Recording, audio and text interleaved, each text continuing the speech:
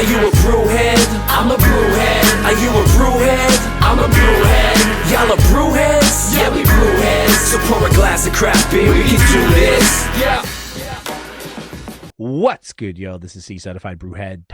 And I am Nathan from Nathan Does Beer. And welcome to episode 195 of Beer and Other Shit, the podcast Adjunct series. 195, that's pretty crazy. We're at almost 200. That is pretty crazy. Five away from the big 200. Yeah, that's pretty insane. I remember hitting 100 on this one and then the one before that.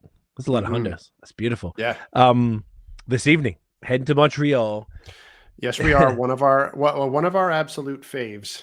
Absolutely one of the faves. And according to our good friend at the Google AI, now I don't know if it's pulling from the pod, but it's saying this is the most frequently appeared guest on the pod, which I know there was a battle between this gentleman and Shehan from Lost Craft.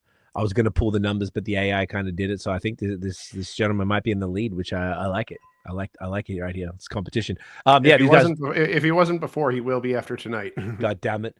And look, these guys are, like you said, one of our faves, period, in all of Canada. Easily one of the best breweries in the country, in Quebec and beyond. It's these guys are phenomenal, continually pushing out fire, and very excited always just to get an opportunity to crush the beer and have a chat. So yeah, mate, I'm ready. Nathaniel, let's do it. Okay, wait, let's do it. Did I do that right? I did it right. All right, guys, please welcome the champion, Derrick BreWskey in the building. Woo! Let's fucking go. Look at that. The number one. Good to see you. Number one. How's it feel? How's it feel to be like the most appeared? Good. It feels good. What's funny is that actually with IPA podcast at the beginning, at some point, I was like today.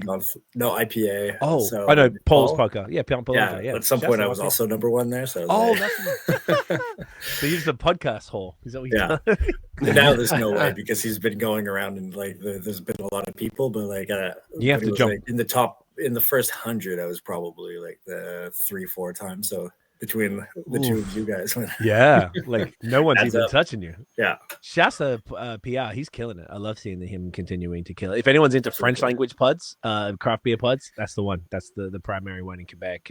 PR's the man. He's great. He does a really, really good job. That's awesome. That actually makes me laugh a lot. But I love that you enjoy it because it's awesome. That's why we always have 4-hour pods every time. Yeah, and I imagine this evening, looking at the chest of beers that we all have, it's shaping up to be like that. Bro, we're gonna start off with a crispy. Start us off light this time. I don't know if we did one last time, but I don't think we did. I've only been canning them recently, so it's like it's a new thing. We started canning some of them in the summertime, so this is just a series that we started. Hell yeah! I'm gonna let you say the name because I mispronounced it already. It's Regal, and if you look at it, it means lager backwards. Oh, there you go. There you go. Did you know that, Nate? You're laughing as if you No, knew. I didn't. No. Okay. Nobody really notices until you mention it. It's clever. Like, I didn't even notice. I'm like, whose idea was that?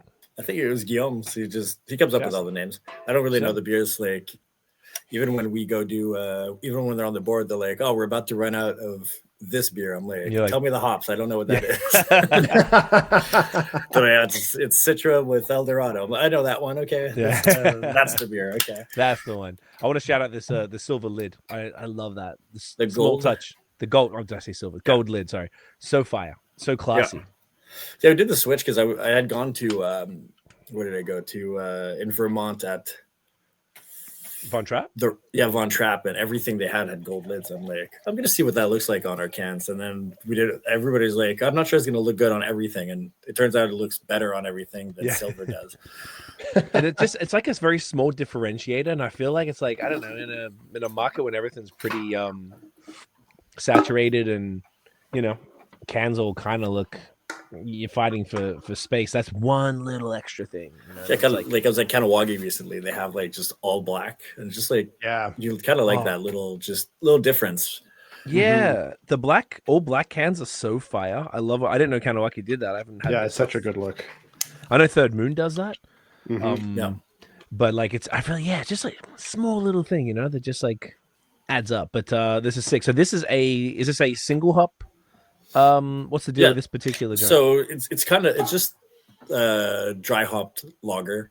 Okay. But very, very lightly dry hopped lager.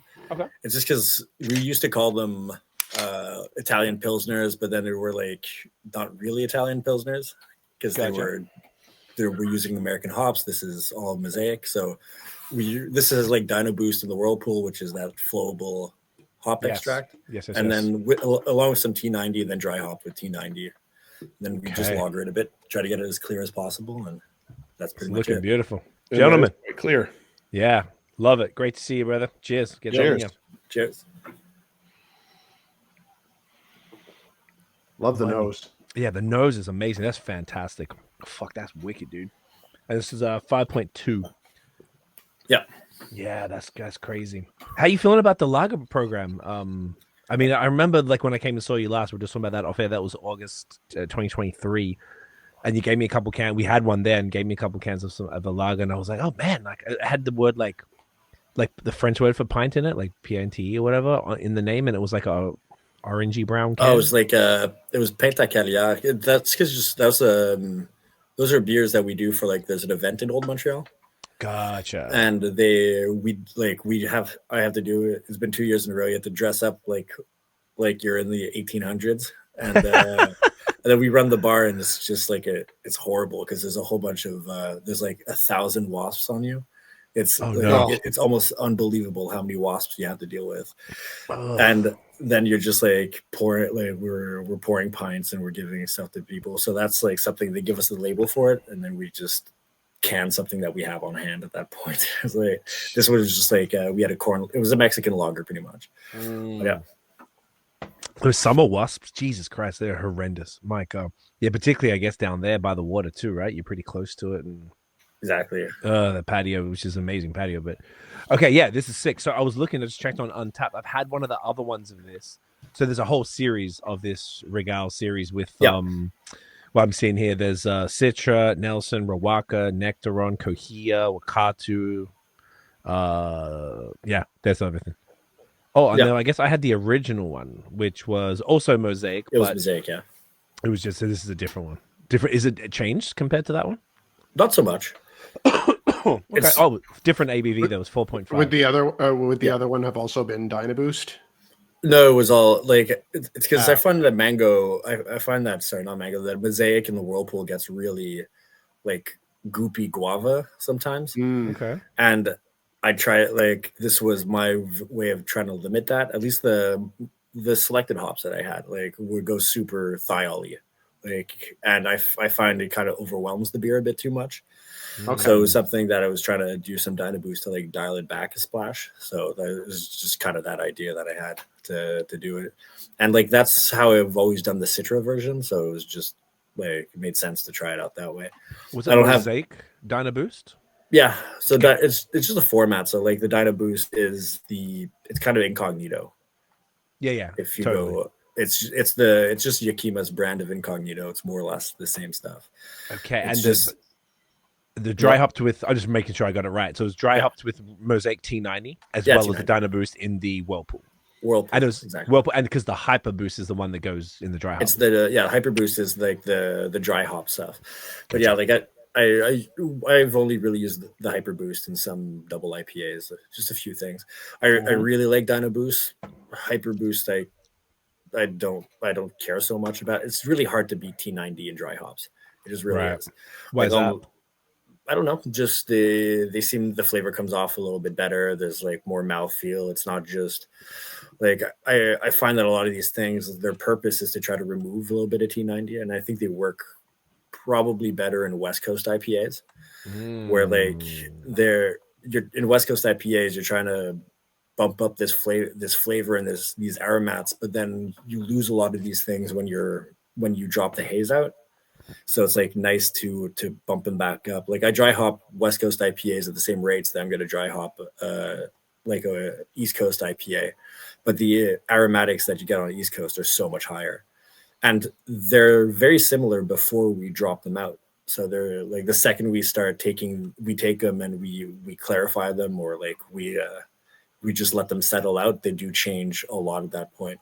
And then if you're like, we were to hit them with Hyperboost, it helps a lot. But when we do it to like a New England IPA, I don't find it has the same oomph. Like it doesn't give the same impact that it does, that it does on the West Coast, or even trying, because like sometimes you just take like a needle and put it in like a lager, and it makes the beer super intense, but it just doesn't do that in New England. So different uses just for this stuff. But I really like the Dynaboost stuff. It works really well. So that's really cool to know from your side, because we've been like, obviously for our anniversary stuff, which is all now out there, and obviously we're doing something with you, which we're going to talk about. But some of the things that's come up for Nate and I were like Dynaboost and Hyperboost. That's when, I don't know if you knew beforehand, Nate, but I didn't really know that Dynaboost was the well poured, Hyperboost was the dry hopped until this. No, I didn't either. All I knew is that they were both flowable. That's about it. Like that's about as far as it goes for me.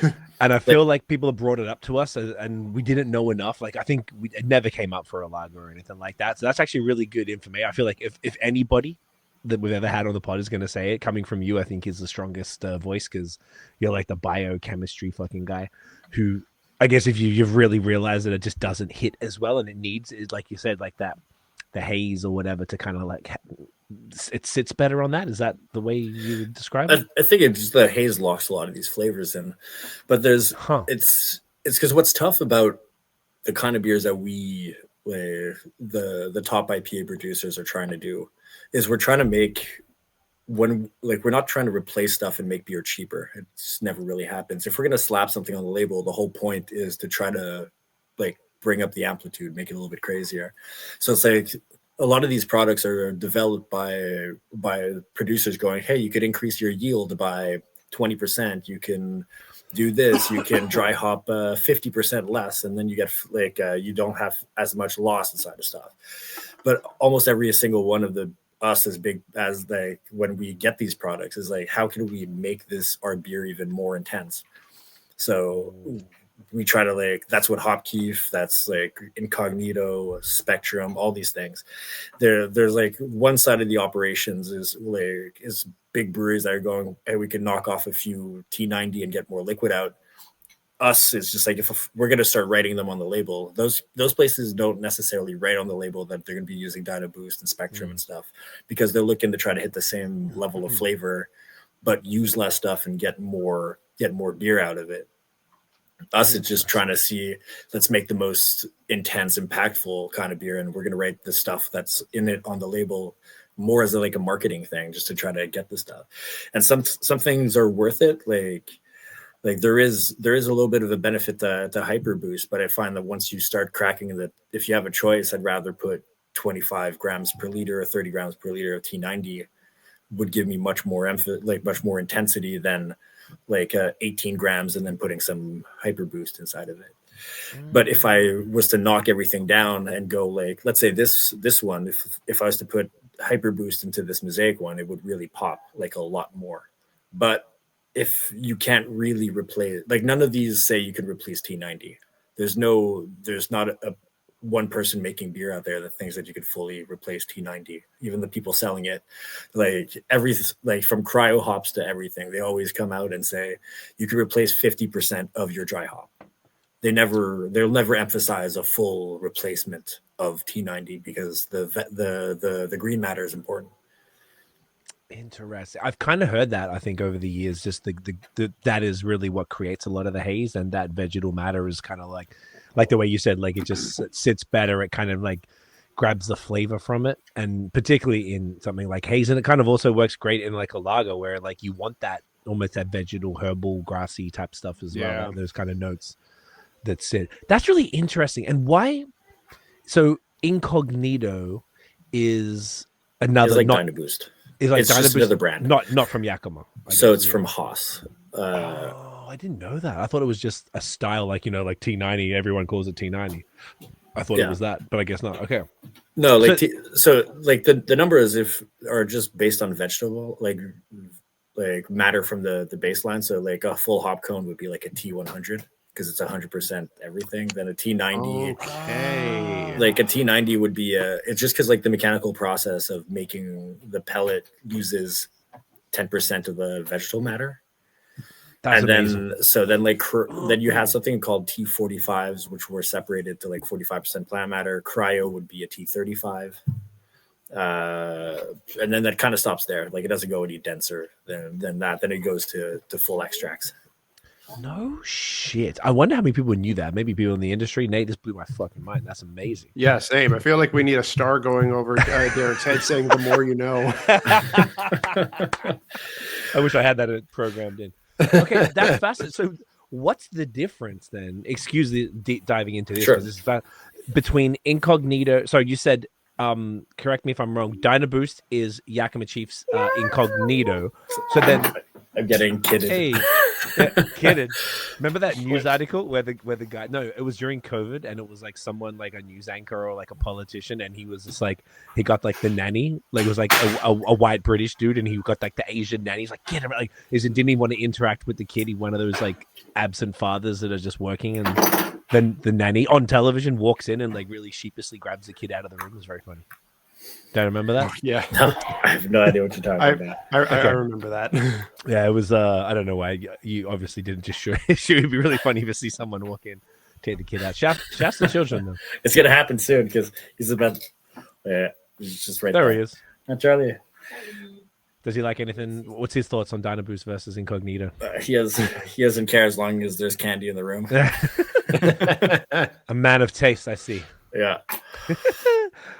So Incognito and Dynaboost are the same thing, but just different brands. What's the difference? And excuse my ignorance there, because I just wanted to confirm. Cryo then compared to those other two, is Cryo a powder? Cryo is a powder. It's That's like it's a powder that's been pelletized now. So original Cryo hops, which I've never played with, were just like a bag of powder. But that people had issues with them because they would take them and they would. 1 second, he's about to get. It's okay. So it's like I want to hang with Dad. Yeah. So the original Cryo was a powder, and the people that were brewing with it had just a hell of a hard time because they would throw it into the fermenter and would just float on top. So then they developed and they put a lot of effort into making pellets that were because there's a lot of art in making pellets that you want your pellets to kind of not float too much but not sink either. You get a lot of these hops where they're so dense they go right to the bottom, or they're so fluffy they just stick to the top. So you have to find the right grind and crush on them. But cryo hops have the same thing where they're now pelletized in a format that allows them to kind of go into the liquid and be actually used up, not just float on the top of the tank and get nothing out of them. So there's other things so Cryo is Yakima, then Crosby, which is another hop supplier, they have CGX that you see popping up. So that's the same thing. It's just their cryogenetic something. I don't know what the X stands for. I've never really used it because I mostly have the Yakima stuff direct, but that's another format of those things. All these companies, it's when you're dealing with Yakima and Crosby, those are fairly big, but then you go down the path and you start getting the Hopsteiners and and just a lot of the farms with Freestyle that's doing the Hop Keefs. There's so many different things that are out there, and I think every single one of us is just kind of looking for the best. Efficiency is nice, but it's also bang for the buck. T90 remains the cheaper option out of almost anything right now, because let's say something like a Cryo is more than twice the price of a T90, and it's supposed to be remember, it's a T35, so it's supposed to be stronger than a T90, 2 times stronger than a T90. That's how they sell it. That's how they push it. I don't get that result from it. I use it a lot more as maybe supporting. It's 1.5, but I use it a lot more in West Coast IPAs because it's not as hard to get the beer to go clear after. So because it has less vegetable matter, so it's not it doesn't bind as much as a T90. It's just and you get a little bit more out of it, but it's a good use for us to have it. But if I ran out of Cryo tomorrow, I would just go T90 fully and not care. Gotcha. I'd be fine with it, and then probably look at more interesting. I really like the Keef. I like I like Dynaboost. Not Hyperboost would be nice in those, but there's a lot of other things that are coming out almost every year you get some new things coming out that you hear about, and sometimes it's hard to get your hands on and just testing them. But yeah, there's always it's just getting smaller and smaller, and kind of makes sense. And some of them are derived, most of them are derived by hops now, but they don't necessarily all need to be. Interesting. Okay, so then I remember in like 2017 we went to Vermont for the first time and we interviewed Fiddlehead, and when we left he gave us a little packet of Cryo Equinaut, and I that to me was like the most special thing. We were just waiting for the right moment to use it. I think we put it in our first ever collab, and then I was told it was like, oh, it's not really the best hop to have a cryo. That's probably why I gave it to you. I'm like, oh, fuck. But I remember it being just a little bag of powder. It's actually the opposite for most people, by the way. Really? Like most people, I don't like cryo. I don't like Equinaut like as a hop, but cryo Equinaut is fantastic. Interesting. Even in 2017? Yeah, that's most people, because most people, Equinaut came out and it came out weird. It was Equinox, but then they got a cease and assist letter from a big automobile company, and then it became Equinaut, and then they just so in case you didn't get them confused, because car and a hopper. Exactly, but like that thing was it's kind of too green peppery. Yeah. So it was like the base one. Most people got kind of turned off. I got some, and I was kind of turned off from it, and then like somebody, you hear like, oh, the cryo one's actually really good, and you get some of it. It's actually really nice. It's more fruity, more punch. Like you lose all the bad part of the green pepper. So, interesting. And when did they? That's okay. So there was a rare one. Damn it. So when did they start making them into pellets? For the cryo side, was that kind of probably like in the last 5 years or something? I think like it was fairly quickly off the bat. I think that they gave it to people and it just didn't work right away. Right. I think the whole time I've never gotten them as a powder, so it's must have been at least like pretty early 7-8 years ago. Okay, so check this other one. So Troy from Badlands did a collab with the dudes at Batch in Detroit, and they're my friends. And I was talking to Troy about it, and they brought this thing over, which is called Tropics Boost from Berkeley yeast. It's like a yeast thing. So it's like, I don't know if this was a yeast thing or a hop thing. Actually, now I'm showing it. Well, Berkeley's tough because Berkeley does almost fully genetically modified yeasts. So we're not allowed to buy them. Is that why? Like Australia is the same thing. Canada, Australia, we're not allowed to have what's it called? Just genetically modified stuff. So you can't have GMO yeast. Is that positive? It's a good thing. I don't know why we're not allowed to. I don't see the things. So that's what's happening in some of the yeast stuff. So like a lot of the thiol pushes is that like pushing to get the less thiols inside of the stuff. So like I forget what the name. I think it's Omega. Okay. Yeah, Omega and they have a few things like Cosmic Punch. And then Star Parties, like a few of these things that are just meant to push the thiols. Right. And then they use CRISPR and they go crazy. They make these things go super punchy. What we get some of these versions. So Cosmic Punch was actually okay. When it came out initially, it was a GMO. We weren't allowed to buy it. Then they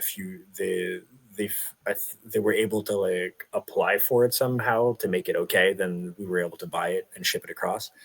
But other places you have to do the modification through like natural, I think it's like sexual selections or a few things. I'm not sure exactly how they get them to separate out, either just selecting stuff or just doing stuff that's more, we'll call it like natural, than actually going into the genes and modifying some of the stuff. But it makes it so that we can't get any of those. So Berkeley kind of specializes all these things where they're going to make lager yeast that creates no diacetyl. They're going to make this kind of yeast that creates no haze. They're going to make this English yeast that is completely clear, so you can make a tropical. That's what they specialize in, and they push a lot of these really interesting products to try to.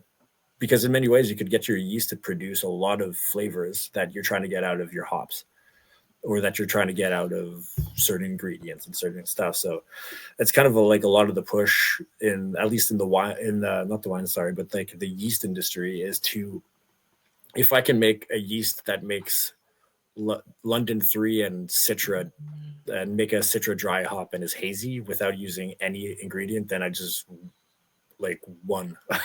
Right? I could reduce the production cost of every single one of my breweries insanely.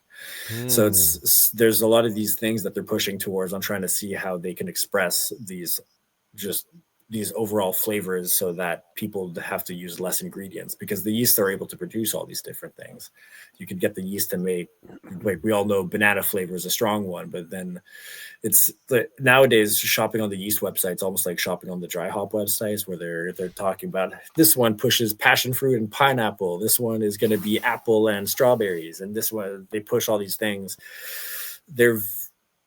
They kind of do, but then the second you dry hop, everything goes away. That's the only major downside that there is that they're good for their dominant flavors that seem to be there for like a blonde, a pale ale, but if they just get, because even these big thiol beers, if you taste a thiol fermenting yeast and it finishes fermenting and it's this huge, insane, really interesting flavor, you throw hops into it and it just goes away.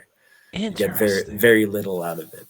Wouldn't they be aware of that, being that it's fucking beer and every beer is going to have some sort of hops in it? I mean, depending on the style, obviously with the volume, but it is. But it's just people are jumping on the bandwagon and stuff. They're going after what is the hot thing, and for the last few years, the hot thing was thiols. I don't know what the hot thing is in yeast is these days, as much as just like haze retention and maybe just efficient fermentation seems to be more in, but because a lot of the hot topics of thiol pushing, I think anybody who's went down that path was just didn't turn out to be a very good path, because you would just lose it on dry hops. You would have to put a lot of things like phantasm and stuff that would just not give all that much and be very expensive. And so you'd have to put phantasm in the mash, phantasm in the whirlpool, dry hop with phantasm, put mash hop with cascade, then push all these free thiols and try to get it fermenting out. And in the long run, then you compare it to something else, and it's a little bit more thiol-y, but you could have just done something else that was a lot easier and it would have been almost just as good. So people are burning out on it. A few years before that, it was Vike yeast, right? That super hot, fast fermentation. It was just kind of I think it's just like every brewer is interested by these new things. They want to try something new. So there's this interesting thing that's completely different. But then after you kind of do it a few times, you go, yeah, but also just the base thing that's been used for the last 100 years is also probably a little bit better, or just, or maybe we just like it more, or it's just, I don't know what it is, but everybody seems to veer off, go do something else, and then slowly come back to the same yeasts and the same stuff. It's I think if you go and ask almost any yeast supplier what they sell the most amount of, it's going to be the Cali Ale, London 3, and 3470, and one other yeast in there, but not much else. Yeah. Yeah, that feels like that sounds right. Almost with beer styles too, you could argue. It's the same thing. We're all coming back around. You start drinking lagers and you go through the flavor wheel, and then Belgians, and then Haze and all the crazy shit, and then eventually it's like, give me a fucking lager. Yeah. But even IPA, I was kind of thinking about this the other day when I was looking at our profile of IPAs now, where when I started the brewery, so the one in the tap room, it was kind of everything was an IPA. It was fruit IPAs, sour IPAs, milkshake sour IPA, everything that had a dry hop. This beer would have almost been called IPA, not to that extreme, but IPL, kind of we were pushing down the stuff. And it's almost, I don't do fruited IPAs almost at all anymore. I might do one a year every once in a while, and it's no longer super well received. It's almost like we do it to put another different product out, but it's no longer the standard of just making all these different crazy IPAs. Just it's now gone closer to what I would look like at the lager game being. It's more about shopping for really good hops and letting them express inside your beer. It's no longer, we can get fruity enough with our overall beer that we don't have to have fruits inside of it to to change the overall thing. I very much agree with that. I feel like hops express fruit flavor in beer way better than fruit does. It just doesn't hold up well in the final product. Yeah, like in one of the beers I brought is the Cépage. It works really well with, like, grapes work well in IPA, but it's in some ways it's a little bit the exception, because almost everything else, what's tough about it is actually fruits has low pH. You throw in these fruits and it seems to, you can't put much also because the pH just keeps going down and down and down. And what you would need in just like a kettle sour that's 100% mango or something, or 15 to 20% fruit addition, your 8 to 10% fruit additions might be all you can hit on an IPA, so you don't actually get full fruit expression, and it's just half there. And then it just acidifies the overall beer, which makes the palate seem a little bit thin, so it's not as nice either. But just, I think we just kind of grew out of these things where that might have been what I guess larger producers were doing to make like fruity beers, just making a little bit with because here in Quebec we had like double mango from Saint Pierre de Malt or something that was just I remember that. And it just because at first BreWskey was just a beer bar, so we would just have 12 rotating taps. We had one beer every once in a while when I could get one made somewhere, but it was just like always a rotating taps of people. So we got to go through the whole mill and got to really taste some pretty good, interesting stuff. But IPA back then was just almost everything really. Now it's just you go to places, doesn't matter, us, Missorum, like Buck Canada, it's just a list of stuff that is just hops with absolutely no fruit. There's almost nothing inside of it. Yeah, you don't need the fruit. I'm glad that trend's done, because like you both were saying, that the hops we get these days in all the different formats are just phenomenal. The New Zealand hops are just god tier. Like nothing's come close to them shits. Like the yeast, like you were talking about, Derrick, as well, is killing. I just feel like, and brewers know more. I feel like it's almost like that level of, if I think back to getting that packet of Equinaut in 2017 cryo, and then thinking back to now, what's that, like 8 years? It's night and day. Like what techniques everybody's using, and obviously the hop. I don't even know if freestyle was around back then. I'd only heard about it in the last few years, I would say. It's just like, yeah, we're in a different era, a different level of skill sets for the brewers, and the ingredients are so fire. Like, and I'd never heard anyone describe how shit fruited IPAs are than the way you just said it, and like how it thins out the palate and makes it feel acidic. I always think of Noah. Shouts to Noah Forrest. He always talks mad shit. He hates fruited IPAs. I always feel like it's really funny how much I never really hated him that much. And then I kind of just like, every time I had one, I'm like, it's just not hitting. And it's exactly why. I just hadn't really thought about exactly why. And it's everything you just said, which is, so it's great that it's kind of moved on. I know we spent way too long. It was not really a problem going really deep into the hop products, but it's really interesting to hear your perspective on this as someone who is like, I don't know, we always talk about, I feel like you come up a lot on the pod. We always talk about like if anyone really knows their shit, it's Derrick. And hearing it from you, I think, is extra meaningful as well, to hear those different sort of hop products and what you're loving and what styles they work best in, all that stuff. It's very cool, bro. I love it. And this was fantastic. Yeah, this was great. Thanks. Really like this beer. And you know what? This is the benefit of having someone like Derrick on time and time again, because we don't have like the list of questions that we that we go through with first time guests. We just kind of like, we can just let them riff and just kind of go off on hop products and we just have a good time. You know what? Yeah. That's exactly true. I love it. I think it's that's the best part, because we can just kind of ramble. We do have some actual shit to talk about, but I feel like there's little tangents are extra fun, and it's like it's why people listen to shit like this, so you can get a little bit nerdy. Yep. That said, do you want to do the single IPA? Sure. Let's do it. The one we talked about before? The Kijin. Yes. I think that's how you say it. Yeah. Are you Kijin? Are you sure it's not Kijin?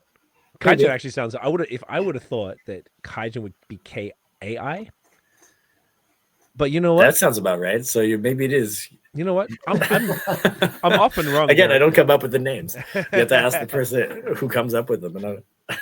I wouldn't really take me as the gospel of anything pronunciation wise. And once again, gold lid. Oh, super sick with the black and white. That's super sick. Yeah. I don't know. I think the black and white cans might be my favorite ones. Yeah, you've done a couple of these, eh? Yeah. Yeah, it's great. When I say a couple, I mean a bunch. Yeah, very, very sexy. And this is a 6.5% IPA with super delicate Nectaron and Moteca. That's speaking of pronunciation. I would always say Moteca because I feel most people say that's also what I say. And people say Motueka, and I understand, but also like I had grew up with a lot of New Zealanders, and I just kind of feel like they wouldn't say it that way. But I once again, what the fuck do I know? It feels like Moteca. I say is that what you say too, Derek? No, I say Motueka, but it's just because I guess the UE. I thought that sounds it's inefficient. There's way too many letters. Yeah, it feels like an awkward pronunciation to me. Oh, New Zealand words, like actual like Kiwi Maori words, are very interesting. So all the one, Rakau and Waiti and Waimea, like the word that it means family is whānau, but it's WHANAU, but it's pronounced. I know it because I grew up with so many Kiwis. So they maybe yeah. I asked it'd be interesting to know how to say it, but almost everybody in Quebec will call it Motueka. But it's like kind of the Kvike thing. Is it Kvike, Quike, Kavik? I've heard so many, every single time I say that word, I almost feel like not using the E's because I'm not sure how I'm supposed to pronounce this thing.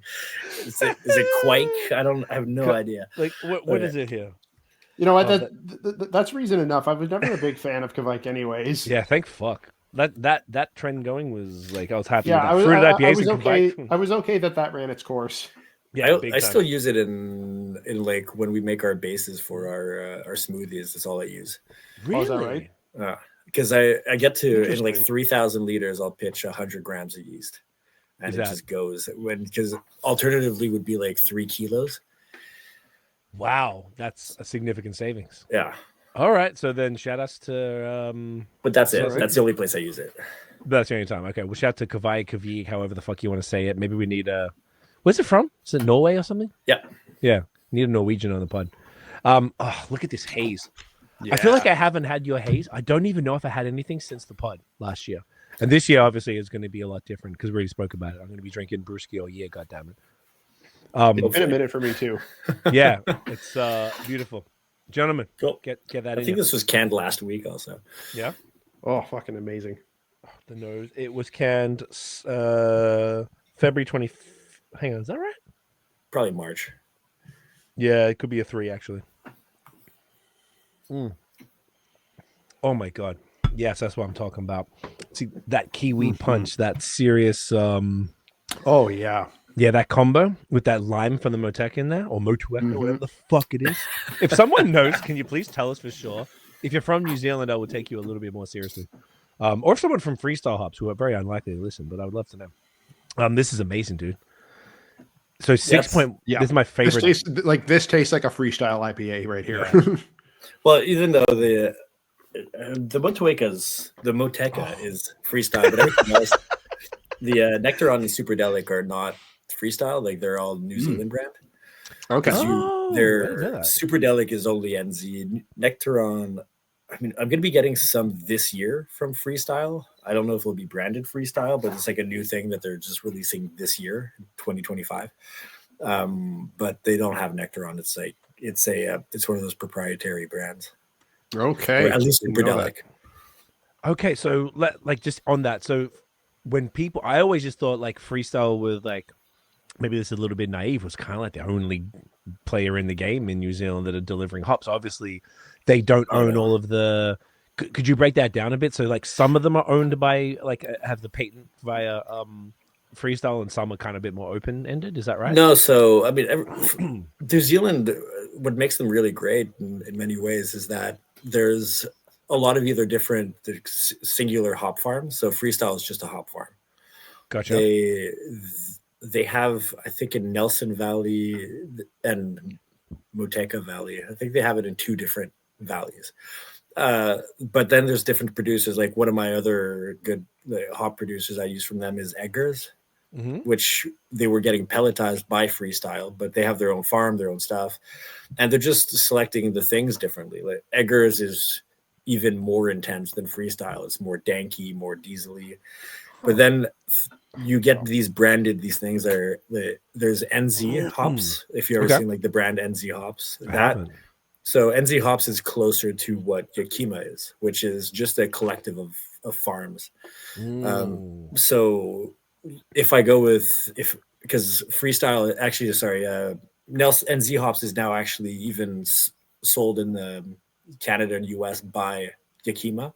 So we go there, we set layer. If I buy my Mosaic, my Motueka or my Nelson from them, then I'm getting hop selections from multiple different farms, multiple different lots directly from Yakima Chief here. The difference is it's different like farms and it's different lots. So it's different regions of New Zealand.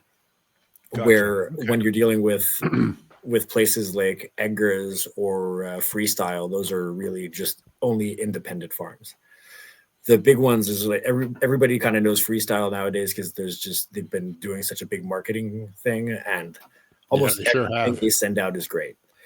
Same thing with Edgar's, same thing with a lot of the other companies, where New Zealand for a long time you were just getting whatever was left over. Okay, that makes a lot of sense. Another big one is also Garston hops. We just made a beer with them recently. They're pushed a lot by Treehouse, and even when I did my order recently, it ships out of Treehouse, so it's out. My hops came from directly their Charleston factory, but it's a different region. So Freestyle's up on top, Garston's more in the middle. The taste, then the aromatics are completely different, more fruity, more intense than what you're getting from Freestyle, which is more diesely and dank. So it's really nice. I think that what we're seeing from the New Zealand region is really just the difference between dealing with really good producers that are going farm to brewery directly. Because you're if I deal with Marie from Freestyle, I'm dealing with her directly about the farm. It's probably Mary, maybe Marie. She's French. Oh, that's even funnier. She's French. She's from France. But then like at Edgar's, I'm dealing with the owner farmer directly, and so it's just these really direct contacts that people are getting because they're not a huge producer, and I think Canada and US are probably their biggest clients.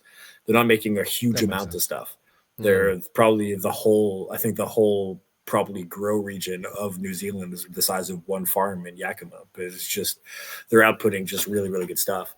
So I guess it's probably why it's more sought after, hardly a bit more pricey, but it's just the best of the best. Obviously the Yakima stuff is still fly. Is it Yakima or Yakima? I used to say Yakima. It's Yakima.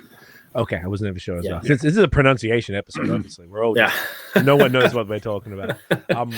On that note, a very quick question. Don't have to go deep into this because I guess we're all kind of tired of it, but I feel like it's worth mentioning being all the tariff bullshit that's happening. How concerned are you about all of that right now? I mean, most people have cop contracts for a bit, so everyone seems kind of chill. But then I'm thinking that the only options would be New Zealand, Australia, and European hops once everyone's American contracts run out. Like, where's your head at with all that? It kind of depends on how long this stuff lasts for. We're not sure about that. So it seems to change with the wind. Yeah, clearly. But for the hops, like the warehouses for Freestyle are in Baltimore and California, but they've sent us a message saying since it's just storage, it's not really included. So because we're dealing with a company that's directly over there, so if I buy Freestyle, I'm not being tariffed on it. I hope not. Yakima has their Brassard warehouse, so Eastern Canada is actually fairly well covered. I actually heard that. So because it's almost like they have a separate company that the American company already pre-sold shit. No, they're storing stuff. So because it's here, it's not a problem. So what about once the contracts run out though? Like if you need more, like the contract would be with the American. Obviously, 2025 is going to be a problem. So anything that's 2025. Oh no, because crop year 2025 is September. Of course. So sorry. Yeah. If we're because right now we would be getting 2024 stuff now. Totally. Sorry. Yes, you're so right. Yeah, everything's kind of backed up. It's New Zealand's the weird one, or Australia, because we start getting the stuff in May, June, kind of. Mm-hmm. So it's harvest is close now. They're harvesting right now. But when we start dealing with the 2025 stuff, that's going to be the problem, because they're going to have to start shipping that over. Almost everything in the warehouse right now for Yakima has covered the stuff for most of the Quebec, Eastern Canada. But their problem is actually that Western Canada is having a bigger issue, because they're the ones they're so close to Yakima that there was no reason to have warehousing over there. So they're now the ones that are trying to figure out how much they can store here in Brossard, just south of Montreal, to be able to ship across, just ship across the country again, just so that they can skip that tariffing. So we'll see how long that lasts, and we'll see what that means. But it really does the isolation for that stuff. If anything, like you said, it's going to push a lot of the of Aussie, people just moving towards Kiwi. The Kiwi stuff. There's some okay Canadian stuff. Obviously, might help that too. Finding a little bit of that. Our growing region is just difficult. It apps itself to very particular kind of hops and nothing else. A pretty like some very good hops. Like of some very certain varieties, but the breadth is pretty narrow. Yeah. Exactly. For the things for something like Citra, for things like that, we're always going to be kind of stuck. So that'll be the choice at that point. And we do have contracts. We do have these things because I'm contracted for 2025 and contracted for 2026. I don't know what that's going to mean when we get to that point. I don't know if they're going to force us to stick with it, or just kind of see if we hold back a little bit while we wait for the things to go over. Hops are expensive. But it's just one ingredient in the overall process. It's not everything. It's going to be places that are dealing with multiple accumulations of the tariff stuff, because we're just talking about hops. Then if you're dealing with aluminum, our aluminum mainly comes from Europe. It's going to go up a bit, but just because we get hard print cans, and hard print cans are European because they come with they get them like white coated from there, so they're just getting them from there so that their machines can print them off. So we're not going to be hit with necessarily the double tariffing of other companies. It's just, I think craft brewery it's just, we're looking at maybe it'll have to increase the price by 10 to 25 cents a can. It's not a huge issue. It's when you're looking at the Boreas, the RJs, the Molsons, all those that are just running on these. They're making like a few dollars a case, not on their base stuff. They're the ones that are going to be a little bit more hit. The other thing too is that I'm almost 100% Canada malts too. So I almost don't use anything from. There's a little bit of German stuff here and there, but almost like 95% of what I order is Canadian. So. And that's true for the U.S. also. Like the U.S. is super strongly Canadian malt, right? Yeah. And that's the one that hurts the most when when those malts just jump up by 25%, because it affects everything. The hops will only affect my IPAs. It is a big part of our process of what we make, but it's not it's already inefficient. They already cost a lot of money. It jumps up by 25. Oh, that kind of sucks. But in recent years, the price of labor has gone up, but the price of most ingredients since like mid-COVID have gone down quite a bit. They're not cheaper than before COVID, but the price had gone so high. Like malt now is cheaper than it was 3 years ago. Wow. And most positive. Things go up, but almost everything has kind of gone down. But hops haven't changed much. They've never really changed all that much. New Zealand stuff's gone way down, actually. There's a bunch of stuff that's gone way down. Huh. But mostly the cost of a lot of our ingredients the only thing that's gone up is yeast, because they're labor based more than like raw material based. a lot of the reasons why a lot of the malts and especially malts had gone up so high is because of massive floodings of certain parts of the lands and stuff. So they just created shortages. So they've been able to rectify and bring the prices down mainly. But overall, it's pretty good. And it's just that the tariff thing is only, we'll see what it does. I think it's more a fear of what it's going to do to the overall economic structure of it. Will people have enough money to buy a $650 IPA if everything else goes up in price? I think that to me is the bigger fear than that. We're in a touristic area. We depend on tourism a lot to survive through the summer. Canada is a cheap place to still come. It's not like our dollar is very strong, so I'm not too worried about that happening. Like Canadian travel will probably go up, just maybe there's like the anti-American thing kind of moving along, but also it's a mix of anti-American. Was also it's 40%. Everything costs 45% more over there. It is a big jump for stuff, so it's going to help people staying around if they just needed reasons to stay around. And so I think for us it's going to be okay, but for the rest of the industry, we don't know. There's a lot of people teetering on the edge, right? We see it time and time again between brewers and stores. It's always, when you start seeing a few stores close, you go, there's a few breweries around the edge that are not going to have been paid, that are going to be on, like, thinking they have some money coming in, but the store closes. So, that may mean that they're not going to get the money to keep going. And that's the scarier stuff there is right now. Interesting. Well said. Even from we were in Florida when all this shit happened, and we were spending $1, whatever, $1.45, whatever. Yeah. But that shit added up. Did you get hit by snow, by the way? On the way down? No. We went there. We missed that part, and that was only the Panhandle, thankfully. Because I remember you sent me a message saying, "We're going down here. Fuck this snow." Like the 2 weeks after, I just say it's snowing in Florida. I'm like, oh my god, I'm hoping he got hit by it. Well, how funny would that have been? Fuck me, am I right? Fuck me. It was only in the northwest of Florida, thankfully. It was like 30 degrees every day, so eat shit. Yeah. No, it was it's okay. I spent way too much money. But yeah, because of that, we were in there during it all. And I feel for the Americans too, man, because they get, like you said, they get fucked. Like, I feel like the differences here we're talking about a lot more. I think it's a bit of fear mongering, but we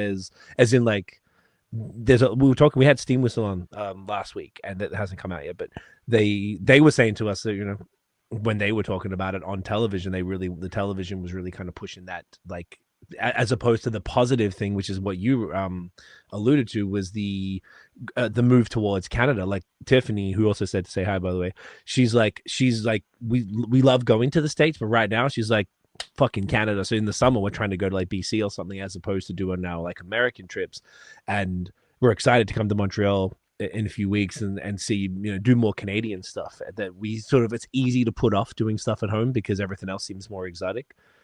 So it's like, I think there's going to be a net positive. And then the other thing that I think is the coolest possibility that doesn't get enough press, and I'm curious on your thoughts on it, is the opening of trade across the country. Because the most annoying thing to me is if there was someone in Vancouver who wants to buy some brewski, and if someone lives in Milan and wants to order some brewski online, you can't ship it to them. Like, that is the most ridiculous thing to me in the world, that breweries can't do that, and distilleries and wineries and all that type of stuff. Have you thought about that? Are you excited at the potential of like an online business for Quebec, for Canadian breweries across the board? Any thoughts? I'm not sure what I am for that stuff, because I mean, we've been in a weird position for it where we are a brew pub. We have been allowed, we are allowed to ship with food. But like Uber Eats or something. Uber Eats, but we at some point we were doing it through other kind of carriers and stuff. It has to be you can't go through mail. Mail with the frozen stuff you offer. So back in the day when we were doing that, so when COVID happened, COVID, we were allowed to we were one of the rare places able to do that stuff, because as long as the carrier, it had to be like kind of same day delivery, I guess. It didn't have to be same day, but you have to have a signed agreement with. It makes it a little bit more complicated. The whole thing's kind of weird, but we're allowed to ship stuff with food. But could you have shipped like BreWskey or something or something like that? Like, could you have gone that far? If there was a service, if there was a service that appeared like Uber Eats that would do long range delivery, then yes. So right, it wasn't. But you couldn't have done it with like Pure Later or something. I can't use a Pure Later exactly. Right. So because you have to have like kind of a signed agreement, unless Pure Later would offer like a signed agreement like Uber Eats does, and it's just like delivering food, but it's delivering food in the sense of there's some frozen package that's keeping my beer cold. There's frozen macaroni that's actually there that just keep my beer cold while I'm getting it shipped off. Right. But legally, it would be fine for us to do that. But that's only true for brew pubs because we're considered restaurants. So restaurants are allowed to do those types of things, while I see. Breweries that have tap rooms are not allowed to do that. They're not allowed to send anything out in any which way or form unless they're attached to a restaurant and that thing has a restaurant license, not a tap room license. Okay. So it throws in that complication. So the thing I'm not sure about is I'm not sure if tomorrow they make it so that breweries can ship if I'm going to be included in that. So I don't know if it affects us. Gotcha. It's also unclear about what it's going to mean. They've talked about opening up inter-provinces. I don't know what that's going to mean. They're very vague. That's what I mean. Yeah. They're kind of really vague to what it's going to, because again, for us, we're brew pub. We have to be 100% self-distributed in Quebec. I don't know what that means for Ontario. Could I just send that? Yeah, so like if me and Nate wanted to order from Badlands, we can just put in an order online. Yeah. They deliver to our house via Canada Post, ICS, Pure Later, whoever they choose to use. But we can order from anywhere in the province. So if you're in Thunder Bay, you can ship it out there. Sure. Across, yeah. But outside of that, that's it though. But let's say, because this would be the other way to look at it is if tomorrow they make it okay they might make it okay for me to just look at Ontario and go, now I can ship directly to you. I can't do that in Quebec, but I could potentially send it to you. And then they could say, Badlands, you guys are not allowed. You're only allowed to send to stores. We don't know what they're really talking about. They haven't really said all that much. I don't know if it's that important for the beer industry. I think it's a little bit interesting. It's way more important for everybody else. The wine industry is like the spirits. Everybody else really, really needs these things because at least in Quebec, the way it works, I don't even understand how a distillery makes any money. They're to tax. No, it's not just that. Like the way it works here is that if you want to give somebody, if somebody comes to your distillery and you want to give them even just like a shot of alcohol, just say, hey, try this thing. You want to see how it tastes? You have to have sold that bottle to the SAQ and bought it back from them to give it to them for free. You're not allowed, you can't sell the bottles out of your front store. You can't do any of that stuff. You'll sell it for like $15, buy for 45 and give it for free. But it's mafia. It's just, yeah. And now they just announced last week, they just announced SAQ is now on Uber Eats and you could buy your stuff. And it's people are going crazy. Going, how can we not be able to sell our house distilled products out of our store, but you guys are now allowing delivery of alcohol directly to your doorstep via Uber Eats. Yes, but it's kind of this weird thing. They're just saying we're going to open up interprovincial trade of alcohol because everybody's kind of blocked the U.S. alcohol thing, and we're going to make it easier to pass the stuff. They're in discussions, and I think they're just potentially starting to realize how everybody's doing something so crazy that makes no sense.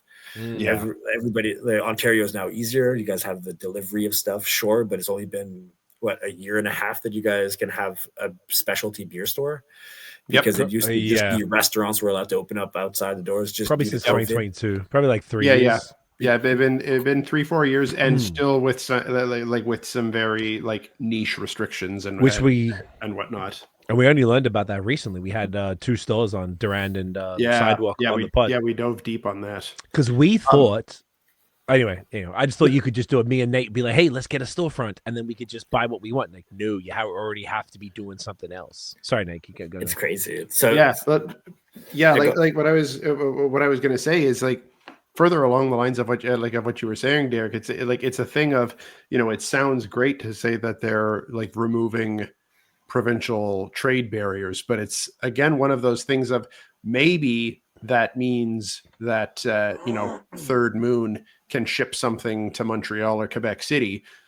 But of course, that still won't change any of the rules within Quebec. Like any of the restrictions within Quebec for breweries to send stuff to to consumers within Quebec, that obviously wouldn't change just by a removal of a provincial, because that's a federal restriction. You mean federal? Yeah. You kind of get the weird things with the marijuana, right? Like where there's only SQD says here we can't have mom and pop marijuana stores, but then people can just go online and order Ontario weed or BC weed. I do it just get all the time. But I don't know how it is in Ontario, but people here can just order on the websites. It's not legal for anybody in Quebec to have a website and sell inside Quebec, but it's perfectly fine to order it. So that from the SQDC, yeah. So it's like a monopoly. Here you can only order from the OCS, but you can have gummies here, and you can't have gummies. I could never get gummies in Quebec, so I used to come here to get gummies and bring them across back home. So it's all I sometimes wonder if they're gonna do that stuff, if they're gonna open up the trade, if it's just gonna mean that now people can buy Third Moon super easily. Yeah. And then but we won't be able to sell, ship inside our province, but Third Moon Blood Brothers, everybody will be able to ship. That's what I'm saying.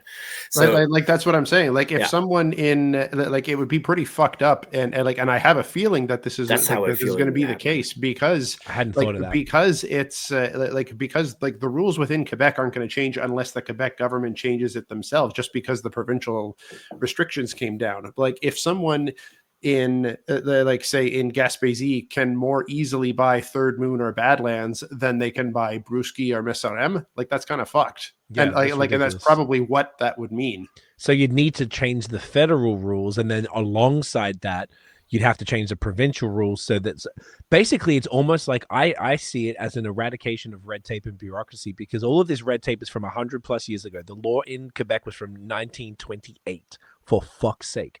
It's so ridiculous. It's from another era, from 4 generations ago. It's not helping anybody. It's hindering business. People are adults. I've been to many, I'm sure you two as well. You go to Vegas, go to Savannah, go to Key West. You can drink in the streets. I don't see people dropping dead from fucking getting high or drinking. It's people just let adults be adults. Stop restricting us. Red tape is to stop. It's to keep people safe, right? I totally get it. It doesn't fucking matter, bro. This is not important. If I can, Derek, you're pointing out the hypocrisies. If we can order alcohol online here, anywhere in the province, and weed, but you go to Quebec but you can't order alcohol, but you can order weed, but you can't have a mom and pop store. But the SAQ can go on Uber Eats. It's what the fuck are you doing? It's so ridiculous. What I understand is, you have to. This is what I was told a while ago. I forget who told me this. And Nate, tell me if you remember this on the pod. There was apparently federally it's technically legal, but every province has to have a reciprocal tax agreement with another province. So for example, if someone in Vancouver orders BreWskey, you can't charge them 14.975 Quebec tax. You have to charge them BC tax, because that's where they're based. They're probably more alcohol tax, actually, or what it is, whatever it is, but it has to be based on where the end user lives. For example. Yeah, because I think you're right. I don't know anything about this, but I think but no one does it. It's what legal, you're referring to is alcohol quantity, alcohol taxes. Because if I sell something to Ontario, you just get GST. You don't you get Canadian tax, but you don't get Ontario tax. Because if I'm selling from Quebec, then you wouldn't have to pay Ontario taxes, because you should charge them Ontario tax. Even when I had my business based in Quebec, if I had an Ontario customer, I charged them 13%, and I lived in Quebec for 10 years. That's how then you got your money. You got your money back from the government for the. But I'm legal. Yeah, but yes, correct. I'm legally not allowed to charge them Quebec tax, because they do not live in Quebec, and they just happen they're buying something online from a business that happens to be based in Quebec, but they're not coming. If I'm from here and I go to Montreal, then everything I'm going to buy is 14.975, because that's what it is. But if I'm charging someone elsewhere, I can only charge them whatever it is, what they're at. Another quick American example, my favorite brewery in the States is Burial. They're in North Carolina. Last summer, they opened up sales to New York. I have at New York State. I have an address in New York State. So I would do an order there. They can only charge me. They can't charge me North Carolina tax. They have to charge me New York tax. They were slowly opening up state by state because they had to have that agreement, and they probably had to do a ton of paperwork, but they're a bit bigger brewery. They probably have the manpower to be able to, facilitate that. But I was very grateful. I did many orders, and I thought that was very cool that they opened up Massachusetts, because a lot of the time nobody ships to New York State. They always ship to Vermont, which always pisses me the fuck off, because all the breweries that I want to buy from, the Vale or Trillium, only ship to Vermont, and it's too far. Like I could. And it probably pisses you off a little bit extra, because you used to live just a 2-hour drive from there. Even worse. And I really, yeah, exactly. And I was like, oh man, the worst thing about moving back to Ontario was the lack of proximity to, obviously Montreal's fire, but the lack of proximity to Vermont. Buffalo's actually been incredibly fine. There's been a lot of great stuff, and I'm super grateful. And I've been able to order a bunch of stuff or whatever, but either way, all those breweries have to do the work. And if they're like, I'm going to do all this work and spend all this money, it probably, I imagine, some bureaucratic fee. But if you're not getting the orders from that state, then what's the point, right?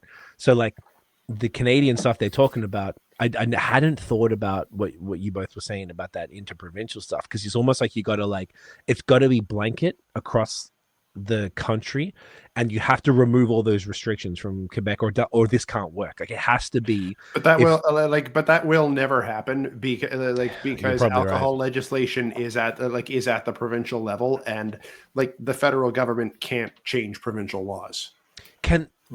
Okay, so that's an interesting point. So that means then that all of this conversation is essentially moot, because there's nothing that anybody can do to fix any of it. It would take coordination between the provinces, and that's to be honest, it's unprecedented, but there's also more important shit going on right now. Easier. Yeah. It would almost be irresponsible if they were spending any time on that right now, to be honest. You know what? They just need a simplification. The problem is that they've all gone so. The laws on alcohol have gone so complicated.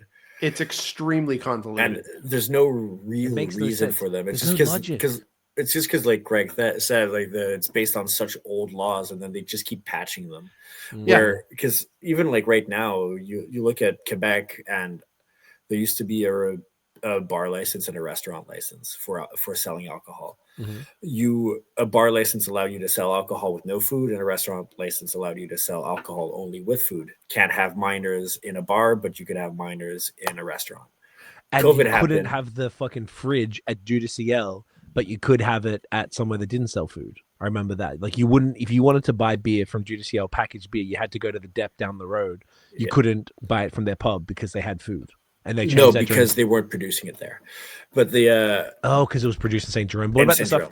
Okay, gotcha. But just like that's what for the restaurant and bar license, they did these things, and then they changed the rule during COVID, making it so that you can now sell beer in a restaurant without food. I was like, okay, well then and you could have minors in it, but that means why do we have bar licenses? There's absolutely no reason to have a bar license, because the only reason to have a bar license was so that you can sell alcohol without food. Right. So it's just in a lot of places, there's just you get an alcohol license. It's not a restaurant or bar, but Quebec still has now 2 licenses, and one of them just doesn't seem to make sense compared to the other one, because one allows everything and the other one doesn't allow everything. But they just have to go back, and it's just an example of if they kind of look at what needs to be done for the alcohol stuff, and just go look across all of Canada and say which is the ones that make the most sense, and let's just apply them unilaterally across Canada.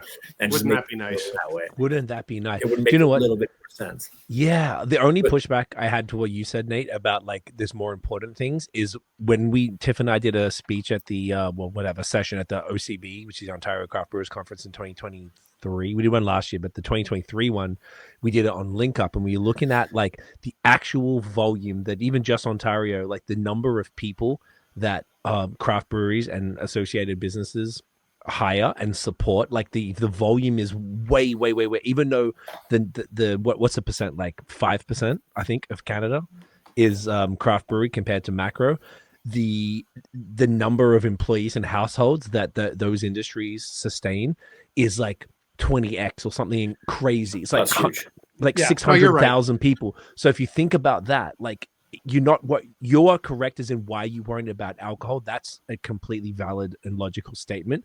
But if you're looking at those business, as you mentioned, Derek, these fucking stores are closing down. We're seeing breweries close down every week. It's terrible. It's horrible. I hate seeing this because these are people who invested their money and their dreams to get this shit going that they were so excited about, that the community loves, and you're missing this community hub that is super important to people, particularly after COVID. We're trying to get people getting back out again, and now you're going to restrict them even more. Like, just let people do business. Going to the States, I'm seeing, bro, you go down any main street here, there's newspaper or something covering up windows every other spot. In Florida, it's like 5% of what I saw in Canada. Like, it was definitely there, but the way that I know capitalism isn't necessarily a net positive. There's definitely a lot of evils in it, but I just feel like just let people fucking do business, bro. Like, let them do business, man. Like, I can't stand red tape. Look, I am not arguing with that at all.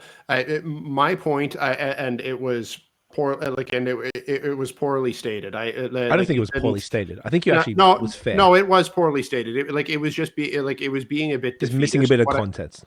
What I more meant is that we're living in chaotic times right now, sure. And when we're talking about things of dealing with tariffs and like a housing affordability crisis, and energy crisis and climate crisis and like food affordability and all of these things, it's just a bit of a defeatist sort of thing of the distribution of alcohol between provinces is never going to rise to the top.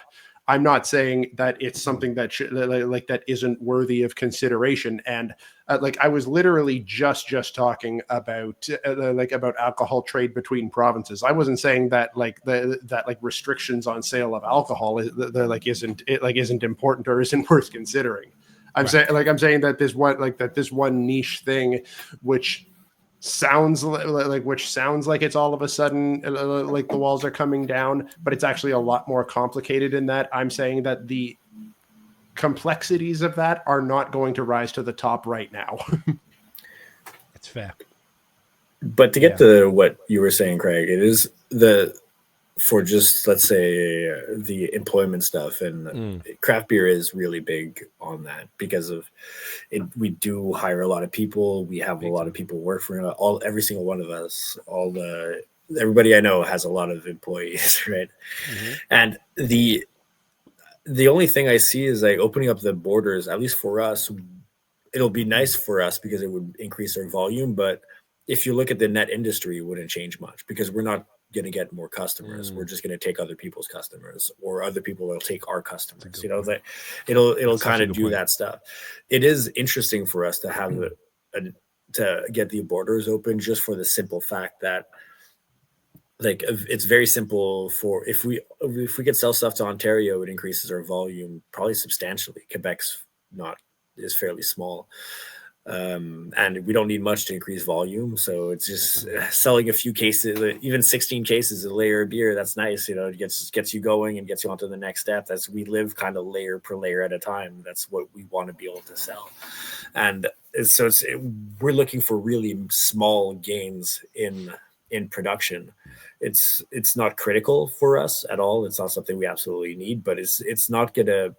I just see it as a thing that's gonna get us more people, but it won't make the industry bigger, and that's kind of what the industry needs more than anything.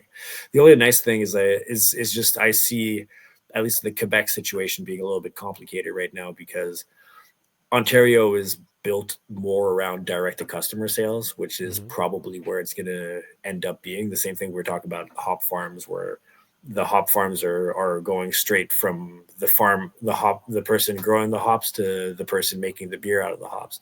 They have a little bit of a middle person, but less and less. Freestyle is not using middle people. A lot of New Zealand's not using middle people. And that's might be where the industry is going to go towards, either large surface sales and then just direct to customers. And there's just, I don't think there's going to be a point there as like the cost of everything goes up. We're just going to start hitting a wall where there's the only people that are going to be able to take the markup are going to potentially be the brewers that are selling directly to customers. There won't be enough money in the industry to support a secondary store. There might be a bit, but not to a huge level. And interesting. And I don't either, like, that's where I kind of see it potentially going as it's going along, because I know every brewer I talk to, we're all kind of in the same position for IPA. We're going like, we cannot, like, we need to increase price, but we can't because the customer is not going to be willing to necessarily pay that much more. They're willing to pay. If we were able to sell at the store price, it'd be great for us. But we have to sell to the store. The store then sells at their stuff, so we have to support that stuff. But it becomes like a remote retail outlet at that point. But almost anybody, like, direct to customer sales, have mostly gone away. Like, there's almost nobody. There's nobody is selling enough out their door to support their business. Even look at the crazy ones like Treehouse have opened up. I don't know how many spots to try to sell stuff. Where they 6 or 7 now. They can open Saratoga in New York. They're gonna keep going. They're gonna keep pushing. They're gonna keep, like, opening up the spots because that's what they need to do to be able to sell all that stuff. But nobody is able to open up their support their full operation by just opening the doors, selling out the door, and closing that stuff. Unless you're in a metropolitan area and selling 2 layers of beer and have really low staffing, you're going to be supported by selling the beers outside somehow. In Quebec, that means going to stores. In Ontario, that means going straight to customers. But the beer industry is a tough one because most people are, it's a passion thing, right? It's a business, but it's also passion. Most people are just satisfied being able to just get a new tank and keep on brewing and pay for their hops and just like get a pay at the end of the day and just move along. That's all you really want from most businesses, really, is like that. At least the ones that are passion projects or that are like artistic projects are really, that's what you're going to want from these things. Yeah.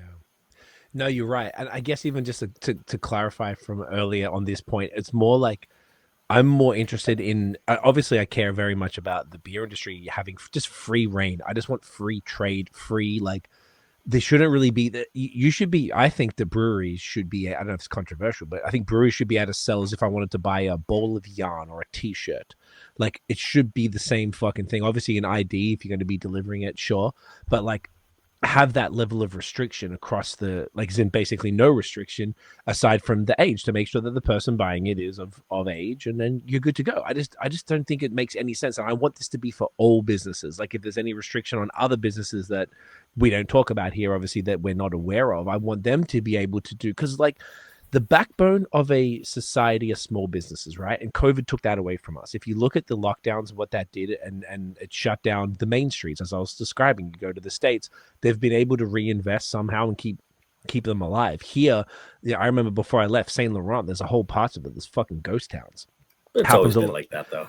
That is also true. It's a weird street. Saint Laurent is a bad example. Okay, bad example. Well, here in Hamilton, it's pretty fucking bad in a lot of places, and I don't have the history here that I have in Montreal yet, but I'm just like, I don't know. Small businesses are so important. Like, in Montreal, what Quebec taught me, and Tiff and I talked about this a lot, Vermont too, but I think I give a lot of credit to Quebec for this, was like that the pride in local. I don't think anywhere in the fucking world is so proud of what they do locally than Quebec. And I think that is the most beautiful thing in the world. And then so here we've taken that ethos and learned, like, we know. When we went to Florida, we had to tell about 5 businesses that we were leaving, so they didn't think that we were dead or that we didn't like them anymore. Like our cafes, our butcher, our fish place, like all of these places, because we only shop local, and it's really important. And I want those businesses to be able to thrive. I don't want them to go. If they go, like, what do I do? Like, I'm screwed. So I want that for everybody, for all the businesses to be able to, to flourish on that level. And I just feel like it's I'm definitely more of a advocate for the minimal government as far as like bureaucracy. Minimal bureaucracy. Because coming from Australia, I always called it a nanny state. Like, if you go 1 kilometer over the speed limit, you're getting a ticket. People are paranoid about anything. If you have more than 1 drink and then you drive, they're all like fucking shitting themselves. And every time I go back, I'm like, you cunts are fucked, bro. Like, I don't align with that at all. That is crazy. And Canada isn't as bad as that, but there's a lot of stuff that could change to just let people do what they got to do. So it's yeah, it's kind of wild. But yeah, didn't mean to go that far into it. I was just curious about the tariffs, but here we are. So and on that note, we're long overdue for next beer. Yeah, I was gonna say double IPA time. Which one are we doing? Because we have like a bunch of options. Alcohol. Nate, do you want to make the call? Because I trust your. Well, you were teasing about shaken, not stirred before, so why don't we go for that? Great call. One of our rare multiple rebrews, too. Multiple what? Rebrews. It's one of the only ones that we like. There's only so many beers that we make multiple times. This is the third time we make this one. Oh no shit! I don't think we've ever had this one. When's the last time you did it? I think it was great at Canada. Probably June last year. June last year. Okay. And it is a 8.5% double IPA with Mosaic, Eldorado, Cashmere, Talus, Simcoe, and Cryo Citra. Flippin' banger. Which glass? My goodness. What am I going to fucking do here? Let's get these BreWskey glasses going. Tell us more about this one, bro. I'm going for the big stemmed. Not much to say, really. Just the big stemmed, I see. So our double IPAs are kind of... We try to keep them as pale as possible these days. That's kind of the thing, right? And yeah, simple. Everything is T90, as I said, except for a little bit of Cryo Citra in there. Kind of simple beer. Hey, simple is good. Once again, that gold cap, and this one with the like, it's kind of like a blue. If people are just listening, with like a dude drinking the beer with like explosion, like a James Bond kind of character. Hence the shaken not stirred name. Oh, yeah. Wow. I guess maybe that planted in my head because we didn't even say it. But yeah, it's perfect. And the hot bomb like grenades and shit. Very, very cool. And just once again, the blue, red, orange type of thing, the gold, is looking clean. So I think that's what you said earlier, is that it looks great on all the different these are just the beers. Like more of my new stuff is 2 to 3 hops, and then I like going to my older stuff where I used to do 4, 5, 6 hops. So that's why I kind of went back to this one. Something about that overall blend is always interesting. Okay. What was your thinking with moving towards more of a smaller hop stack? Just getting it's a lot of the stuff was based on contracts. I kind of, like many people, over contracted myself, and then I had so much and just over contracted some stuff, and then just getting bad versions of every other hop that I was getting. Right. And so just slowly moved away of just not wanting to deal with mediocre hops. Fair. So because like there's certain list. Yeah, there's certain suppliers that like will always give you good stuff. Mm-hmm. But then there's other stuff. It's just if you're getting a spot of something, I mean, everything's so variable. If you get something like a bad mosaic, a bad cashmere, those are always the tough ones. Because I don't necessarily want to have a hop selection for cashmere because I'm not going to use enough. So if that year I buy 80 kilos of cashmere and I get really bad stuff, then it's just I'm not gonna make a hop with cashmere that year. It's gonna be Whirlpool. There's gonna be mash hop. It's gonna be thrown somewhere. I'm just not gonna make it. But if I got some banging cashmere, then that year I might have as much as possible. Try to contact the reseller and try to get more of it. Then they may not have more. Then I'm done with that hop that year. It's just what happens a lot of the time. So it's just like at a certain point, there's so many things to deal with in beer that you don't want to necessarily go after having to deal with mediocre hops. There's enough. I have like 3 or 4 different kinds of citras I like from different farms, like Motueka. I could get from 4 or 5 different farms that are fantastic. Every single one of them is good. I've leaned more these in this past year, or like 2 years really, of going, okay, I really like these 5, 6 hops, but let's just get different version of these 5, 6 hops because they're massively different across themselves. Right. And it's just, I'd like to be able to get some of the other ones, but they're getting the same level of a Motueka from like our hop selection freestyle. So if I do a hop selection with freestyle, they're going to send me like 6 hops, just a Motueka. I'm going to choose my favorite one out of that one, and that's going to be the Motueka, one of my Motuekas. They'll get a hop selection from the NZ hops. I'm going to select that Motueka. Then I'm going to blend across those 2 pre-selected hops to make the beer I want from it. But if I want cashmere, they're gonna send me a box. I don't know what I'm getting. I'm not selecting from 6 different hops to then narrow that down to one that I'm good with, and then potentially blend that off with another one that I'm super happy with also. I'm just going to have what there is. And that might mean if I'm going to make Citra cashmere, I might have, like, if it's really good, it'll be 50-50, or even stronger on the other side. If it's really bad, then there might be one bag in there with the rest Citra, because it's just that's what you have to do. That's just the unfortunate thing that there is with those hop industry stuff, is that spot hops is you're just going to be getting what you get. Yeah, no, it makes complete sense, and that's a great way to understand that. So, mate, I'm excited to sip this, gentlemen. Cheers. Get that in. Cheers. I've been sipping it, so yeah, so good. Sorry, we always wait too long. I don't know why. Nose is great. It's because we're always taking a second to like take a picture and whatnot, and then we start talking, and we don't want to like take a sip in the middle of saying something, and we don't want to take a sip before everyone else is taking a sip. We're all just too polite. It's very Canadian. Speaking of all the Canadian stuff, the best thing maybe about this one is like the Talus I got, because sometimes Talus is too Sabro-y.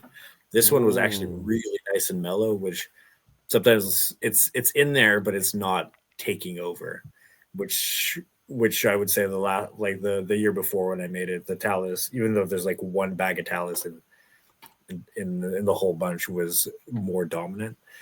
But because that's what's like Sabro Talus and Neo-Mexican. I don't know.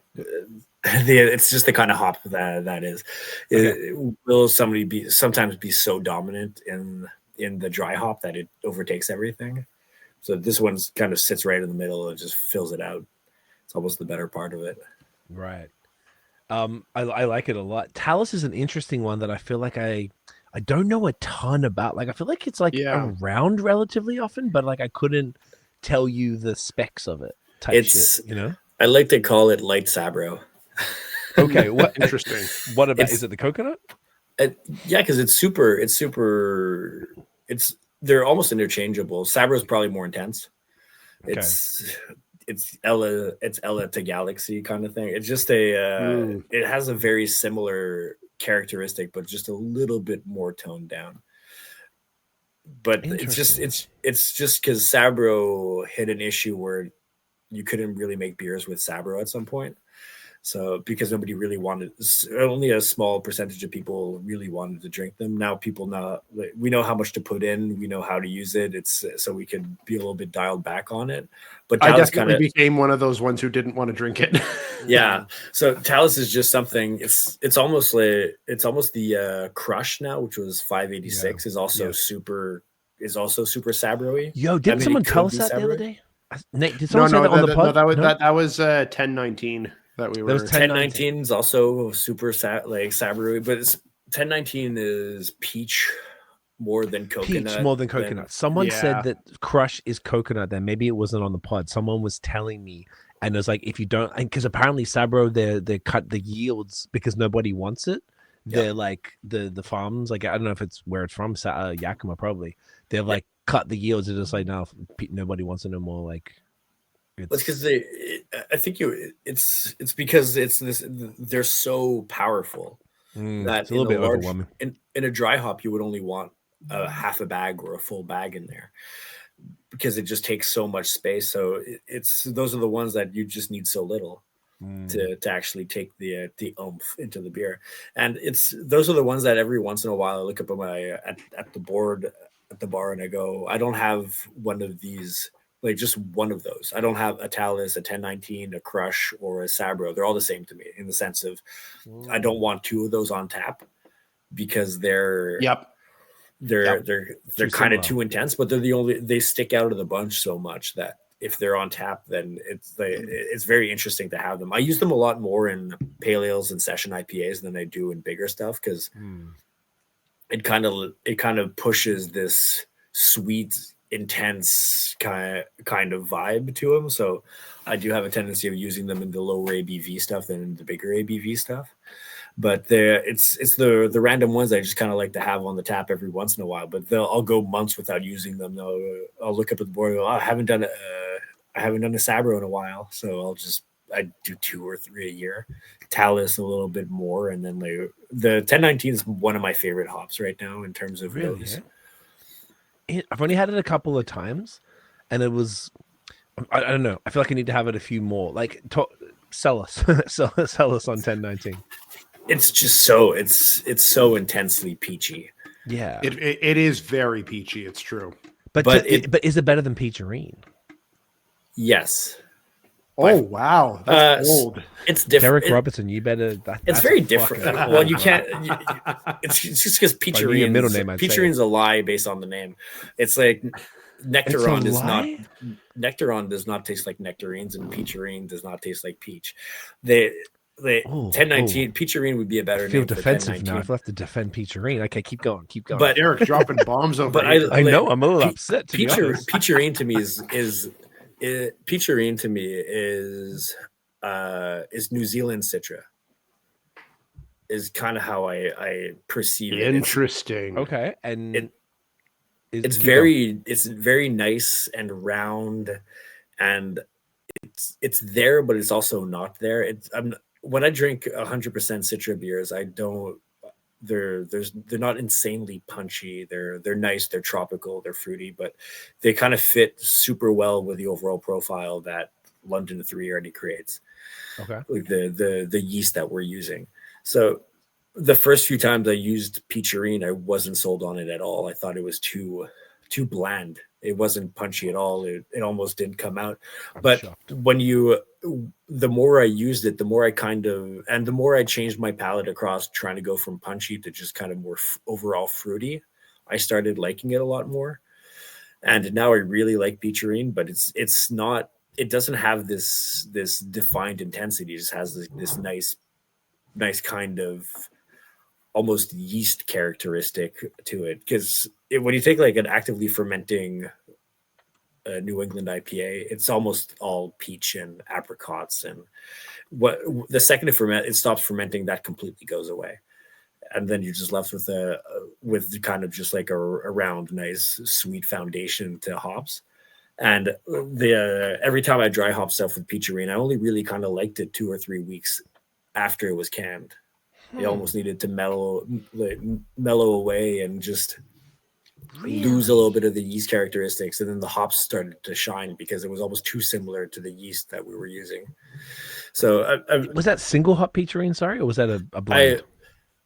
One of the last ones that I've done I've really liked, and it's kind of just lowering the amounts have made me like it, or just my processes have changed and now I like it more. I don't know, but the first ones were almost I had done 50-50 Citra, then I did another one with I went through like 66%, like 4 bags out of 6 on a dry hop, and it wasn't hitting, which is kind of rare, but that was kind of the rare exception. Then after that, I had like one from Catch, and I was like, this is really good, I need to try it again, and then just kind of worked my way back.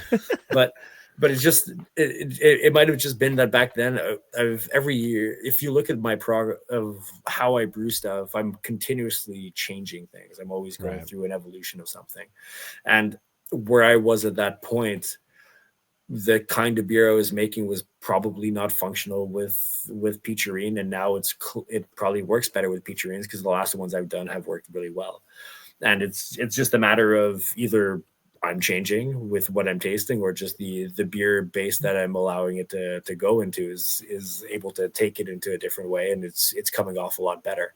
In the past, because I just wanted such.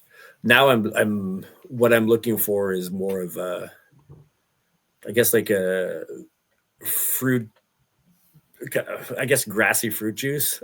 I'm not exactly sure how to. I don't want it to be grassy, really, but it's just like there's just obviously hops are a green matter, so you have this weird green matter thing. I've worked a lot on dialing back the overall greenness like not green's bad term for it, but when I say green is grassy, I guess is right. Or this this vegetal thing, I guess. I guess that's the word I'm looking for. It's like the vegetal stuff. And kind of liking where we're at now in that middle. And I think that back then the grassiness / vegetal thing was what I was looking for to balance off bitterness.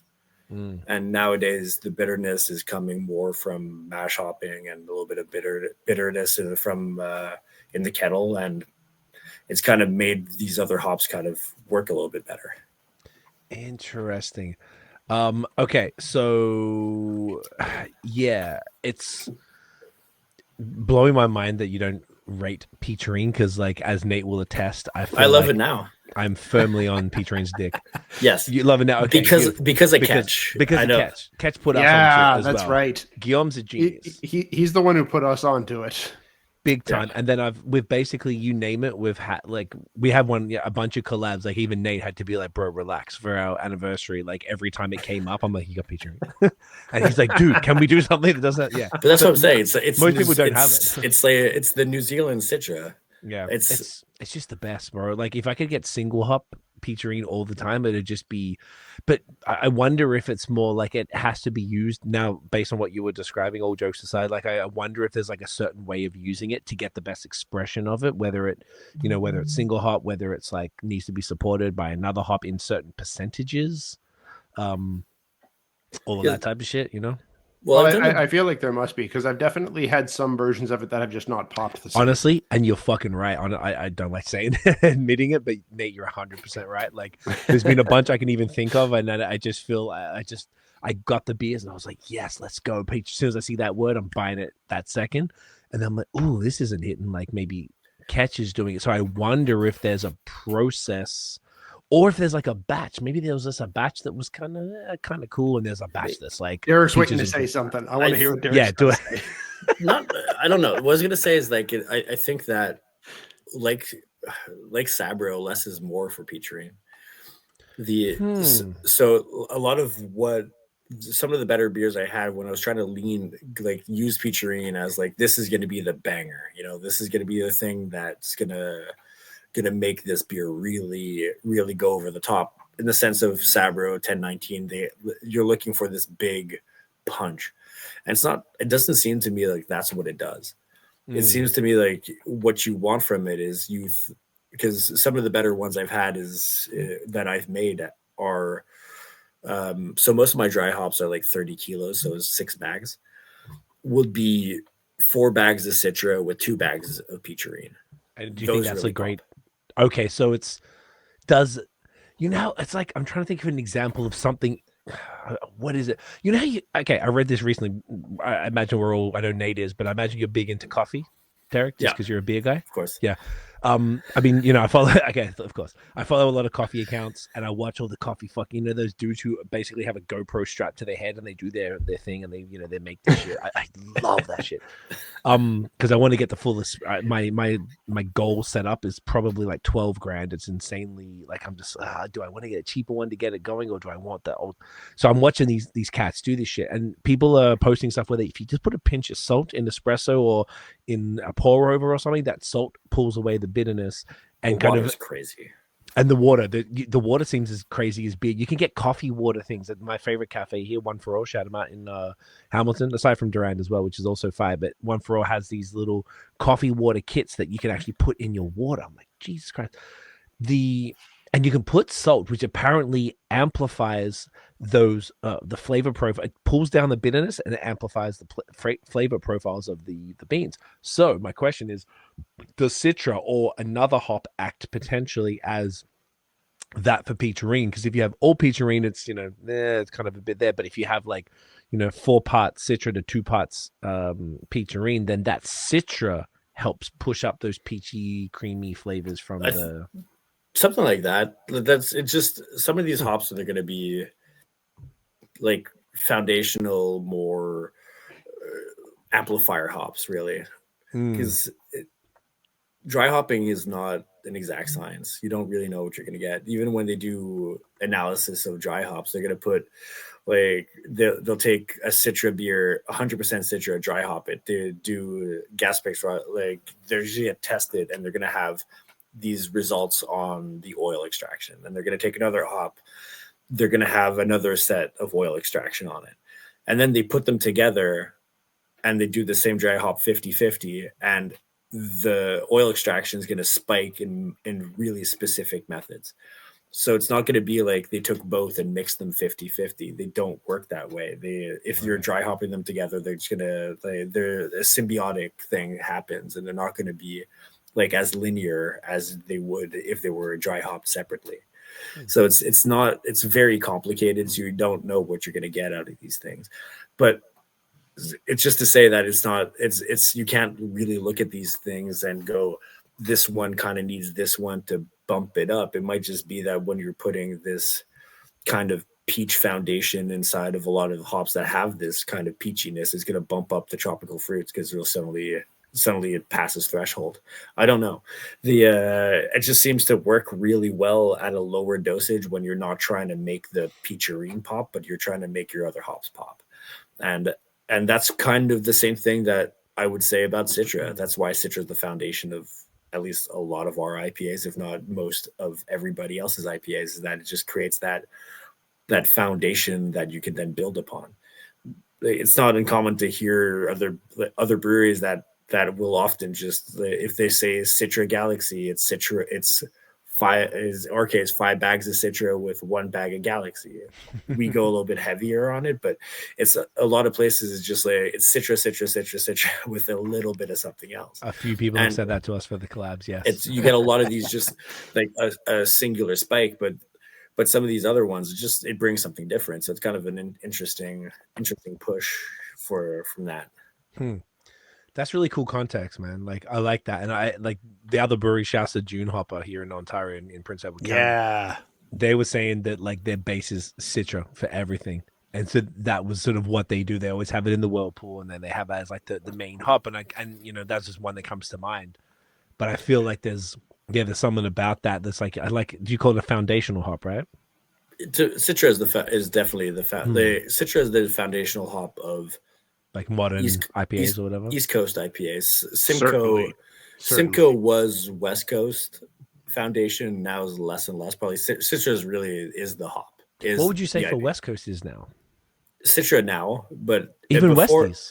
Before, if like a few years ago, it would have been Simcoe is the definition of of like a West Coast IPA.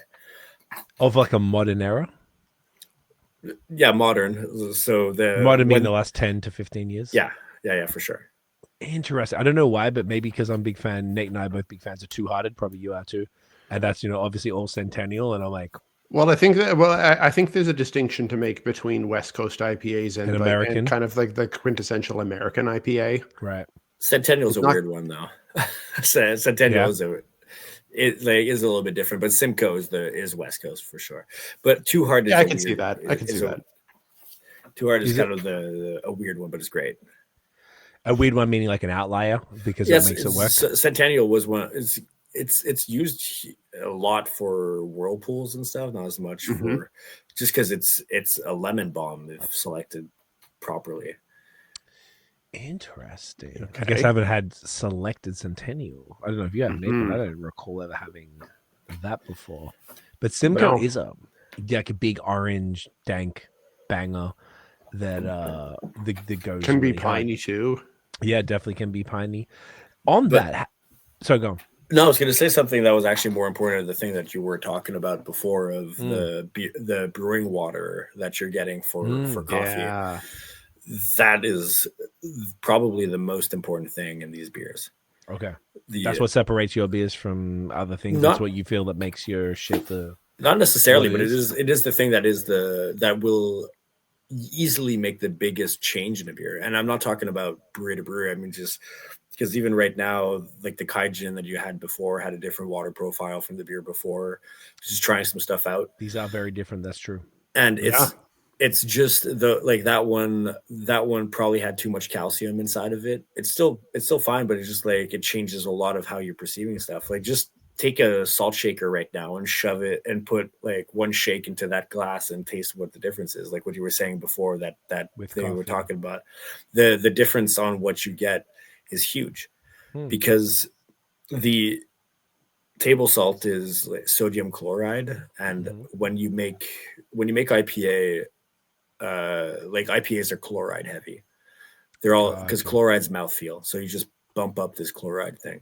If you're putting table salt, sodium brings that, like, kind of does a sweetness / kind of palate sweeping thing, but the chloride is mouthfeel. So you kind of, if you tap that into coffee, tap that into it was an old German thing of they get lager and they just put salt inside of it because it just makes it more drinkable, and that sodium really helps that stuff. So you get that stuff across almost anything, and it opens up, like the sodium opens up a lot of flavor. It's the original like flavor booster, right? It makes everything a little bit, make food and take the salt out of it and then add the salt to it. It's crazy how much of a difference you're going to get from it. But water is about the same thing. And these beers, like when you start hitting plateaus of stuff, you just start looking at how you can just increase this and decrease that. Nothing changes more the beer than the water. I've done 100 beers that are, on average, like my beers nowadays are more and more stable in terms of the malt bills, mainly because I was doing tests on I did like almost 30-40% wheat versus 30% oats, and I couldn't tell the difference. Like the water and the overall brewing process was always more important than the base grain ingredients. Combo. Than the grain ingredients, really. The hops were more important, the proper fermentation is more important. All these things are good, but then you change that water profile and the whole thing goes crazy. It completely changes the beer. Okay. So then what would you land on if you mentioned that between the wheat and the oats, if you had a preference for, say, we're talking about Haze, whether it's single, double, triple, whatever. I didn't see much of a difference. Okay, so it's kind of like even though you didn't see a difference, you didn't have a preference? My preference has always been oats. Okay. I don't know why, I just always go back to oats. Aren't they a little denser, I think, create more haze, or is it not a fact? The wheat would create more haze, but it's hard to get hazier than we already are, kind of. So it's the... That's a good point. This shit's hazy as fuck. Look at this. But it's kind of hard to... Because some of the stuff, like wheat's technically hazier, oats should be a little bit less, but it's all about how long these things are being held for, because haze is heavy in general. So you can make things so thick that they just kind of will naturally clear off, unless you use Australian hops.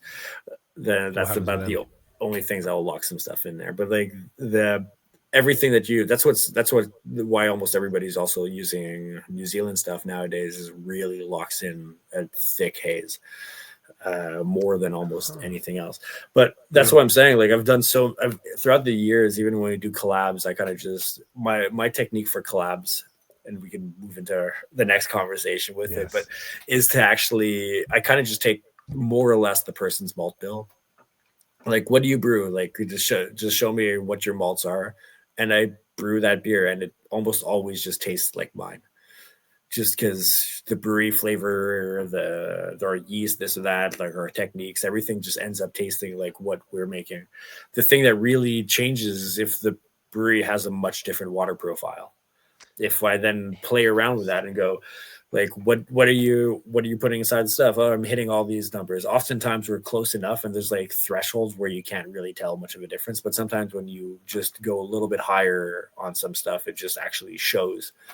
It's just, and that to me has always been more dominant than almost any other part of the process. Because after that, then I'm still dry hopping with my hops. I'm still doing all the stuff with I'm using my yeast, I'm using my brew house, I'm using my base city water. So all these things are just going to taste like us anyway.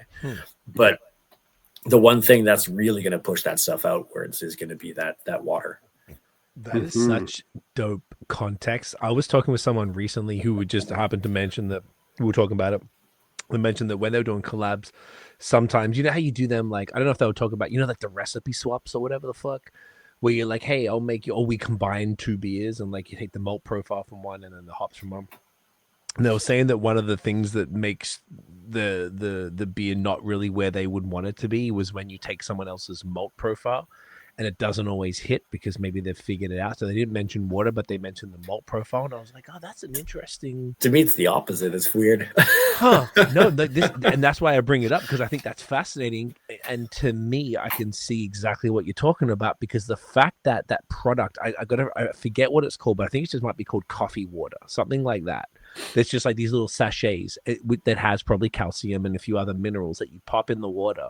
And I don't know if you pop it in tap water or if it needs to be like reverse osmosis. Probably distilled water. That's what I would be thinking, yeah. Or reverse osmosis. Reverse osmosis, distilled, same thing, yeah. Same shit.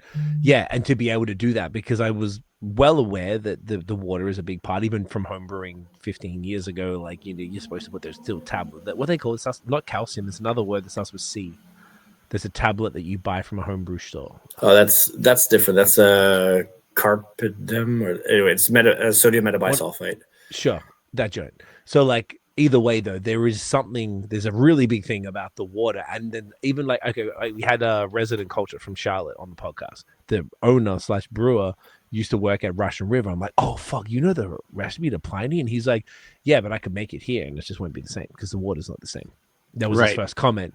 And I was like, oh yeah, that's how serious water is, because it's in Charlotte versus fucking Santa Rosa, California. Like very different water.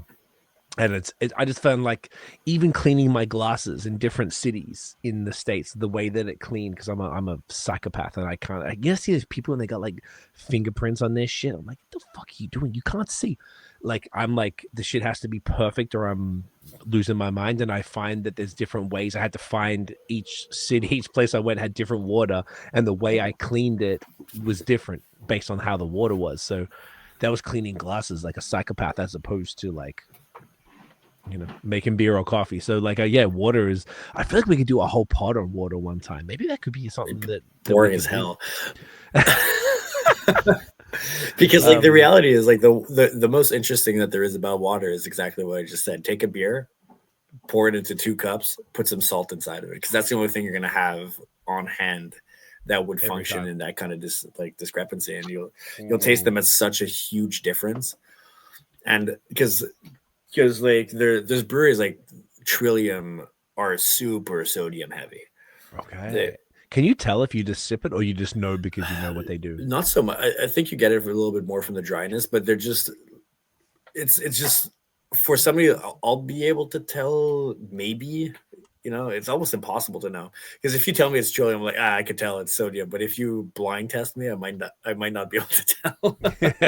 Imagine we should do like a water taste test. That'd be a fun episode. It's just based on like on looking up what they're doing, and people have taken their beers and have tested the stuff, and like the sodium's quite high. So it's just there's but that's like I'm just naming an outlier out of the other ones. But they're like, it's just every city's gonna have different stuff. Like almost everybody who brews out of Ontario is using reverse osmosis. They're building their water. I don't know why. I think for some reason I think their water is shittier than Quebec, where like it's just harder, more intense. So I don't know. Here is hard as fuck. All my taps have limestone on it. I open up, I got a little Brita, and I know it sucks, but I open it up and it smells like chlorine, like straight chlorine. Does your house have a water softener? No, bro. I want to get like the thing where you plug it into like the city water. So before it comes into the house, it gets filtered. So then it comes filtered out of the shower. I don't even know how much that is or how to do it. So I think Ottawa is an exception. Like I think Ottawa actually has very good water. To Quebec. Well, because you're pretty close. I mean, we're right across the river. It's what it's just one of those things. But like, you're not that far from like Kitchener, Waterloo, Cambridge area where everyone's got water softeners in their home. And what can you? Because we're still pumping out of St. Lawrence, right? Like, and I'm assuming Toronto is also, but most of those breweries there, like they can't use water; they have to treat it. Yeah. I imagine everyone's treating it. I don't know if Toronto water is different to Hamilton water because I've never seen this limestone shit before, and I had to learn that. I think it probably is to for clean sure. my toilet, bro. You have to use CLR because it's not even. I was like, is this shit stains on the fucking butt? And it's like there's just stuff in the toilet that won't go away without calcium lime rust. And I was like, because I had to Google it to be like, how do I remove this? Because the brushes ain't getting it off like a normal thing. This is not a poo stain. Like something's going on, and all of the faucets have like the little white buildup. And I'd never seen it in my life in Melbourne, in Toronto, in Montreal, and then out here. Like I had to learn what it was. So my guess is that probably everybody in this part of the world is using some sort of RO or water kind of process. I don't recall anyone really breaking it down in any depth, maybe because they don't think it's exciting or relevant for a pod like this, which it kind of is, but it's very relevant for sure. I think just most people, what happens is like it depends on what you're working on that week, or that month or that year. I've hit my where I'm satisfied with my malt bills and my fermentations and all these things where like I'm back into water again. Like that's where I'm back into the brewing process. So that's what I'm kind of interested in and then once I lock in what I want from that, then I won't touch it for a year. It's one of those things that once you're kind of okay with it, it's such at the start of the brewing process that you kind of lock it in, then you're on to the next, and so it's not like a day-to-day thing. You kind of figured it out for the most part from the beginning, and then you kind of just like do your thing as opposed to it's always on your mind. Water is the most important, is one of the things I look at the most in most new recipes. But when you're looking at like IPA, that you're going to try to figure it out and then lock it in and then just see if you can adjust it. But almost every single time, if I'm going to be doing a German Pils tomorrow, it's like, okay, what kind of water profile should we do on this? And those are tough because you're going at this for the first time, and then you just don't know. And like that it is potentially the most important part of that beer, or at least it's going to be how you're going to drink it. Other stuff's pretty important, but something like a German Pils is going to be 100% Wireman Pils. So it's not going to, it's not like I could vary something. Maybe I'll use a blend of floor malted or some Barquet or something. Like it'll be some stuff, but there's be very minimal what you're going to get from the malt. It'll be very minimal what you get from the hops. You're going to try to get as much stuff out of it, but how is it going to drink is going to be largely dependent on the water profile you're going to have inside of that. And IPA, you're trying to push this drinkability, mouthfeel kind of intensity thing, but without getting too chalky and too intense.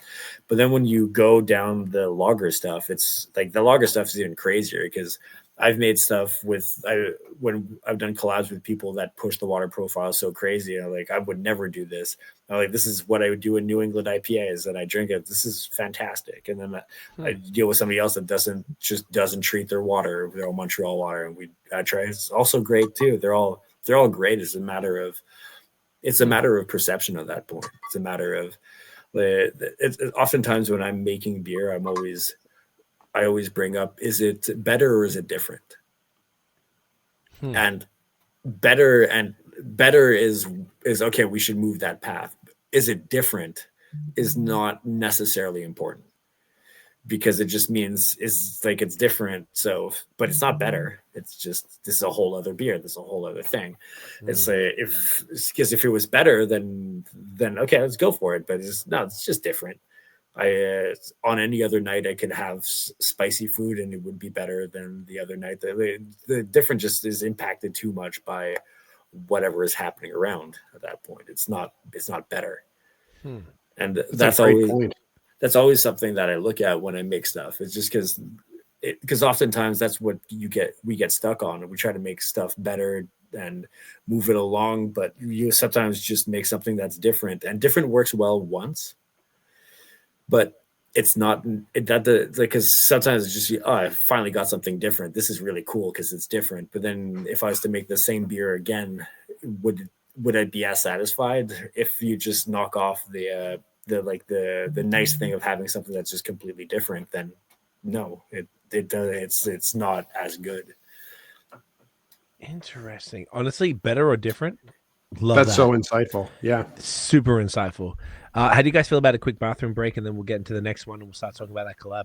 Sure. Yeah, that sounds good. Beauty. All right, do we're it. pausing. We'll be back. And we are back.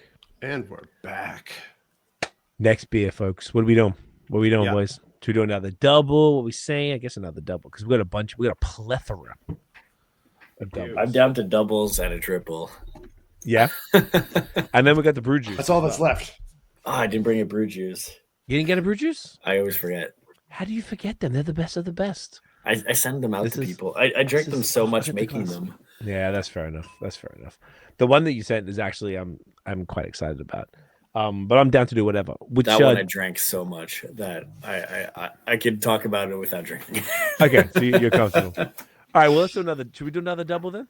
All right. Am I going to call it again? What are you gonna call? Haze of the North. Okay. You see, this is another rebrew. Oh wow, got it. We do this one every winter. Oh, there we go. Look at that. This is very Straya. Galaxy Citra, not so Straya, but Ella. Look at that. I love that bit of Jon Snow action on there. Hence the Haze of the North. Hence the Haze of the fucking North. I love it. I'm here for it. I am So we Very just get subtle stuff from, imagery.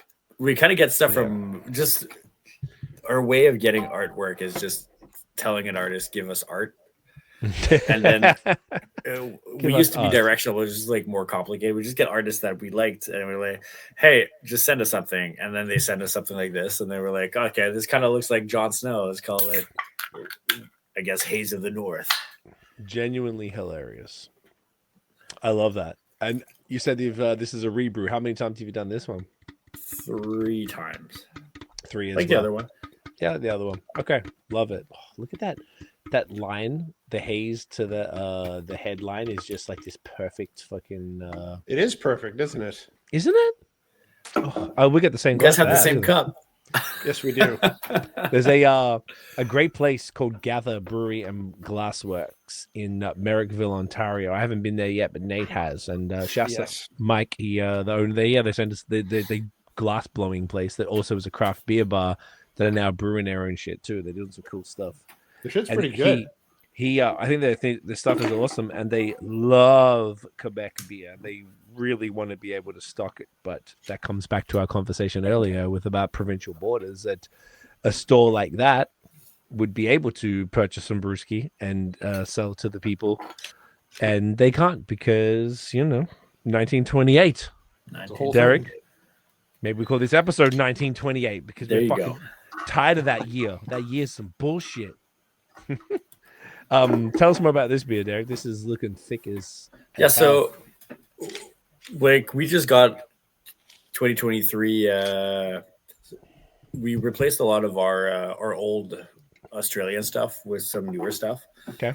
Because we're having some issues with it. So this is some It kind of 2023, some sucked 2024. for a while, didn't it? Australian hops kind of ate a bit of dick for a bit. Yeah, now they're like a lot of the recent stuff I've been grabbing has been just better in general. I've heard. So Yeah. It has been popping in the last year or so. Yeah. So this stuff is just us getting a little bit some of the newer stuff around. So we had some new contracts. We tried to get some of them out. And so we were able to go back to it because I was waiting to get some good Ella mostly. Like our Galaxy was always good, but the Ella was always a little bit of a tougher one. So when we got some of the good stuff, we were able to just do one of our classic ones, which is for us a classic means once a year if we're able to do it. Hey, I respect it. Well, just I'm not gonna put Haze of the North in like June. So No, that's a fair point. That's a fair It point. works now. Gentlemen, get that Cheers. in. Cheers. Nose is great. Oh yeah, the nose is popping. Jon Snow's sweat is what it tastes like. That's gorgeous. Great body. What's the calcium content of this one? Because that's really what I need to know. it's literally the same zone, 144. 144. That's exactly what the I good was stuff. saying off air. Exactly. No? Yeah. Yeah, that's exactly what you're saying. Fucking Yeah, it's idiot. Hey, bro. I love calcium. No, I'd love to know that. 144. What is that? What does that mean? That means little or nothing. It's the 44. It's their ppms. It's so. Yeah, I was gonna say ppm. Yeah. Parts per mil, It's- right? Yeah, parts per million. That's Parts per what million, not mil. That's what I said. Parts per million. Okay. Well, sorry, I'm French. I came from Montreal. I'm just saying, like, So it's like, in easier terms, it's like 144 would be 0.144 grams in not milligrams, but grams in a liter. So okay. It's still like, I think if you drink a shit ton of this stuff, that's why you got strong bones. Well, this episode's called Strong Bones, isn't it? It's the only reason why to drink New England IPAs is that it makes sure that your calcium content is fantastically high. But you got to drink 2 liters of it. A day? Yeah, a day, of course. Oh, well, that's 4. Well, what's a calcium pill? Like 200 milligrams. So so it means you have to drink 10 of these. 10 of these a day. 20 actually. Sorry, that's too much. 20 it's way day. Too much. I might die. Can we make it a bit stronger calcium content? Just go lower alcohol. Just hit session IPAs and just tank them down. You'll be okay. Well, you know what? Like, we all would have been kids in the late 80s and early 90s. Like, we grew up in the got milk era. Like, so we're not pushing calcium in milk anymore. So you got to get it from your beer now, right? Exactly. That's true. Are they not pushing? Because I like to think it helps. Yeah, I think it helps for sure. No, that was a very era specific thing, man. Okay. Like they are not pushing milk like they were in the early 90s. With the got milk. Was the got milk thing a American thing or was that a Canadian? The mustache, I think. Yeah. There's very little things that are like that America pushes that Canada won't get. Yeah, exactly. Tariff, I think that was a very like North American early 90s thing. Okay, because we didn't get it in Australia, but I'm very, very aware. I felt like it was omnipresent. Right. Okay. You might not have seen that as much. The ads. Yeah, definitely not seen it, but it wasn't on television because it was like probably the Dairy Farmers Association of North America or something like that. You know what I mean? Man, like, it was aggressive here. It was aggressive. Yeah. It was like milk is is such an important part of a balanced diet. Like if you're not drinking milk, like your bones are going to crumble, kind of thing. It was wild. We shouldn't laugh, but it's pretty bad. It's pretty bad how much they push that shit, and you know how much. Oh no, it is. That's my point. That's my lobbying point. groups. Yeah, it's crazy, right? Like sugar, like lobbying groups, and all the stuff that put like those food pyramids is all full of shit. Yeah, and like I haven't drank whole milk, for forever. I've been on oat milk for a hot minute, and I think even oat milk is not even good for you, but it's so nice. It's so tasty. Well, oat milk is just gums. Gums. Yeah. Of what? What do you mean? Just like look at your bottle of oat milk. That shit's just good. Because of how much so much gum. It's just guar, xanthan, guana. Like there's just sunflower oil. That stuff separates in a hot minute. Like it needs all these gums to keep it suspended. Stop ruining it, bro. Yeah, do you know what I look at? I look at like IPAs, like New England IPAs, because of all the oats. I'm like, that's oat milk. Same shit. Some people make it with you can use oat milk in IPA. Some people do it. I'm here for it. I mean, I guess is it not? I guess it's not actually oat milk because it's real oats, but it's kind of like the milk of the oats because the oats are being soaked and then removed. Yeah. Well, with the whole oat cream thing and whatnot. Yeah, oat cream is lactose, but oat cream is lactose, right, which is also false advertising, but whatever. Well, yeah. I love it. I'm here for it. You guys do a great one. Oh, we have one of those, but I guess we're already gone past. We do. They're lower ABV, aren't they? So do we want to do the collab talk? Yeah, let's talk about the collab, let's do it. Man. Let's do it. Thank you, Derek, for bringing us back on topic. My God, here we are talking about milk advertising in the early 90s. Thank you for getting us back on point. It's one of those 8% beers will get you off track. Yeah, they will. Holy shit. Nate, you did mention earlier one of the fun parts of having someone like Derek on the pod over and over is that we can just shit on because we've done the BreWskey, and we're obviously going to talk about BreWskey constantly, but like we can just have fun because we don't have to really stick to any agenda. But this was part of the agenda, and we are both celebrating a fantastic 10-year anniversary, and we're doing a collab for both, which honestly is the perfect situation. It's so fitting. It's so amazing. So maybe I'll let you explain. We can talk about ours after. I'd love to hear about like obviously a 3-parter for brewery. There's the for brewery. 8% IPAs. They are also. I just want to say it's Mercury's in retrograde, and I was telling Nate this today and yesterday. I don't know if you give a fuck about astrology. My whole life has been fucked since March 15th when Mercury in retrograde started. Everything is going wrong, and apparently because of the way it's in right now, all my communication, my car is fucking up, my agreements with sponsors for our high season channel are fucking up. Like everything is going wrong for me. It's nonstop. It's unbelievable how many things are going wrong, and all of this ends on Tuesday.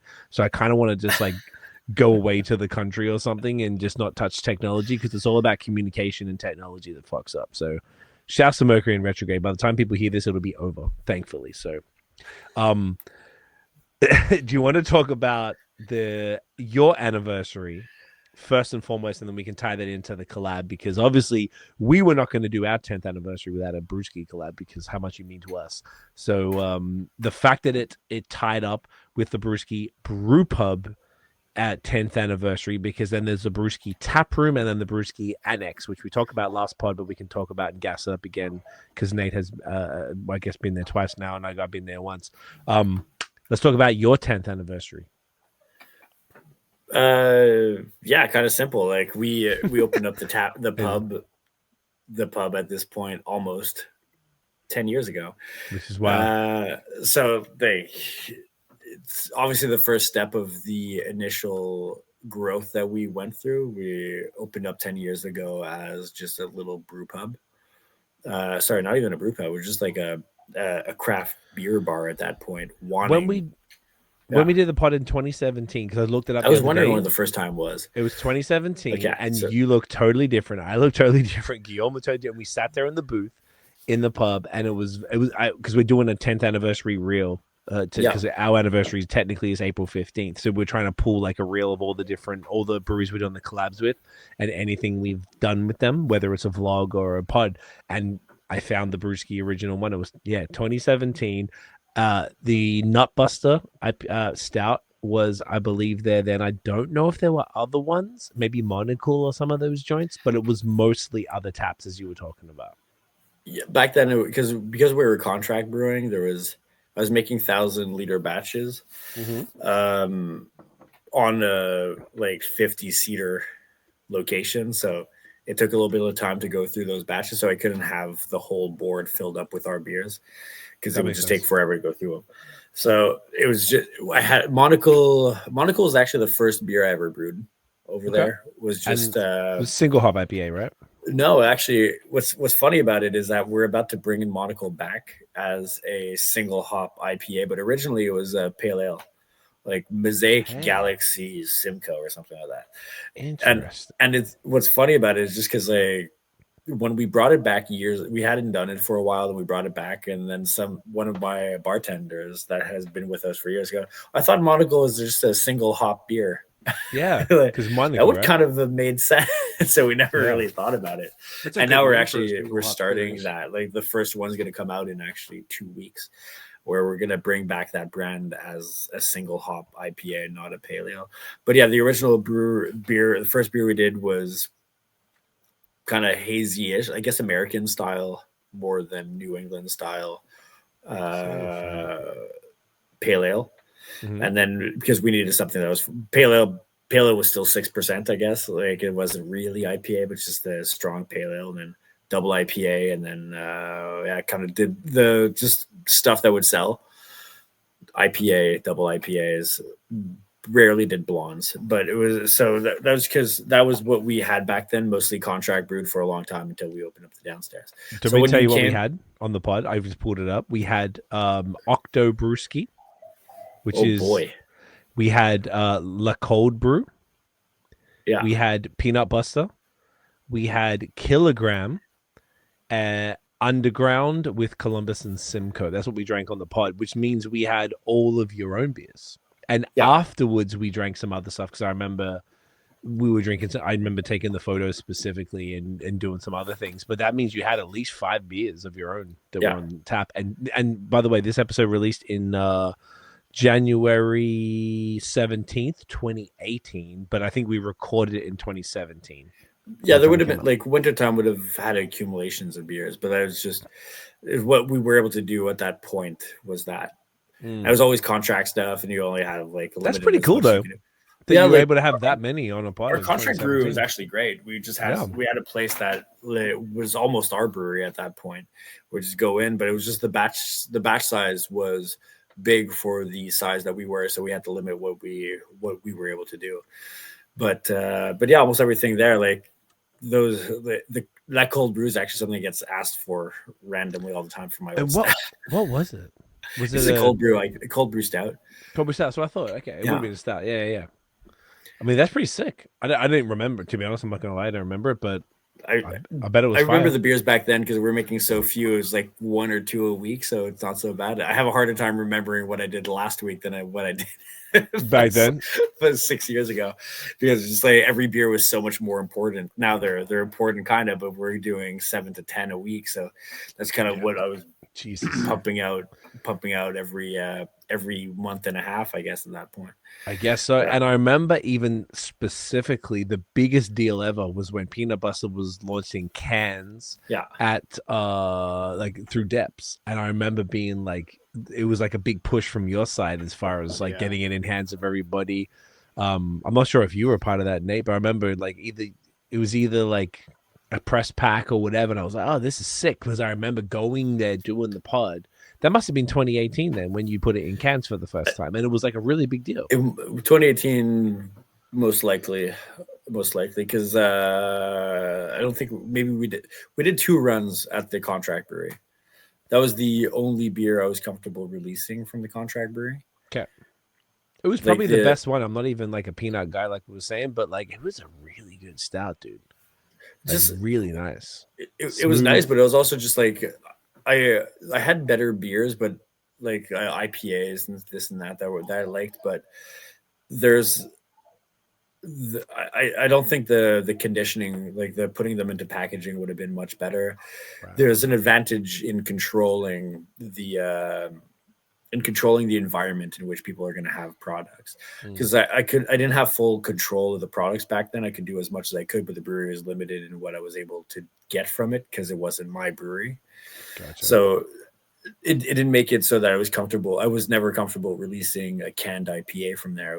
I was fine with them coming on tap at the bar because it was like sufficient there. Because again, I could control the environment, and the environment is 70% of your enjoyment of most products, right? If I could give you good music, good food, good this, good that, and I give you a pretty good beer, then you're going to be okay with it. Now it's the opposite. I don't need to control the environment as much. I know I'm confident in what I'm going to be putting in people's hands. That this is going to be good. Like have a fight with your wife and do something, and you'll still like this beer. But is that the episode name? Have a fight with your wife? At first, I thought you said have a flight with your wife. Well, that's both are phenomenal. Come to BreWskey, have a fight and a flight with your wife, and then potentially go take a flight for real. And just like you'll be okay. Yeah. But yeah, so we've had a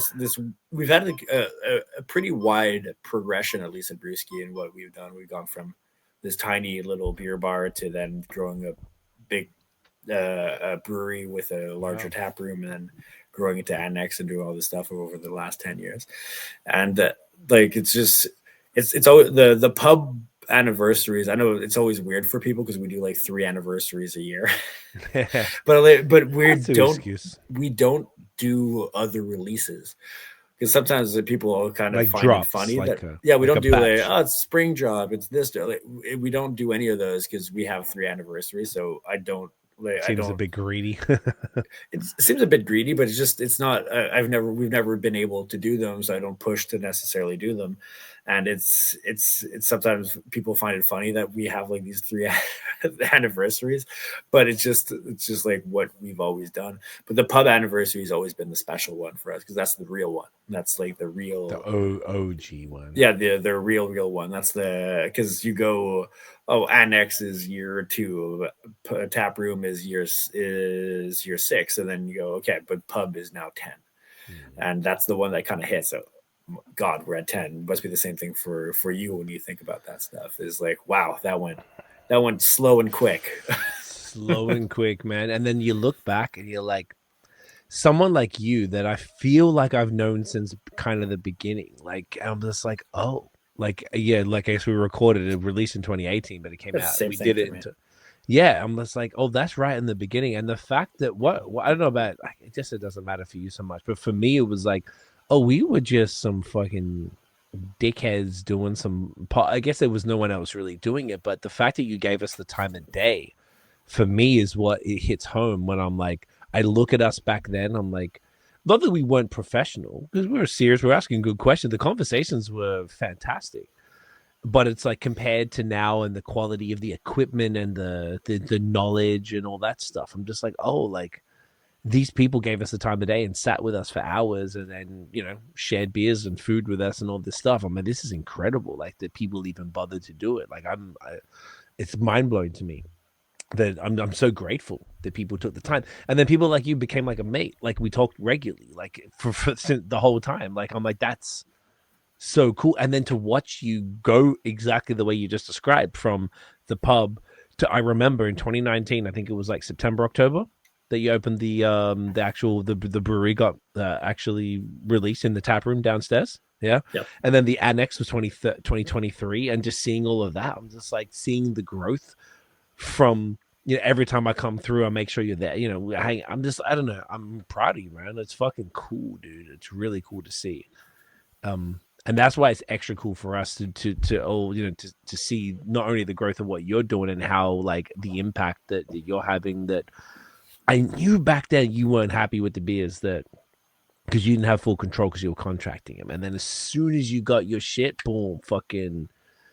Out of this world, like everything from the smoothies and the haze is just impeccable, like, you know, best in the province type shit. You just went crazy.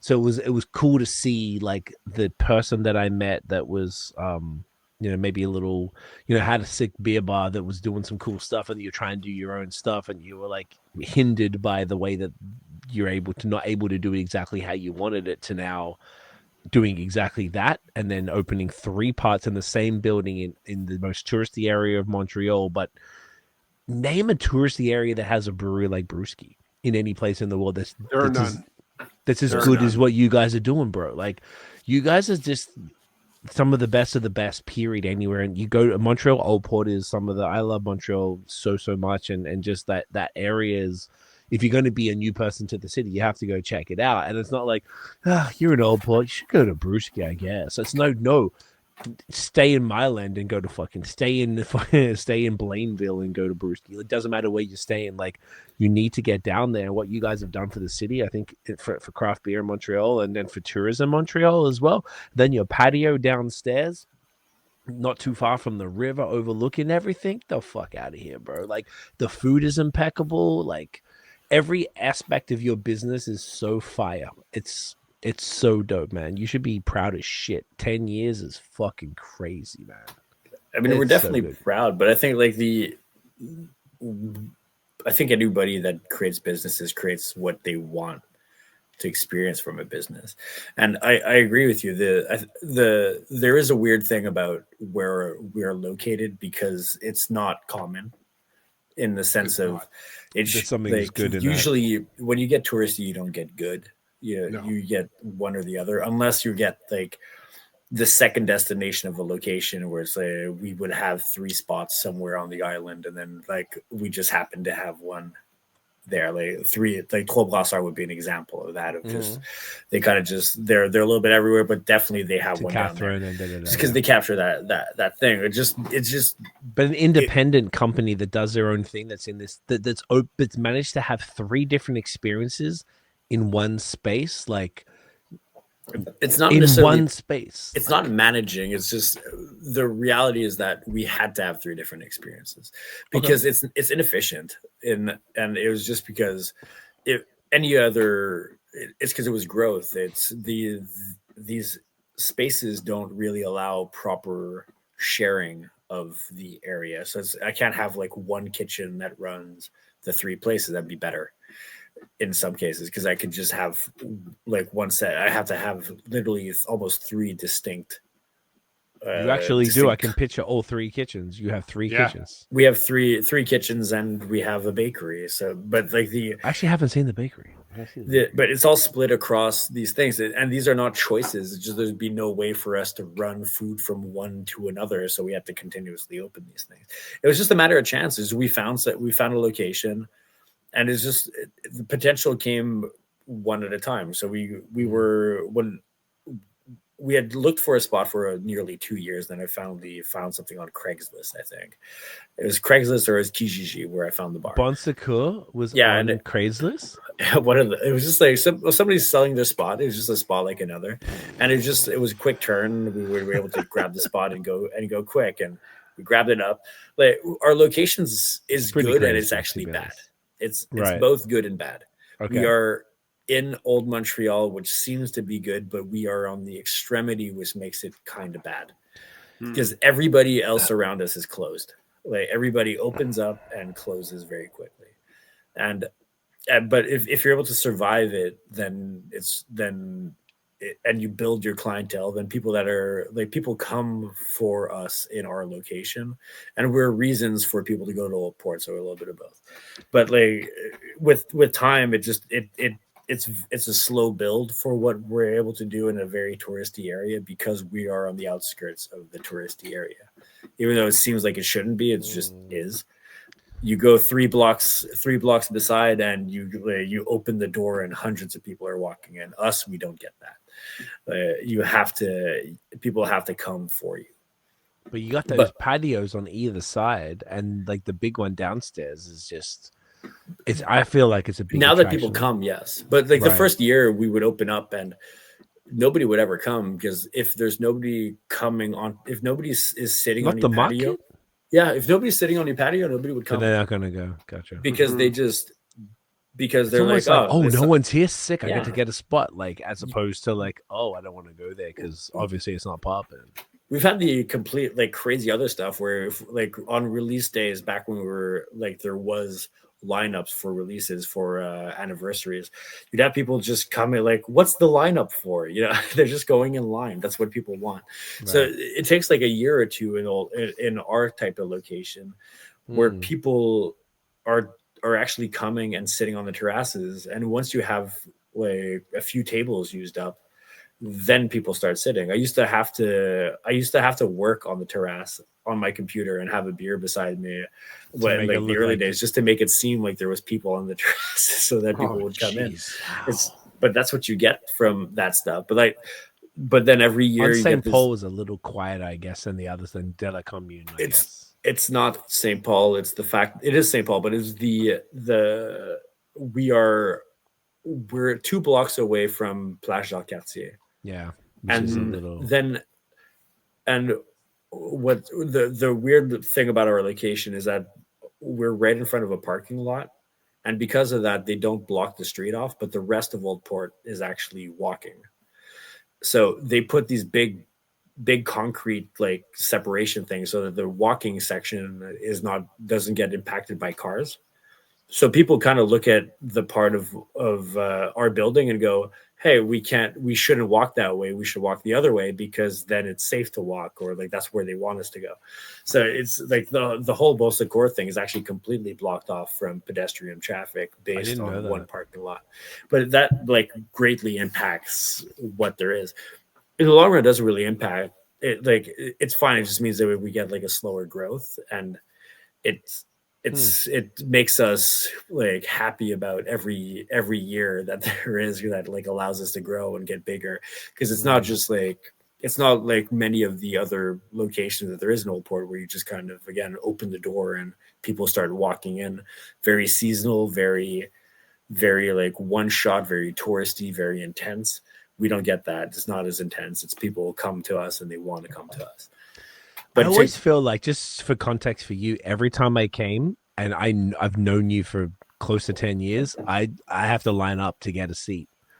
Every single time I've come by there, it's that fucking ramped. Every time. My cousin came from Australia right before we left for brunch. I had to line up. Before we left, we were saying goodbye to my neighbor, and from Patty, we met with Patty from Overhop and her kids. Yeah. Line up. It was just always rammed. And you know, a quick side note, as you were describing all of this, I don't know if you remember this. I remember when I met you, I got my my permanent residency in August 2017. One of our good friends that I went to French class with, she's from Colombia, and her husband lived on Rue de la Commune. They live in what's the place on the South Island that starts with L? Oh my god, it's right there. Ile des Arts. Nope, it's literally right there. Like there's a subway station on the Longueuil. And it's been a while. And I didn't know you. I was like, they live in Old Port. I don't know if I'd been there before, but I was like, I want to go to BreWskey to celebrate my permanent residency, which I can't really express how important that was to me. So it was me and Tiff and her husband. And we went there, and I think the waitress saw me like taking all the photos, and she's like, "Oh, you do some beer thing?" I'm like, "Yeah, I got a podcast. I do this thing." She's like, "Oh, the owner's here. Do you want to talk to him?" And they sent you out. Do you remember that? Yeah. And we chatted, and then you brought me a flight, and we had that, and I was like, "Yeah, sick." And I think I thought then we did the pod not long after, and I was like, "That was the coolest shit." And you guys were the coolest thing to me because you guys were a fire beer bar / brewery in an area that was known for tourism, and I rate that so highly because it's like, if as someone, you know, I imagine all three of us, we travel a bunch for beer or as much as we can, and you go to somewhere and sometimes you don't really know, you go to a new city and you go to a touristy area and you're like, this place is cool as a... It never happens, right? It very rarely happens. I'm being gentle, but you know what I'm saying. It rarely happens, but there's not a BreWskey in every touristy area. No, there sure isn't. Exactly. Isn't. And I just thought and this was before you were even brewing. So I think that was the predecessor to that podcast that came out in January 2018. We must have done it in November, December, or something like that. So like I met you in probably August, September. So like that's, to me, is the coolest shit. And I have such a soft spot for BreWskey forever for that. It was just always like Montreal, Old Port, even living there. I know I'm not from there, but it was just such a cool place. And every time there was an excuse to go, I didn't go down there a lot, but when there was an excuse to go down there, I went down, and it was always like, sick, BreWskey's, I get to go. When I met Matt from Vox and Hops, the very first time I met him, we went to BreWskey and we did a podcast. And then I introduced you to him. I don't know if you remember that. You were there, and it made me look like the man because I introduced Matt. I was like, "Yeah, I fucking know everybody, bro. Yeah, you know, Derrick's," and you brought us some beers, and Matt didn't know that I knew people like that, and like it made me look cool to Matt, and I didn't know Matt was cool. I just thought Matt was some dude, and then Matt was now some famous dude who tours the world in a metal band. I didn't know that. I knew him as some podcaster guy, and I was like, what's your podcast? What's the deal? And he always makes fun of me because I wasn't sure if I wanted to talk to him at first because I didn't know who he was. And I'm like, yeah, fair enough. Well, I don't fucking know, bro. I don't know metal like that. But anyway, I have a lot of fond memories with you and BreWskey, man. I just feel like what you guys are doing in that area is unheard of for other places, and when people come to Montreal, they're going to go to Old Port because you have to see it. It's such a beautiful place. Exactly. But you've got you there, and what you offer now with these 3 different spaces with 3 different, look, and they're not incredibly different experiences, but they're different enough to be like, what do you want? You want to rock up to a bar and have a quick pint in the annex, or you want to have some food and stuff in like a tap room where you can see the tanks, or you want to go to a nice little cozy English style brew pub upstairs with a bakery. Like there's multiple options at a world-class level. Like you guys are as good as anything else. Like I just went in the States for 6.5 weeks. You guys are, everything back home in Quebec and Ontario is as good, if not better than anything in the States, I feel like. And I'm just like, that is so sick that you can go to a place like that and just be able to get the experience that's as good as basically anywhere in the continent. I just think that's spectacular and worth celebrating for sure. And 10 fucking years is a very good reason to celebrate on top of the quality. You can be 10 years and be like, you don't have to be A1 fire to be in Old Port. You could probably get by with being cool, but you happen to be some of the best of the best. So I think that's worth celebrating, brother. I think it's amazing. Yeah. Sorry, I know I'm gassing you up a bit. I'm gassing you up. But I'm very passionate about what you do. No, but it's like, I think a lot of our like, I remember all those moments also. It's just they're as important to me as they are to you. It's a very interesting thing of because like the brewing path and like just going down these kind of developments and these growths or just these beer things. It's just there's certain people that are going to pop up, and like I remember that like the day I met you on the terrace. I was like, okay, cool, a podcast. Hey, somebody wants to talk to me about beer. Oh no, I have to go sit with somebody for a few hours that's actually gonna want to listen to me about beer. I don't have to just talk to some random person that doesn't actually really want to listen about what I have potentially to say. Yeah. So they're just like distinctly different from how I experienced them, but they're still all as important. I remember you in the tap room, like, what the fuck? Who the hell is Craig? Like I was with Zach at that point from Bad Bones. Oh, like, hey, Zach. I was like, what the? Like Zach comes through. He's like, hey man, Craig's out there. Like, what's he doing? I was just talking to some dude with long hair. They're fucking doing a podcast. Then we go to check. It's like, okay, it's the Vox and Hops, dude. What's up, boys? Have a milkshake IPA. Boom, boom. It's like, there you go, lactose, bitch. But I mean, we work in a fucking fishbowl, right? So we can just kind of see everything. Stuff. We're like zoo animals talking to each other, like monkeys, just jerking each other off and throwing beers at people. But and feces. And it's funny. Earlier, you mentioned how you like don't keep track of like which beers are named which and whatnot. And I'm thinking back to February last year when I when I dropped by the annex and we met like for a little bit at one point, and like you had dropped in, your kids were downstairs in the car, and you were like pulling a tap like into a pitcher of some beer, and I was asking you which one it was, and you were like, "Oh, I don't have any fucking idea. I don't know which one this was called. Like I just know what hops are in it, and I'm just tasting it. It's like I don't know what it's called. It's I'm happy with it. It's good. That was so funny. It's got to be a lot of the stuff. Yeah. Yeah, I know everything else but the names usually. Yeah. And it's super cool. And even that, we had Zach and his brother Dave on probably I don't know, some like in the fall last year.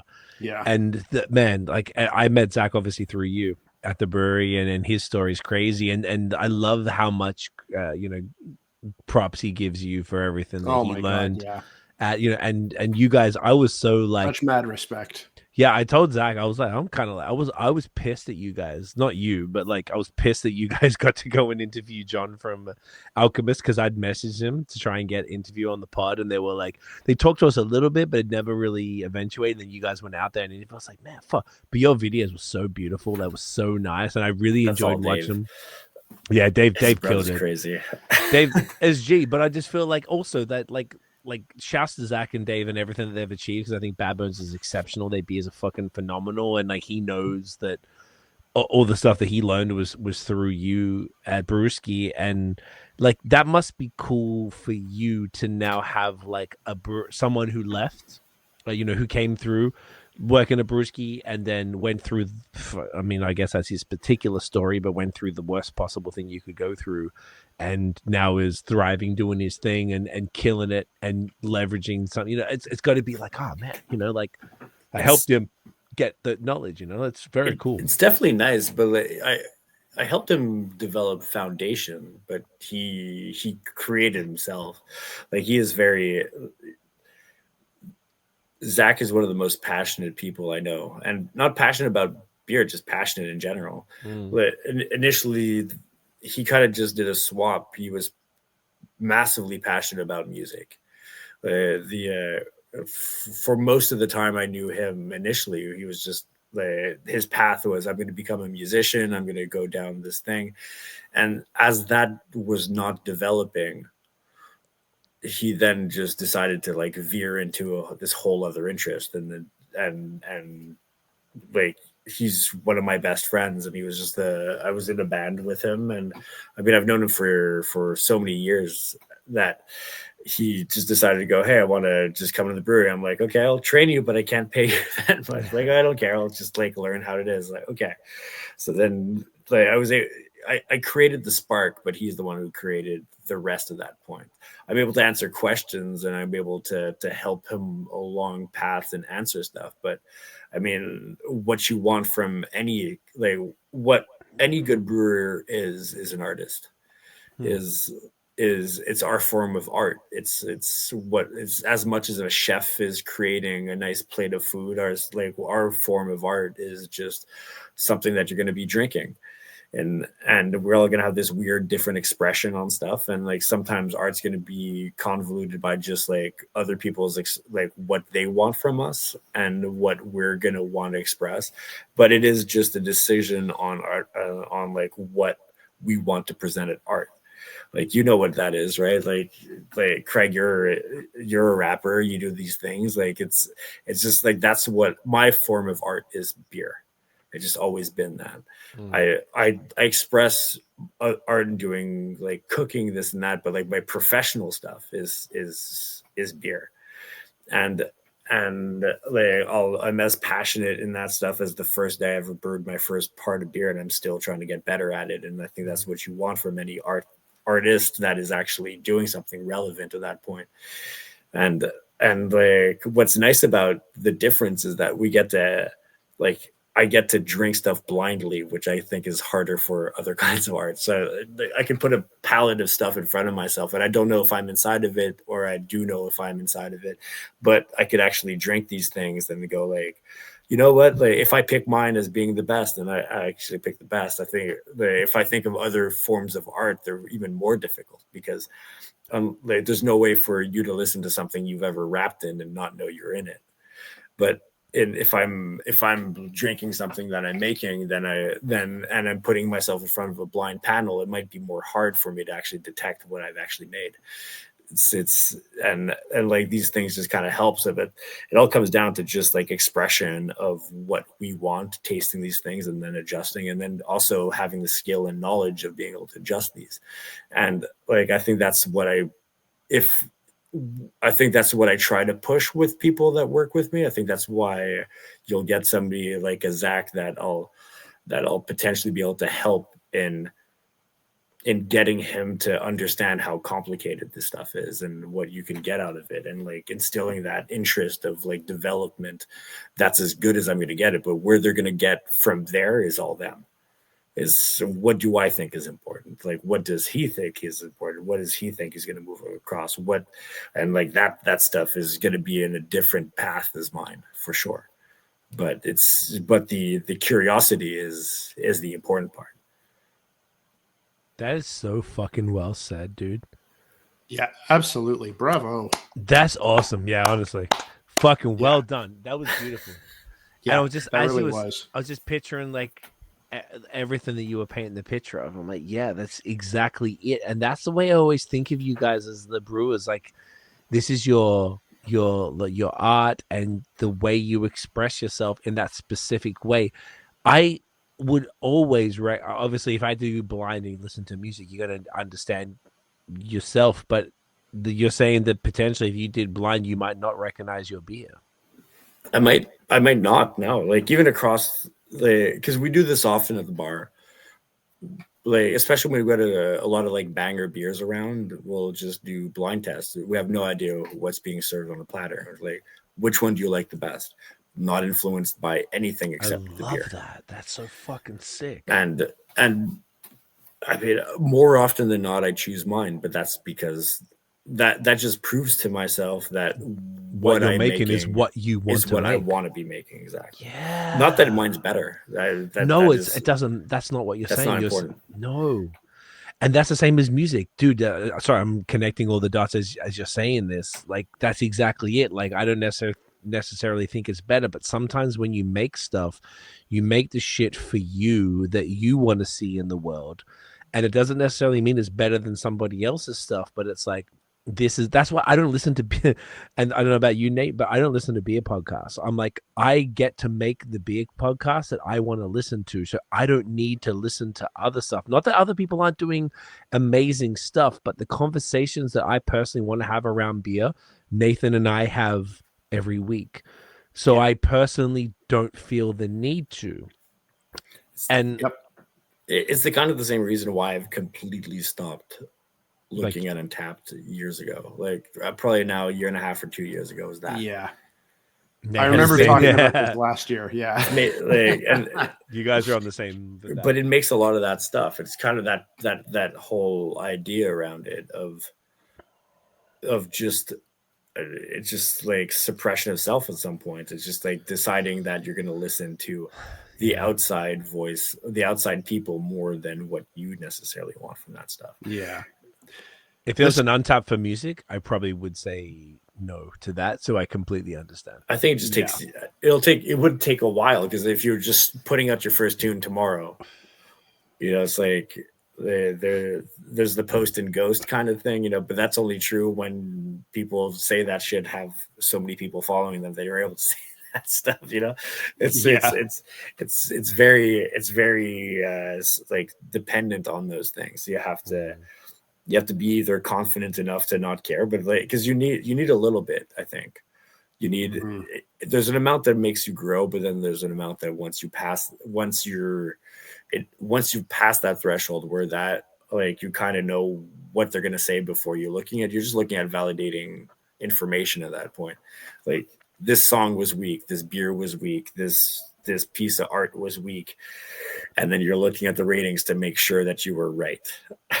It's almost like, who gives a fuck, because I made it. I don't know if the beer is the same, but with the art, I made it for me. So if I think it's fire, now if you like it, hell yeah. If you don't like it, I almost like I'll never look at something I find great. I'll always there's more tendencies. You remember the negative comments. No, that's not what I mean. Like, if I make something mediocre, I'm like, I'm not sure about this one, or so different, then I'm like, those are ones that would be more tendency of me trying to care. Gotcha. To see what people think, as opposed to like, oh, this is the best. I'm like, well, I don't give a fuck what y'all think. This is my jam right here. It's a validation. It's more about it. You already know what you care about it. You already know what you kind of feel. And if you think you made the best beer ever and people are shitty about it, then you're like disappointed. But if you make the worst beer and people are good about it, then you're like, you're kind of looking at the bad comments, go, yeah, it is kind of this, it is kind of kind of validate a point you already know.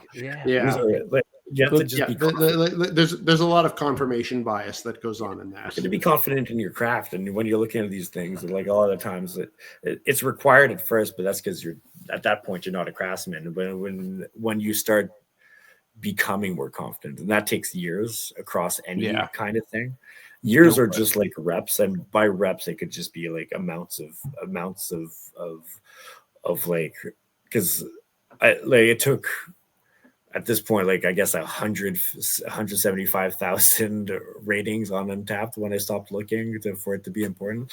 Like, it takes an amount of just like crushing to go, you know what, this doesn't matter that much, because it shouldn't affect your choices. It should be. I'm glad that you got to that point of like a feeling like it doesn't matter.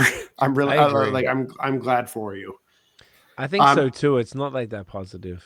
No, it's not. It hinders art at a certain point. Yeah, for sure. Next I want to come back for a second to something that yes, let's get on to the second, like to the next one. But I want to come back to it, like, please, just for 1 second. Of course, bro. Like for what you were when you were talking about Zach earlier, because for me this epitomizes kind of the meeting of art and science in beer. Because we spend so much of like the first 2 hours of this podcast like digging deep in science, which is very obviously like a strong point for you, and something that I deeply admire. And just kind of talk and when we brought up Zach with Bad Bones, and kind of how highly he speaks of you, and and just that, like, kind of the humble attitude that you talk about your influence on him. Like there's such a deep artist mentality about that I really respect. And it's a case of, he speaks so highly of you.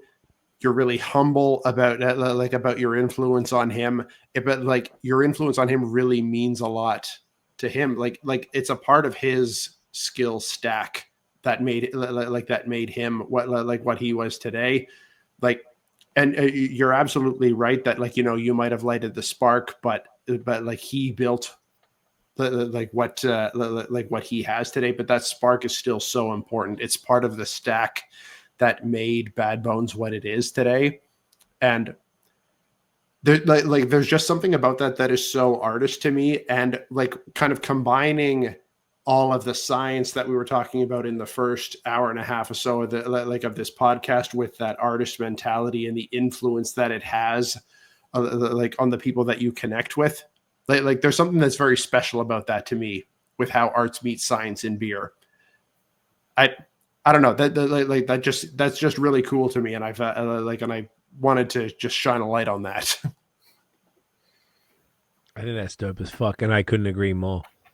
It's extra interesting, I think, from our perspective to see that, though, because we speak to both yourself and we speak to all the sides of it, and we get to see that, and it's like, oh wow, this is like the full circle. Like if you look from 2017 talking to BreWskey to then 2024 talking to Bad Bones, and then seeing what that is, and I was like, oh fuck, and then obviously all the BreWskey things in between, and like, oh shit, like, you know.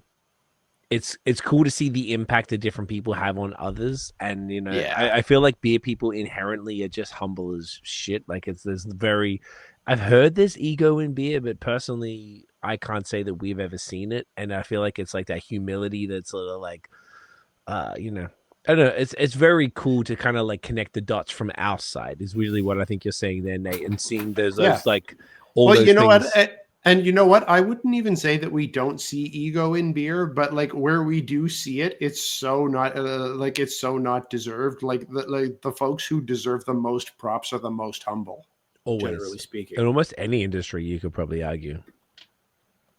I think, yes, but exactly like what you said, Nate, I think I've never met a brewer that I find is amazing that has not been humble. Exactly. That because in many ways we feel like we're putting ourselves out on every beer that we're putting. Like anything that we present to you, we're like looking for an amount of validation. Like these things are fleeting. They come and they're ever changing. Everybody's palate's changing. So it's a continuous struggle. I feel like every beer I put out, I can make a 200 liter batch.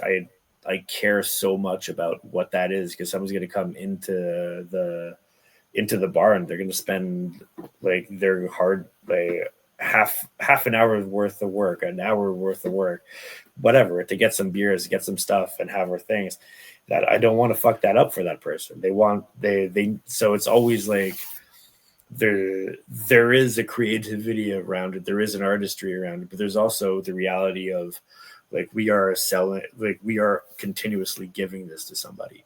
And especially what we do at BreWskey, which is almost always something new, which makes it even more annoying and more demanding, because if it's like, if I was just making the same beer all the time, I would just try to hit the same things, but trying to always make something different and make something new and make something that's going to be exciting is just, you're always filled with doubt, and doubt will inevitably make you humble, because you're just always going to go, what do you think about it? Is this okay? Or like, is this fine? What do you think? Does this taste any good? Like, are you okay with this? I like this. Do you like this? You know, you're just always just wondering if what you're doing is okay.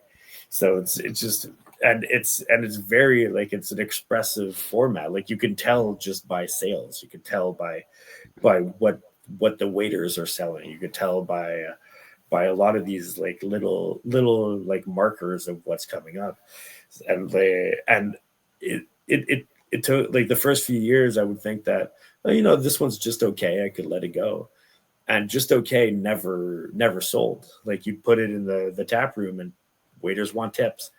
You know, like, I'm going to sell only the stuff that's good. So they're like, well, good's not good enough, because good doesn't sell. You need to be like pretty good or great or whatever. And so it's like that humble is kind of like pounded into you by not by like wanting to be, but by like you just, that just is how it is. And that's how you get better. It's like I think you could talk to me in a week and ask me what I changed, and I'll have changed a few things or try to make stuff better. It's always and that's like, I got into this business and I got into beer because it was the hardest thing you could do. That's how I look at beer. I think it's the hardest thing that you can do, because it's just, it's so difficult to make something that'll make everybody go wow. Yeah. And that's what I love about it. That's why like science goes into it, artistry goes into it. I mean, you could go marketing goes into it. It's all these things could potentially go into it. But like, I mean, great beers, the product's always going to make it the easiest thing to deal with at that point. If you can make marketing, make all these things to get people to come into it, but like if they have something that's just undeniably good, then that's what we're striving for. That's what we try to get. And yeah, that's what you get from these things. That's what you get from, it's like almost like putting your heart out, really. Like, how do you, like, that's how I feel almost every week, every beer, everything. Everything is important. And I think that just because the bigger we get, the more beers we put out, the more that feels like it's more important. So I think I think any good brewer that's doing these things will and should be humble, because that is just what we do. A good chef should be humble. A good artist should be humble, because that gets them going to the next one. Because the second you could be the cocky kind of person that thinks that everything they make is great, but that seems to be very short lasted. I couldn't agree more. Well said, really man. Good point. I love that. Let's do the next one. Do you guys? I need to piss again already. I also need to piss. Let's do it. Do you want to pause? All right, we'll pause for a sec and we'll jump to the next one. We'll be back. Bladders are empty, Nathaniel. There we are. We're back. And well, that's not what I said. I said bladders are empty. Are we not going to acknowledge that? No. You're right. You're right. I'm teasing. I'm not going to disagree with that. I went. I like that your answer was much more logical than mine. Mine was a little bit more direct. I'm very tired today. No, but you know what? If you want that acknowledged, I'm not going to disagree with it. Thank you, sir. I appreciate you immensely, and that's why we're friends and co-hosts. So, are we doing a triple? What are we doing? Are we going to kill ourselves, and then we're going to do what are we doing? Okay, I think this is Derrick's call. Derrick, what are we doing, buddy? I mean, I'm most excited about the triple, but mostly because it's like we talked about the fruit stuff at the beginning. We did. Which triple? Because there's two. Ooh, the Cépage. Cépage. There we go. Triple Cépage. There we are. The wine. Exactly.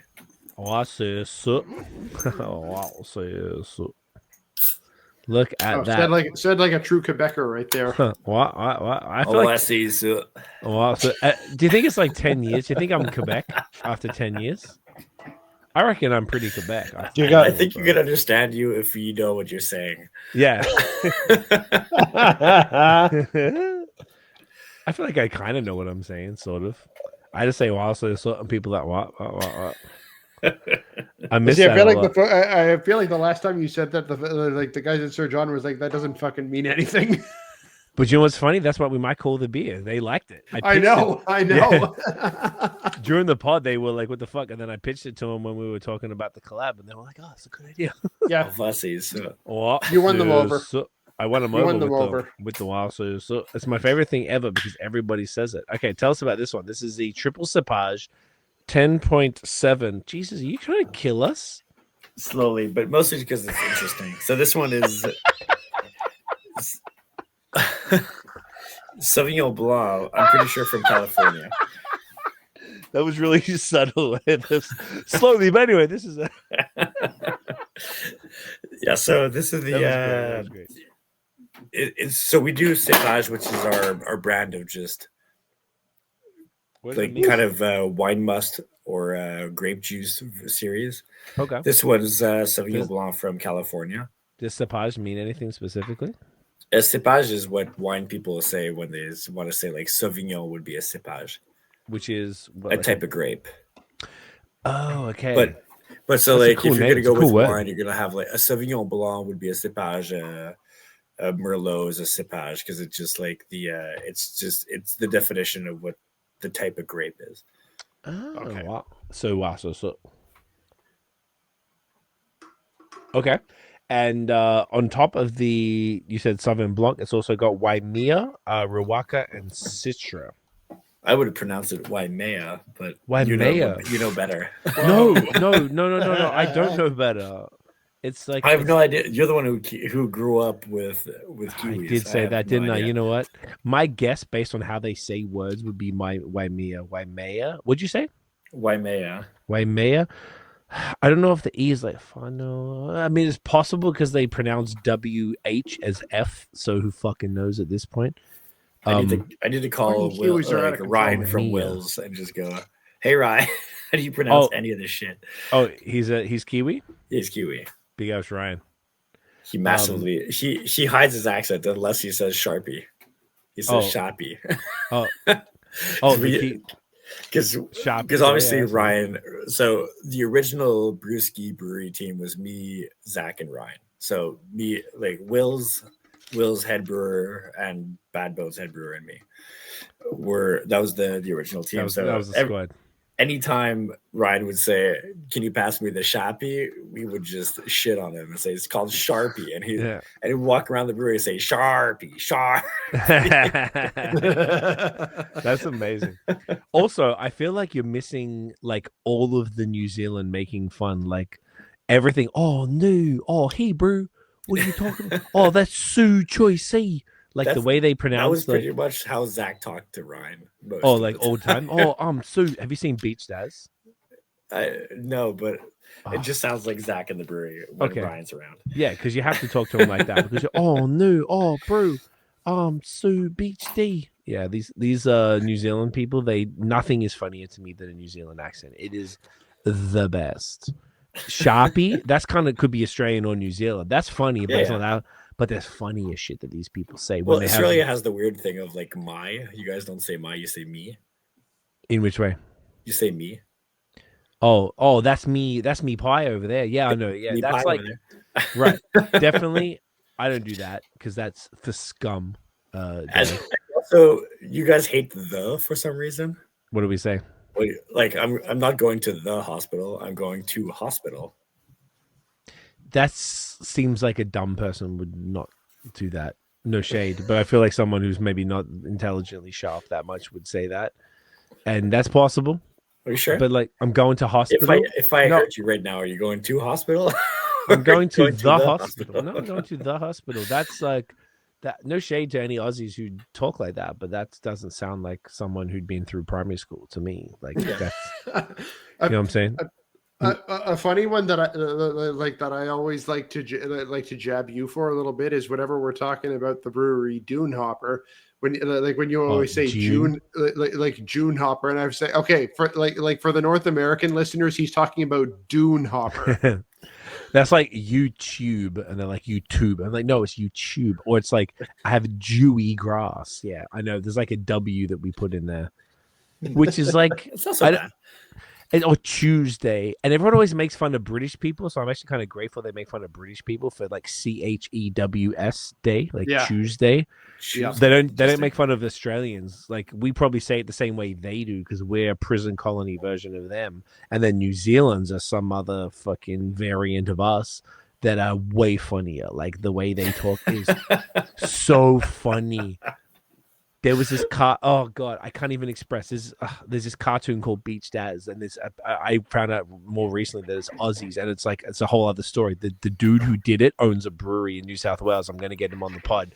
That cartoon changed it's basically a whale and talking to a pelican, and he's beached, and they're both in New Zealand, and they're just talking in Kiwi accents. And I found out later on that it was Australians doing it, and now this dude owns a brewery, and I think it's the coolest shit ever, and I want to get him on because they're fucking, it's so funny, but the way they talk, the Kiwis are just the funniest. So I feel like I would pick out some other shit that Ryan I look for, because I'm going to go he has no accent. Like he's completely blocked it out. How long has he been? He's been here as long as me, probably then, like a while. No, much. Well, I've been here 15 years. I don't know. Like he went from New Zealand to the UK and then moved from the UK here. Oh, so he's probably got one of those worldwide global accents that's like he's just got one of these like transatlantic accents. Yeah, there could be anything. It's mostly suppressed. Like you would think he's from here, but then he just says shoppy. That just gets you back there. Like, do you know what? I wonder if like a Kiwi would see someone like me, who my accent's mostly here. I feel like I'm like 10%, 20% gone. You don't have an Australian accent at all. You have you have a weird thing. No. I think he does. No, you get it. You get it. You have something, but it's. I almost think of like Guillaume, my partner at the bar. He's like French. He's French, but he's like he's from the UK. Like he worked in the UK, then worked a little bit everywhere. And for the longest, like he had a thing that he would just say, because he would just talk in English at the bar all the time. And he's like, "I'll give you 3 guesses, and if you could guess where I'm from, I'll give you like you don't have to pay your tab." And nobody would ever know. Nobody would ever tell him he was from France. Everybody thought he was Irish. He was from it's if he spoke French, fine. But if he speaks to you in English, you have no goddamn idea where the hell he's from. And that was his trick. It was just go like I never it took me I had to speak to him in French one time to kind of get it. And I was like, oh fuck, you're actually from France, because otherwise he would just go, where do you think I'm from? I'm like, I think you're Irish. For 2 years I thought he was Irish. He looks Irish. But like you just can't tell. You can morph you could work in because Ryan worked in bars in the UK, so like you just kind of morph this weird accent to make it a little bit more neutral, and because people can't understand you. Yeah, you do it long enough, and just make sure that people understand it, and then it just takes it away. No, it's true. Like. That is absolutely a thing. Like, and some people do just develop an absolutely indistinguishable accent. My wife is one of those because she grew up in BreWskey, and like she didn't learn English until her like late teens, early 20s. No shit. Most people, like she sounds Canadian as fuck to me. Like exactly, like to most people who hear her speaking English, like they think she spoke English her whole life. Like she might have grown up in Toronto. It's like it's indistinguishable as someone who grew up very Quebecois speaking French her whole life. It's indistinguishable. Wow. Like it's strange because it's actually true. My sister has almost a bigger accent than my wife does, that has only really spoke English since she's been with me. It is kind of it is strange in that method, but yeah. We're in a weird topic right now. No, it's okay. This whole podcast. Oh my god! Like we've gone on such a tangent. I have no idea how we got here. No idea at all. Triple wine IPAs will get you. Triple wine IPAs. Get you I've only taken one sip. By the way, cheers, gentlemen.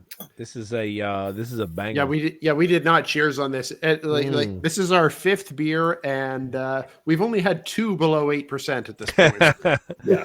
And we're so Jesus Lord in heaven. Derrick always tries to fuck us up, but he's good at it. So this one, once again, Sauvignon Blanc, Waimea or Waimea, depends. We have to talk to Ryan. Even though he's not the arbiter of Quebec New Zealand pronunciation, it appears he is to me. He is to you. Well, you know what? I defer to Ryan because I don't know. I was sending a message tomorrow about Motueka or Moteka. I would love to fucking know, and please text us and let us know. And Moteka, Motueka, and Waimea. Rowaka, is there any contentiousness I don't over think that? So. I don't. Okay. I don't think there's any disagreement on that. I've only ever heard it pronounced that way. Maybe a strong I, Raiwaka. Rewalk. You know, like in Spanish, it's the penultimate syllable that has the inflection, that has the emphasis on it. So like, unless it's got a accent on it in Spanish, the second last syllable is always like hablo, because it's hablo. So there's only 2 syllables. So it's like in the first one, so you just like draw that out. So anytime in Spanish, this is why French fucked me up, was that in Spanish, if there's like an accent on any letter, that means that's the emphasis now. So we're blessed. So you're good. You don't have to worry about it. But if there's no accent, then you're like, cool, second penultimate syllable. In French, anything fucking goes. And then some letters you don't hear. And then and like French was so much harder than learning Spanish.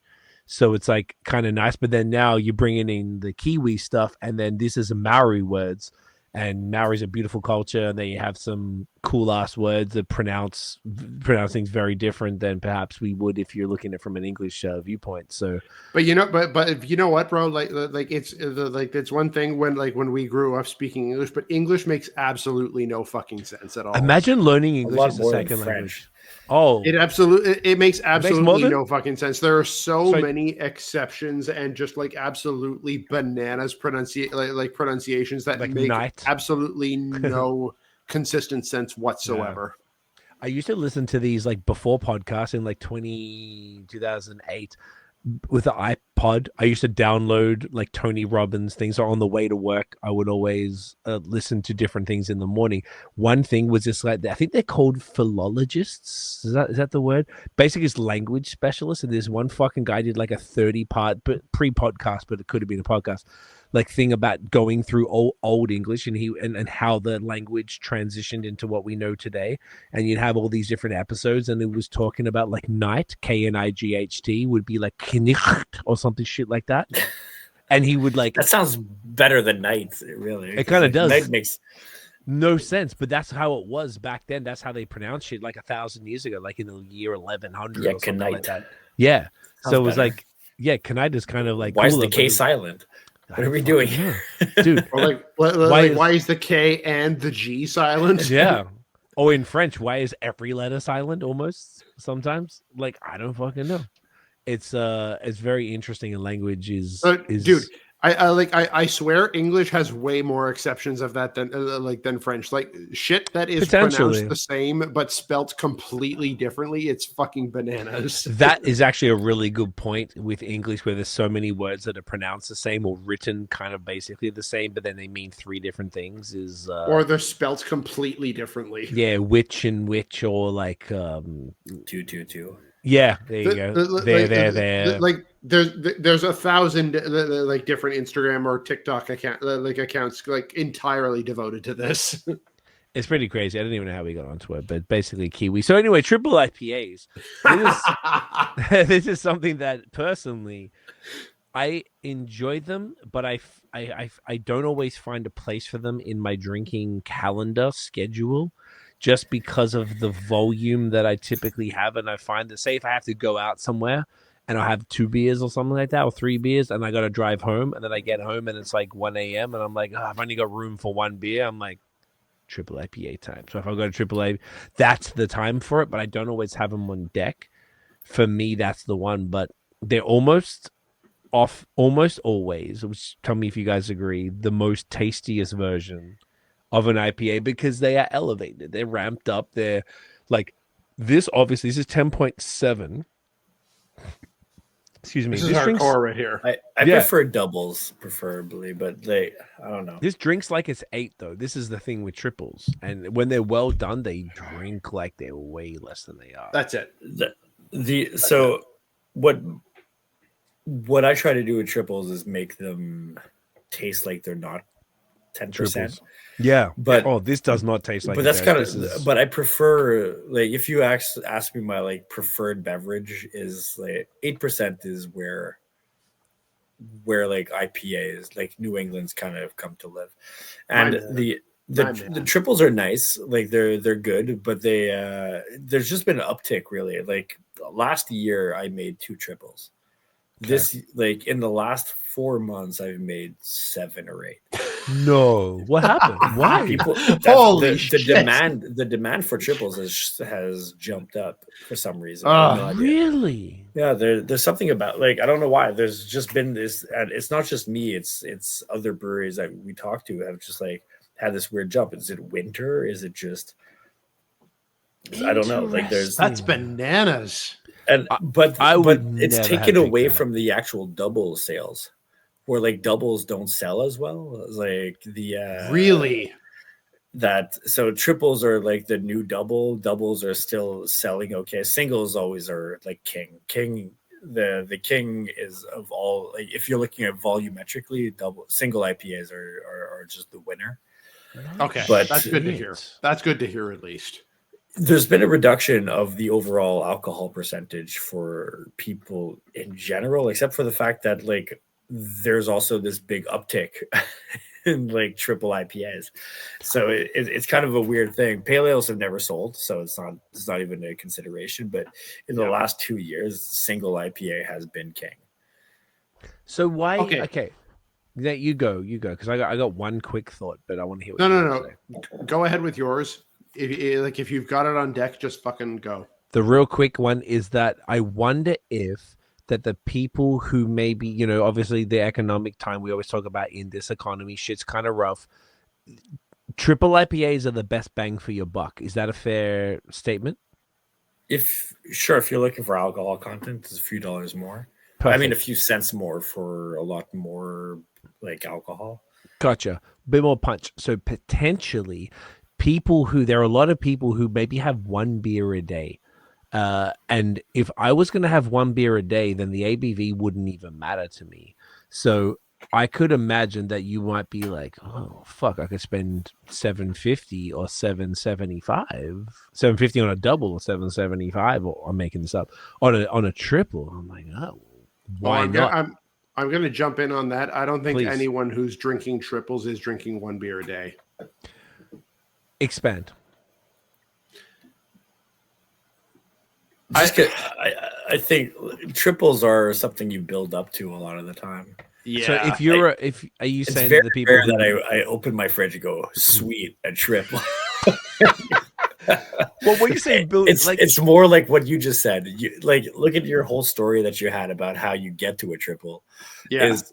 Is I only got one left in me. I may as well make it into a triple, right? Like exactly. I'm kind of rounding the corners to your story, but you just get back home. No, that's actually not inaccurate though. Like that's exactly how I feel about it. But that's why they die in my fridge, because I wouldn't always opt for them. But when I drink them, I love them. But they're just so much. They are so much, but on any of the days that I've only had one beer, I don't think it's ever been a triple IPA. Can you expand on that though? Because I don't do one beer a day ever. So well, I don't get that. What I can expand on that is that like on any days where I'm only having one beer, there's a reason I'm only having one beer is because I don't want to feel the effect of alcohol. And if I don't want to feel the effect of alcohol, I'm not going to reach for something that's 10+%. Okay, I think that's a fair answer. The only thing that I can compare to that would be my Wednesdays, which obviously Nate, but Derek, I do basically. Yes, but dude, like normal people don't drink like you. Okay, that's fair. What's your Wednesday? But like really, no one drinks like you. I really think no one drinks like you. No one or beer nerd people. Because I feel like beer nerd people are worse. Beer nerd people don't count, man. Beer nerd people don't count. If we're talking about the way people drink beer, not even the way people drink beer, but even the way people drink craft beer. What do you think? Do you think I'm a little on the extreme side? Yes, I do. Okay, I do. That's probably fair. Nothing's gonna beat brewers. Well, that's what I'm thinking. I feel like I walk in on a regular Monday, go like, I've tried out to drink beer over the weekend, then walk in on Monday, and first thing that happens, stepping through the door, is I have to drink something. So at what time? Like 7 a.m. or 6 a.m. or some crazy shit like that? Usually, you try to keep it as late as possible. But if something needs to be decided, then you kind of need to drink. You have to drink. And then you start drinking, you get a little vibe. You're like, ooh, yeah. So on Wednesdays, and you both will, Nate, you already know about this, but Derek, all of us beer nerds have a unintentional or intentional cellar. We have just fucking bottles, cans, whatever, just a bunch of shit that banks up, right? And I determined over COVID, which COVID was obviously a pretty meaningful time for a lot of us to think about all this stuff, was like, all right, well, if I need to restrict my drinking, I don't drink Mondays and Tuesdays for the most part. Sometimes I have to, but I try to avoid it. And Wednesdays, I call them Big Beer Wednesdays. So I do either stouts or barley wines, and I would do a warm-up beer, which is usually between 8 and 10%. And then I would do a big beer, which would be between 10 and 17%, depending on what it is. I should have sent you guys some fucking barley wines. I love your fucking barley wines. I should have sent some. Bro, please, I wish you would have. I'll be there in a few I never weeks. know to send people. Dude, your barley wines, like my friend Fred, we talked about him. I know he's a character. He got me some of your barley wine stout blends and some of the other stuff last year, and they were so good, bro. I'm more intense about barley wine than Craig is. Yeah, I canned some fresh barley wine recently, so I had some in the fridge. I had to throw it in the mix. I'm sorry. No, you didn't know. You didn't know. Nate and I love this stuff, right? Good. So, I'll send some out. Nate is. Oh, dude, that would be incredible. You don't have to send them to me. I'll get it when I see you. Put it aside. I'll get it when I see you. You can get it to Nate or whatever. But I'll come just to save you the shipping. But the Big Beer Wednesday, I love that's one of my favorite nights because I get to like dig into my cellar and I get to drink the big stuff and actually get through the stuff that you just buy because it sounds sick and you don't always have the opportunity to do it. But the thing I always find interesting, even just looking at it from a personal perspective, was cool. So I'll drink stouts, barley wines, and I'm probably more of a stout person. Like as Nate said, he's more of a barley wine guy. I'm very much trying to get more and more into it.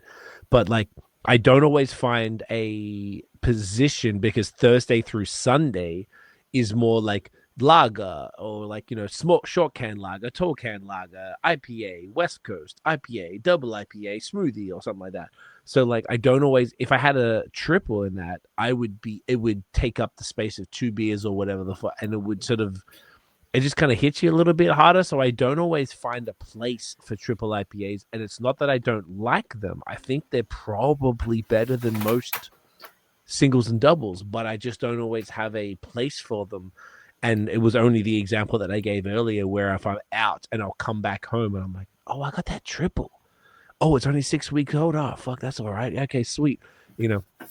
And I'll be able to crush it and feel great about it and really enjoy it. Whereas, like, I don't always feel like I get the opportunity to enjoy a triple. I will add a caveat to that. Yeah. The triple IPA is better than the double for about maybe 4 or 5 breweries. Sure. That's probably because you have to look like sometimes I look at a triple IPA, especially some of this 10.7. You're like, this is almost a half. Intense. It's a half bottle of wine. It is. Yeah, it's a lot. It's a lot. They're fine, but I'm always scared about the die in the fridge kind of beer. Yep. Okay. And in the sense of like almost everything we make is really good within that month. And then they're different after a little bit. But like these triple IPAs most often are like stouts. They kind of go into the fridge and people don't touch them. Everybody kind of buys them a little bit. So I don't know how, like, I know they go out, I know people buy, but that doesn't mean people drink. Those are too much different thing. Yeah. And so, like, we do them.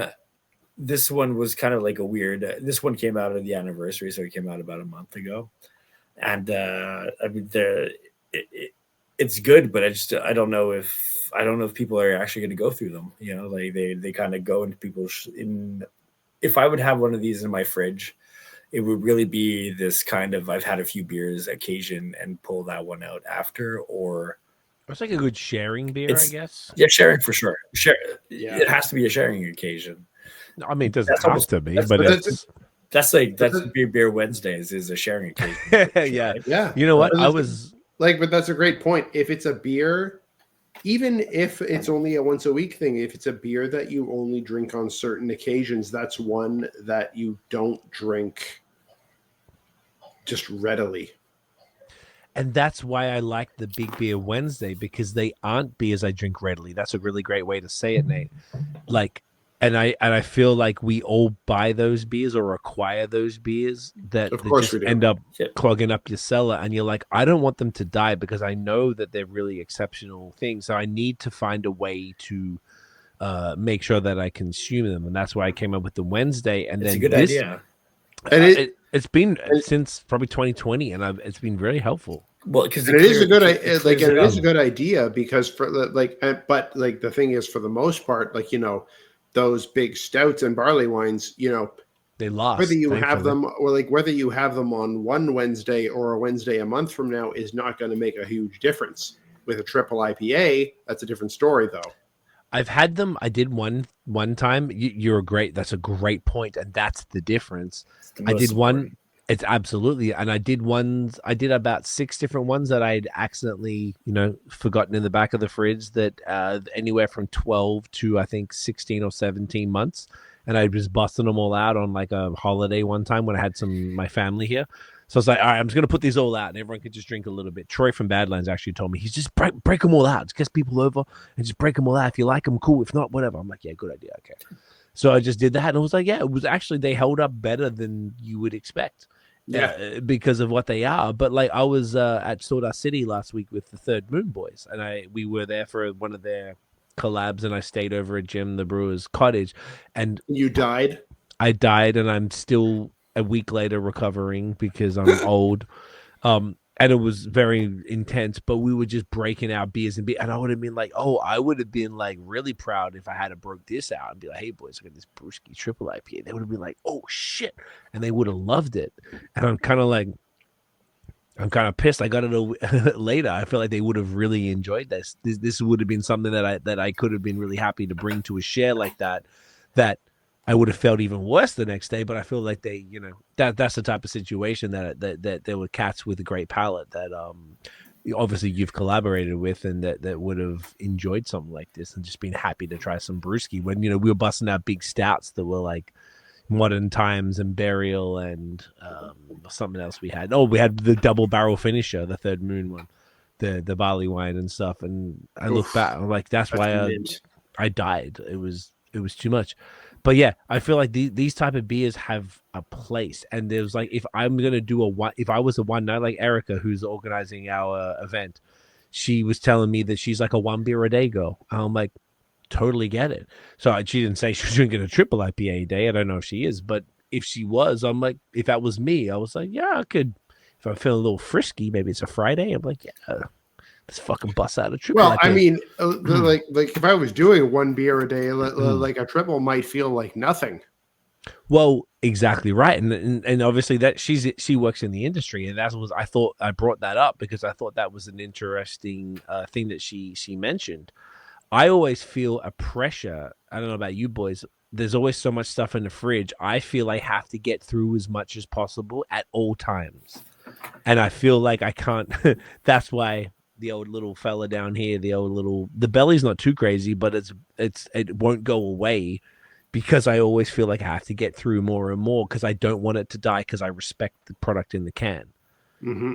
And I don't know if everybody feels that way. And it sounds like not everybody does. And maybe maybe brewers like you, Derrick, are like going in every day. But you're drinking you're doing tank rips, to make sure that the beer is what it is. But are you doing are you fucking crushing cans? No. So right. It's never like brewery drinking sucks. It's not as fun, right? No, it completely sucks because it's R&D, it's testing. It's not fun. If you're drinking it's because there's a problem with it.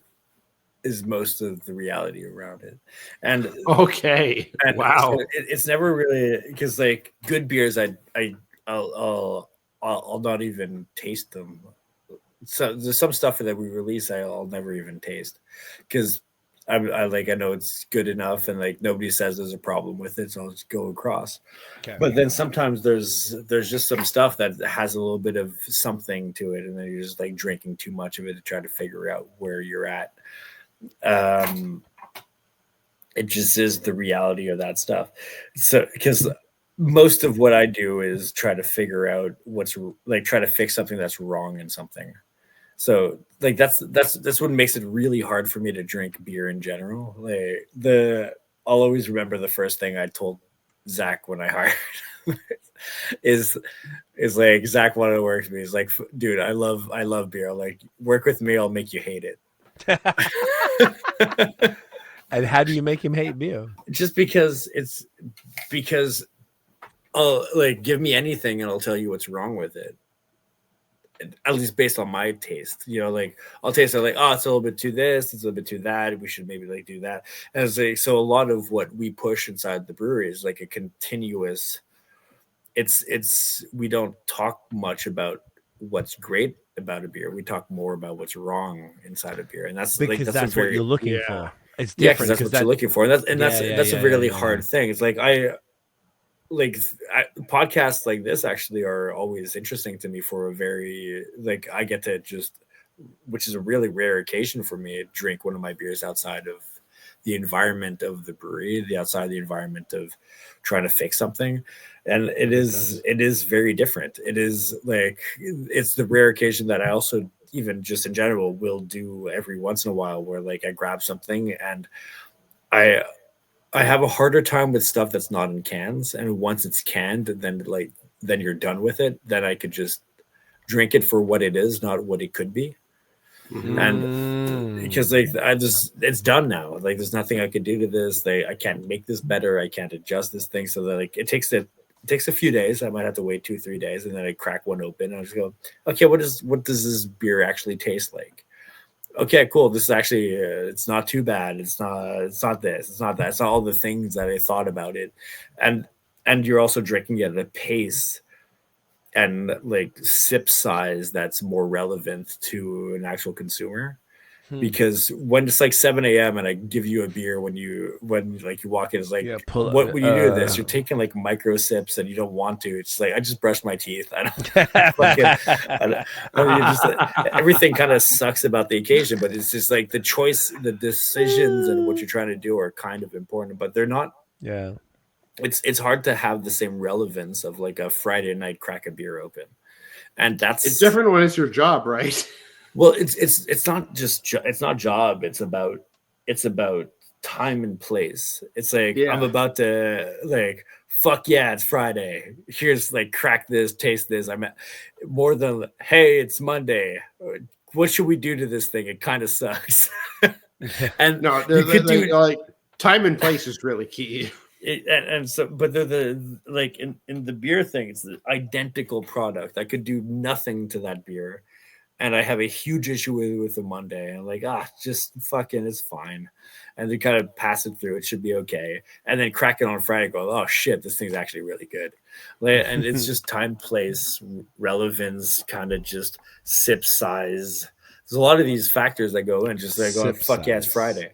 Sip size is something I always contemplate because like at least I know what we do in the brewery, and almost anybody makes a decision on a sip that no human would ever take, because you're just like, because you're kind of over it, like a tiny little like half an ounce sip, and you're like, it's a little half an ounce. That's not a real sip. No. Pour a pint, have a beer, and then we'll talk about it. But like it's really rough because you're always like, we're not. It'd be the same thing as if we were making ice cream. It's just like alcohol is not the best for you. It's so you're just like always surrounded by booze. You get this weird situation with it where it's like I spend more time out of work trying to not consume the thing that I love because I spend more time we're trying to like consuming it to fix it. It would be the same thing as like I'm a fat chef, just like, oh fuck, I love this bacon. I just need to try how good this bacon is and continuously try this bacon. But it's like, fuck, it's also bacon. It's not great for me. And you're just always stuck in this little hole of trying to loop of, and it's very rare for at least I know it is for me, of like experiencing the beers that I make in an environment and a time that allows me to actually appreciate what I make. I'm usually doing it in small sips and in an upsetting location where I have to make a decision. As opposed to the can, like right now, which is kind of something you've said on the 6, 7, 8 times you've been on the pod, that you get to actually sit down and I think you were one of the first people to say that to us here, where you're like, yo, this is actually kind of cool because I get to drink my beers without like overly criticizing it and kind of just enjoying it. Because I can imagine that's what it's like. Anyone who makes something, you're going to overly criticize it because that's just a part of the process of any creative regardless of it's music, beer, fucking art, whatever, like marketing, anything you're doing. So I think that's dope that you get to do that and talk about it. But I think that was a really cool way of like explaining to people like how detached maybe most brewers might be from the product, because all you're doing is it's criticize mode. Like you're just like, is this good enough? Is it good enough? How do we make it better? What do we do? What's wrong with it? As opposed to like, yeah, sweet. Like maybe it's sweet, but like more times it's like, how do we make it better? And that's got to be something that most people couldn't always relate to. And I think that's really cool to say, even if it's like it's not the optimal situation for the people in your position who are making the product. But I think it gives people who are drinking it a little bit of context to be like, oh, fuck, think about the humans that are making this product, man. Like, they're going to be sitting there drinking this shit, like sipping it in these micro sips. Funnily enough, when I went to Sawdust, when I got there to see the Third Moon boys, when they fucked me up, I hadn't eaten. So I was doing micro sip. You're talking half an ounce. I'm not sipping half an ounce at a time. I'm talking like a tenth of an ounce at a time. I'm doing this baby little sips because I just wasn't ready to be drinking yet. But I couldn't just, they go, hey, you want a beer? I'm like, I'm not going to say no. I'm at a brewery and it took me 2.5 hours to get here. Yeah, sure. It's like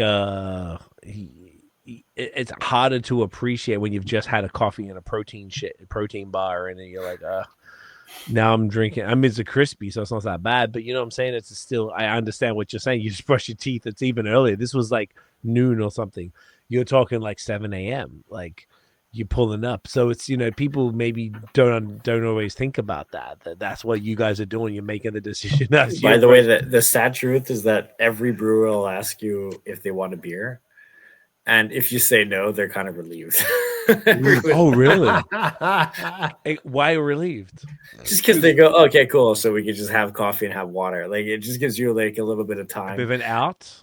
Yeah, just because it'll be an automatic offer, like every single time. It's just, at least I know that when that happens, it's like, okay, cool. We got a little bit of time on this thing. Because it's just a natural thing. Is that if it's morning type of thing? Or... yeah, if you get closer to noon, it gets less acceptable. I feel like after noon, it's not so bad. I guess, but like because sometimes you get there at 7, like it doesn't matter. You get there at 7 a.m. and you're like, sure, like you just you could be nice about it. If I go to a place, I'm doing collaboration. I'll be like, okay, I'll start. I don't care. I'll start drinking at 7 a.m. But I know that when I'm receiving people, I'm like, okay, you just want water and coffee? Cool, perfect. Thank you. Yeah. I totally get it. That's a more chill day for sure. Definitely a more chill day. It's a different type of vibe. I've personally never been there that early where it's like, hey guys, can we all just sort of chill? I usually pull up a bit later. But that makes sense. So in the effort, I see we're already at like over 3.5. I know you don't have the smoothie. Should Nate and I do the smoothie and then we can Sure, to talk about the start to talk about that. And we haven't even talked. I know we're supposed to talk about the collab, and then we didn't talk about the collab. Isn't that hilarious? Because we just never fucking talked about it. Only tangentially. We kind of weekly discussed it. Well, look, the beautiful part is that the BreWskey, would you call it the brew? What do you refer to the top part as? The pub, the brew pub, the pub. So the pub is 10. BAOS is 10, and when Nate and I reached out to Derrick to do a collab for the BAOS 10th anniversary, you mentioned that you were already doing, you had the 10th, and I'm like, oh, and it basically timed up perfectly. We're like, oh, this is amazing. Pretty much the same day. Basically, yeah. Ours is April 15th, technically. The party is May 31st, but the day is April 15th. And like ours is May 24th is the real opening. The real opening of the upstairs. Yeah, 2015 was 24th. So that's perfect. So like we're really close because all of this. Oh, the other reason why I think I told you that we uploaded April 15th, and then I had to take it down because I fucked it up, and then we had to upload the second episode, and that was sometime in May. I don't remember the exact date in May. But I had to re-upload original episode 1 and then to get episode 2 because I did it wrong. And you had an idea that you were going to do a smoothie because smoothie sours are something that I personally and they personally would align very closely with BreWskey with 10 ingredients for a 10th anniversary. And we're like, fucking, this is perfect to jump in on this one. Let's go. So you already had a pretty sick lineup, and then we tweaked it a little bit, and then we changed a few I don't know if we want to go through exactly what we had in that. Do we want to talk about that? We could hold off. So, well, just to give a quick guideline, every anniversary, what we do is a anniversary style smoothie, which is usually some version of a cake. Is that on the brew cake side, which is your smoothies? It's replicating a cake, which is just exceptional. It's just like a version of stuff. So that's where we started doing like cheesecake versions of stuff. Mm-hmm. So it just came part of that fun stuff. So like now it's about the only times, because we would kind of release a gato every once in a while. So we would release a cheesecake just randomly in the year. But now we just almost never do it if it's not an anniversary. Mm-hmm. And it was lining. It's because they're annoying as fuck to make. It's just there's so much. I believe that. I forget. Is this one going to be a cheesecake version? Because they're by far the best.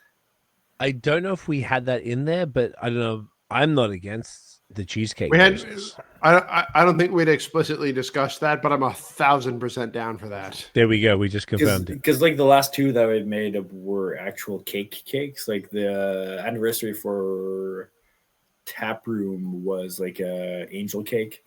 They're good, but they're just like another kind of. I prefer the cheesecake by far.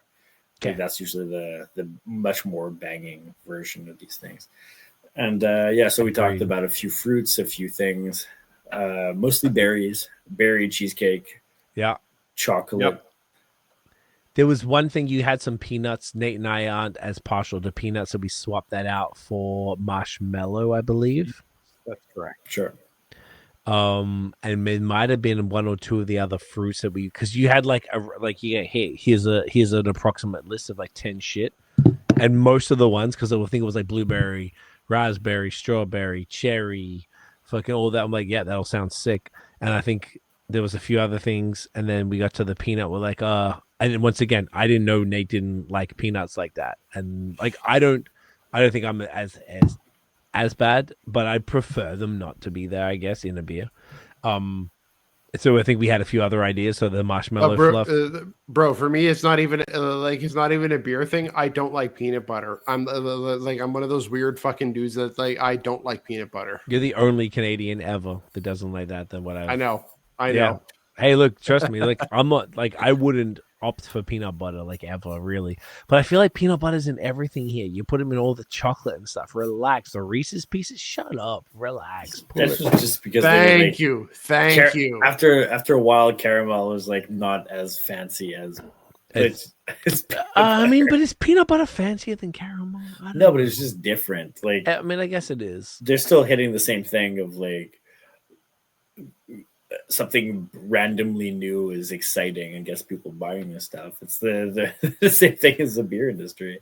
Yeah, I guess that's fair, particularly in Coca-Cola confectionery. Recently, Oreo Coca-Cola diet. I saw that Coca-Cola. In Australia. Yeah, I was like, holy shit! That's the first time I ever wanted to buy diet Coca-Cola.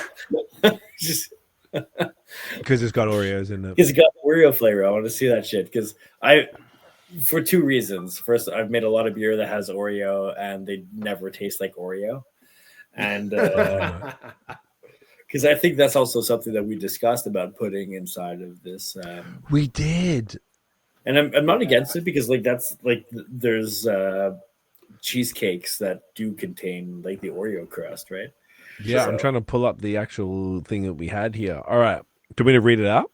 Sure. We have this is a cheesecake. We had strawberry, raspberry, blueberry, blackberry, cherry, vanilla, cream cheese, graham crackers, chocolate, marshmallow.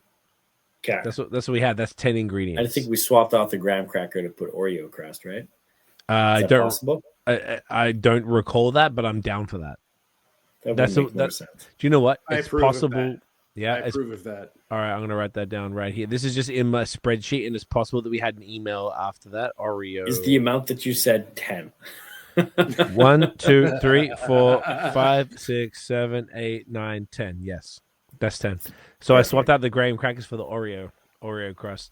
And that's sick because that's a pretty fun brew. And brew cake is just and what's that? Probably like an 8%er, right? Like a. We can make it any percent we want, so we could do 8. 8's nice. I feel like 8 is pretty good, huh? 8 sounds like a good target to me. Yeah, and I feel like the brew cakes at 8 are just. Whilst I prefer some like we're about to drink here, which is a brew juice with strawberry and lime at 5.2%. This is your classic BreWskey smoothie. Like.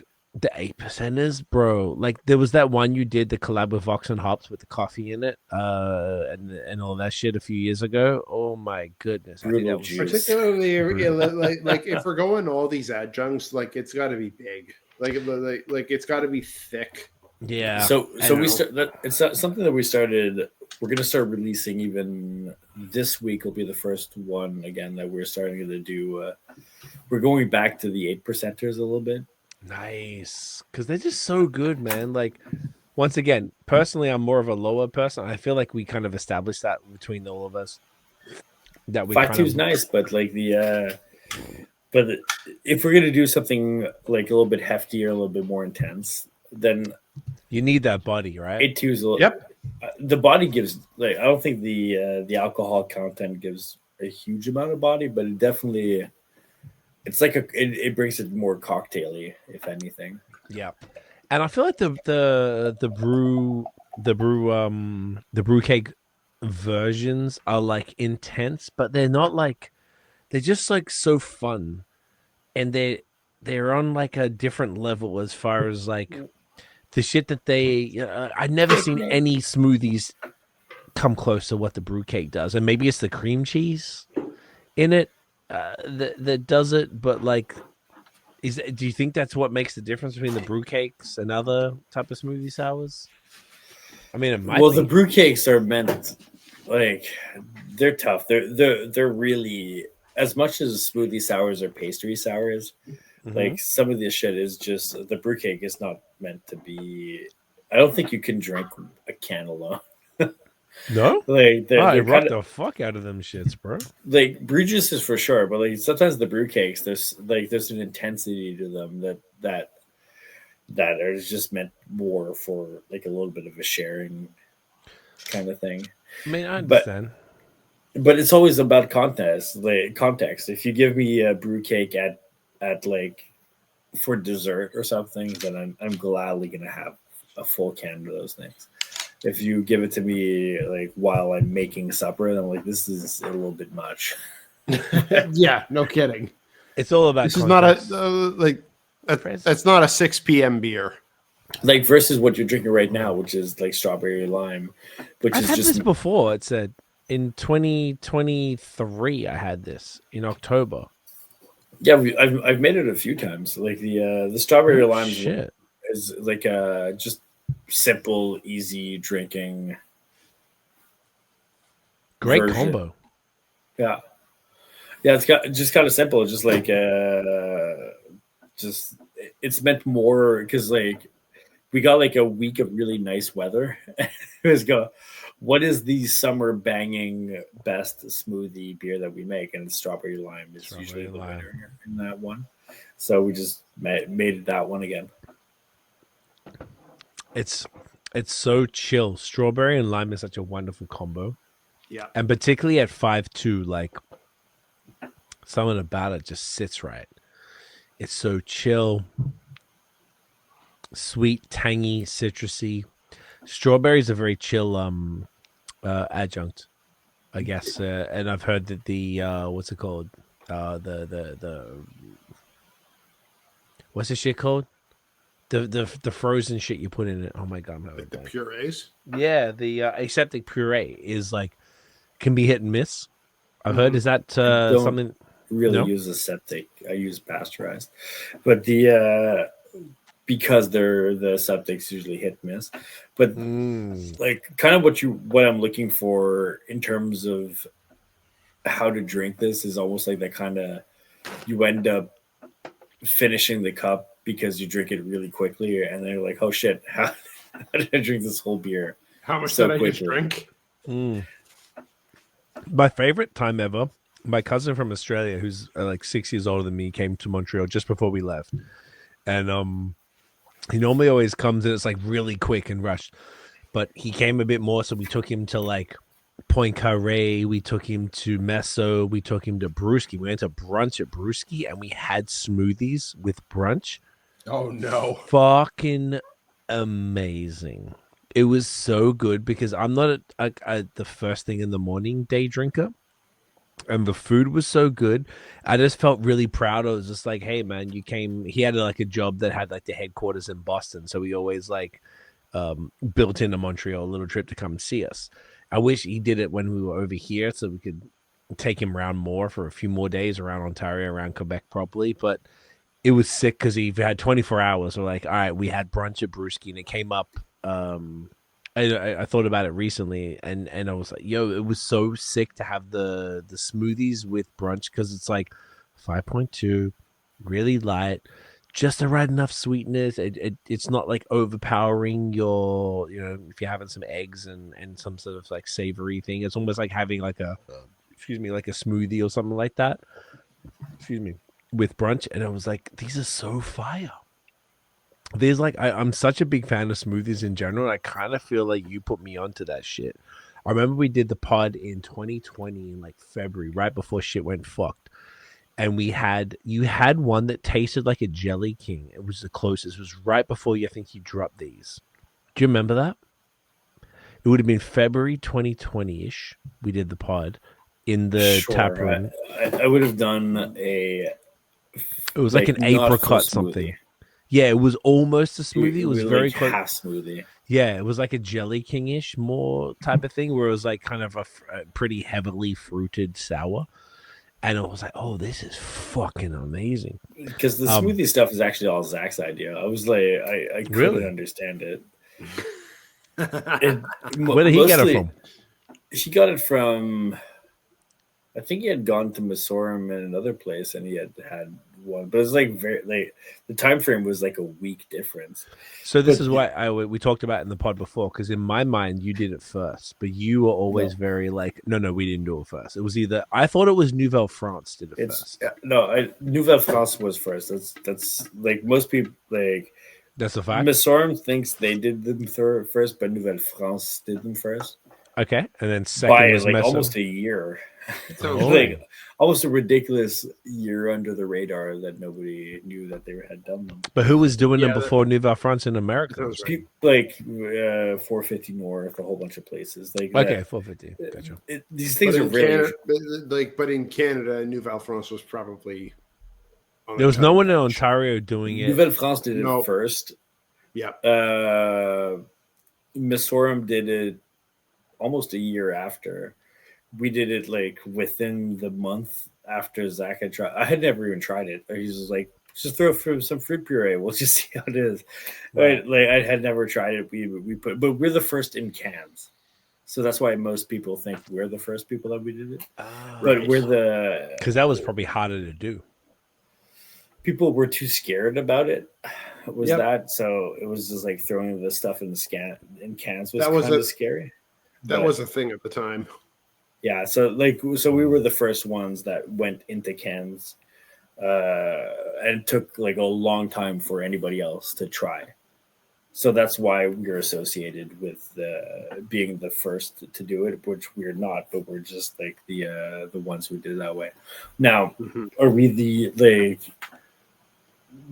we're the ones that make the most probably in Quebec these days, just in general, because like we're just continuously putting one out every week. Like a lot of like the volume has dropped down a lot, so it's more like we're the more not just there's supply demand. Gotcha. I think they had their moment, and for most other breweries, I think we're probably known for one of the better, more consistent brewery in these things. So like we have a nice volume, but it's not true across the board. But even our volume is not the same it was 2 years ago or 3 years ago. It's dropped down greatly. But it's part of our weekly process. We make 1 to 2 a week, and it is like it's just part of our thing. 1 to 2 a week is still pretty good. Yeah. They're not huge volumes, but it's just like 1 to 2 a week, which is like that's what we know we're making. So easier. It's just part of our schedule. Right. I like that you guys are doing it like that. Like even as you were sort of describing it, it was like when I came back from the States, like I had half of what I came back with was smoothies. It was just because I don't know. I just I love them still. I just feel like they're really fun. I feel like there's not that many people out here. Do you know what? Like you guys do them. Meso does them. Out here, it's Third Moon. Rorschach does them. Counterpart does them, but not like, but they're not like crazy pumping them out. You know. Thankfully, it's a style that only breweries that. Oh shit! Mine died too. That somewhat care about quality are going to be outputting, so it actually helps. And I think that's the best case scenario. But I think that I think it's better that breweries that care to do it right are the ones that are doing. Yeah, because that's what you want. That I think that's like the hardest thing about most of the beer styles is like I mean everybody thinks they make the best everything at a certain point.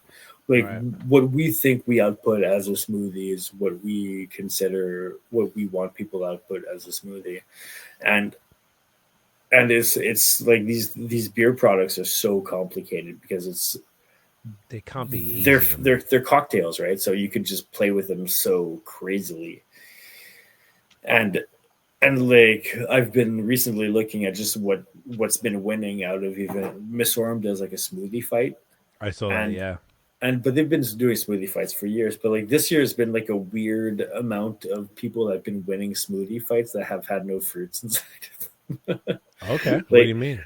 Well, it's like ice cream with cream, caramel, and fucking butterscotch flavor. Like they're like smoothies are now just this mix of sweet sugars and stuff. Is that based on people voting? The smoothie fight is okay. That's what I thought.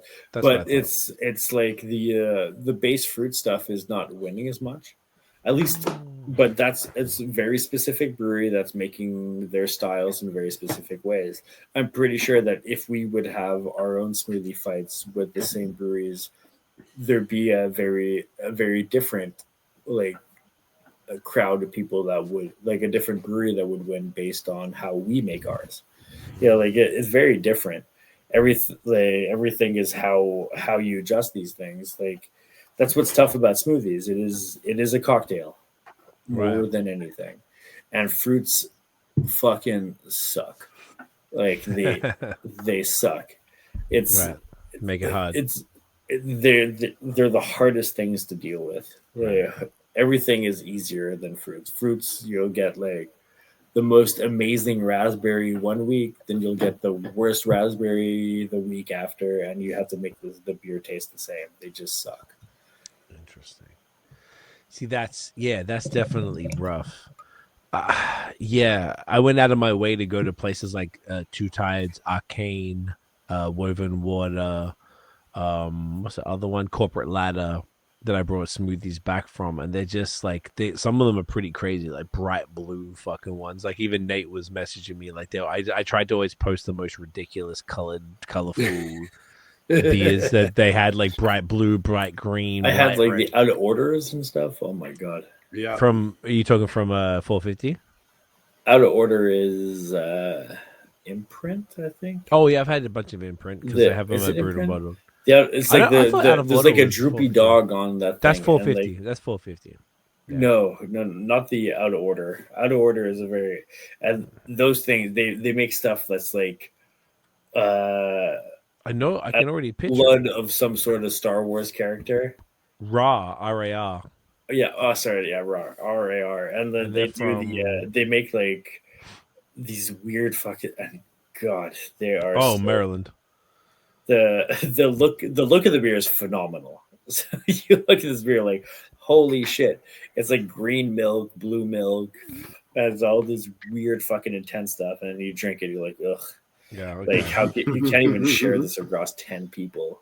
Interesting. Well, the ones that I had from Woven Water and from Corporate Ladder specifically were weird and crazy like that, and they were fucking awesome. Like I really liked them, and it could have gone either way. To be honest, I'm pretty partial to ridiculous stuff, but I thought they were pretty dope as far as the American stuff. And Two Tides, I always like, they're pretty sweet, but they're very fruit focused. It's interesting, and I bring all that up just to say that like all the stuff that I either brought back or that I had when I was there was quite fruit focused, as opposed to, like you're saying, just butterscotch and artificial flavors and stuff. I've been to 450 North and I've had a bunch of their stuff, and sometimes they have fruit in it, and sometimes you can tell it's some flavor stuff, and it's not always like where it needs to be. Like their stuff, it definitely, whether or not it has fruit in it is not necessarily a determining factor. I can tell you that that it's a smoothie or whatever, right? When I was last in in Montreal and was like trying some stuff with Noah and Gab, like the 450 North stuff that they have was like Gatorade or Powerade inspired or whatnot, was some of the most disgusting shit I've ever tasted in my life. Like it was just so sickeningly sweet, like literally drinking syrup. And they sell that stuff for like $30. Oh, I know. I know. It's insane. It's fucking disgusting. It's fucking disgusting. Not all of it was that bad, and I know because we had this big conversation, I was probably standing up for it, and I was like, look, I just bought a bunch, and it was like, it's fine, but I feel like, there's probably some stuff that's like horrendous, and there's some stuff that's like awesome, and stuff in between. And it's sort of like, it depends how far they take it. America takes it a lot farther, but I kind of always felt like personally, I got into smoothies from BreWskey. BreWskey is what got me into smoothies personally. Like that was, and then Meso afterwards. And maybe it was because you canned it first. Maybe that was because I think it all happened during COVID, and I didn't go out a lot during COVID. I'm like, oh, these guys are canning this shit. Okay, fuck's sake. Like that was interesting to me personally. But either way, I feel like I guess it makes me a little sad to know that people aren't like loving it as much in Canada. You know. Like, I feel like the smoothies in Canada are much less, like, they're much more restrained and much more, like, less, like, you know, sugar punches on your teeth and all this stuff. Like, it's you know, this is like I know what restrains me a lot of the time is that a lot of people throw out ideas like, we should do this stuff with all these ingredients. And I'm like, how are we going to make this actually taste? Like, how are we going to make it pop? And because like that, I'm really reluctant on a lot of stuff of just saying like, I don't care about what the label says. I care about what the beer is going to taste like. So, because you could just steal that stuff and go, we're going to make this thing fucking all these ingredients. And then you taste it and you're like, that's just muddled. And I try to so I stop a lot of those things before we get to even doing them, because it's like, it's kind of a party pooper aspect of it. But like, if I'm going to be doing something, I'd rather do stuff that I rather have less ingredients and try to figure out how to make them taste like something that's going to work than push and just like throw all these things inside of it. That's just going to be like a bleh. Because that happens too often. It's just like, oh, we're going to put all these things. It's going to be mango, coconut, fucking passion fruit, 3 types of ice cream, graham crackers, and because that's what the regular path of a lot of American style it just keeps going. It's just like they create a large list of stuff that kind of sounds fancy, but like the overall beer is kind of underwhelming. Or the goopy or like bitter or all these things, where I'd rather go like, I'm kind of comfortable doing like what you guys are drinking, strawberry or lime. I'll fight 2 flavors and try to make them pop. Trying to fight 5 or 6 flavors and make them hit is such a bitch. I am with you on that, man. Because like there's stuff that even in the past I've done things like I'll do a mix of berries and I'm cool with that, but I won't make a mix of of tropical fruit and berries, because that just is what I like. There's a term I use in smoothies that I call brown, which is just like you hit a point where it just makes brown. It's like coloring. Like you just take like you start coloring with stuff, and then you just put your fucking paintbrush in a whole bunch of different colors, and it just makes fucking brown. And and like it doesn't matter what you do. It's like, oh, but this one's cherry, raspberry, fucking peach, banana, banana, papaya, blah blah blah. Yeah, and this one's okay, cool, but you just made fucking brown, and that happens. It happens too easily because making you're brown. So right. You're so fucking right. And that's like a continuous fight of just trying to make if you go tropical with berry, you better make one tropical fruit with like a stronger berry. You can't put two tropical fruits because they'll automatically go brown. You can hit the thing with multiple tropical fruits because those work together. Those don't tend to brown themselves, but like then all berries together work, so you try to like figure out how these things work with each other. But a lot of what I see from a lot of places is that they don't take those things into consideration, and it's just about like it's more about what looks cool on the label. It's not about what flavor is interesting. And you're right. Like, so I'll stop these. I try to stop these things before we get to those. They're interesting. You can make them work, but they're too difficult. Like like you can do it if you can like bench it, but like benching these things is too difficult also. So it's just like it's a matter of like experience at that point of knowing we can do this, we can't do that. We can make this go fancy, but we can't then take these things and make it seem fancy because they'll go brown. Like I'll use the brown term a lot in the brewery. I'm like, no, we're just going brown here. I think that's that's such an important term and such an important takeaway. Like that really, really is like when you get to the point of it's just getting brown, like that's a point to kind of dial back a little bit. Yeah, like relax. Yeah, take a fruit away. Take something away. Take the thing that, oh shit, we went brown. Take away fucking the guava is too much. You don't know what it is, but like it's. I get the same thing in pastry stouts. I get the same thing in a lot of stuff. Like the more ingredients you kind of put into something, if you write the things on the label, you should be able to associate them. And if you make something like vanilla stout, that's chill. Vanilla stout with chocolate, okay, not so bad. Vanilla stout chocolate coconut, okay, we could deal with that. Vanilla stout chocolate coconut and like cookie. Oh shit! How we like? You start hitting these walls of flavor that they only taste like they're there because they're written on the label. Yep. And if you like, and then being on the label, kind of to a certain degree, psychologically, like makes you believe that they're there. Like you want, like you want to interpret that they're there. Yeah.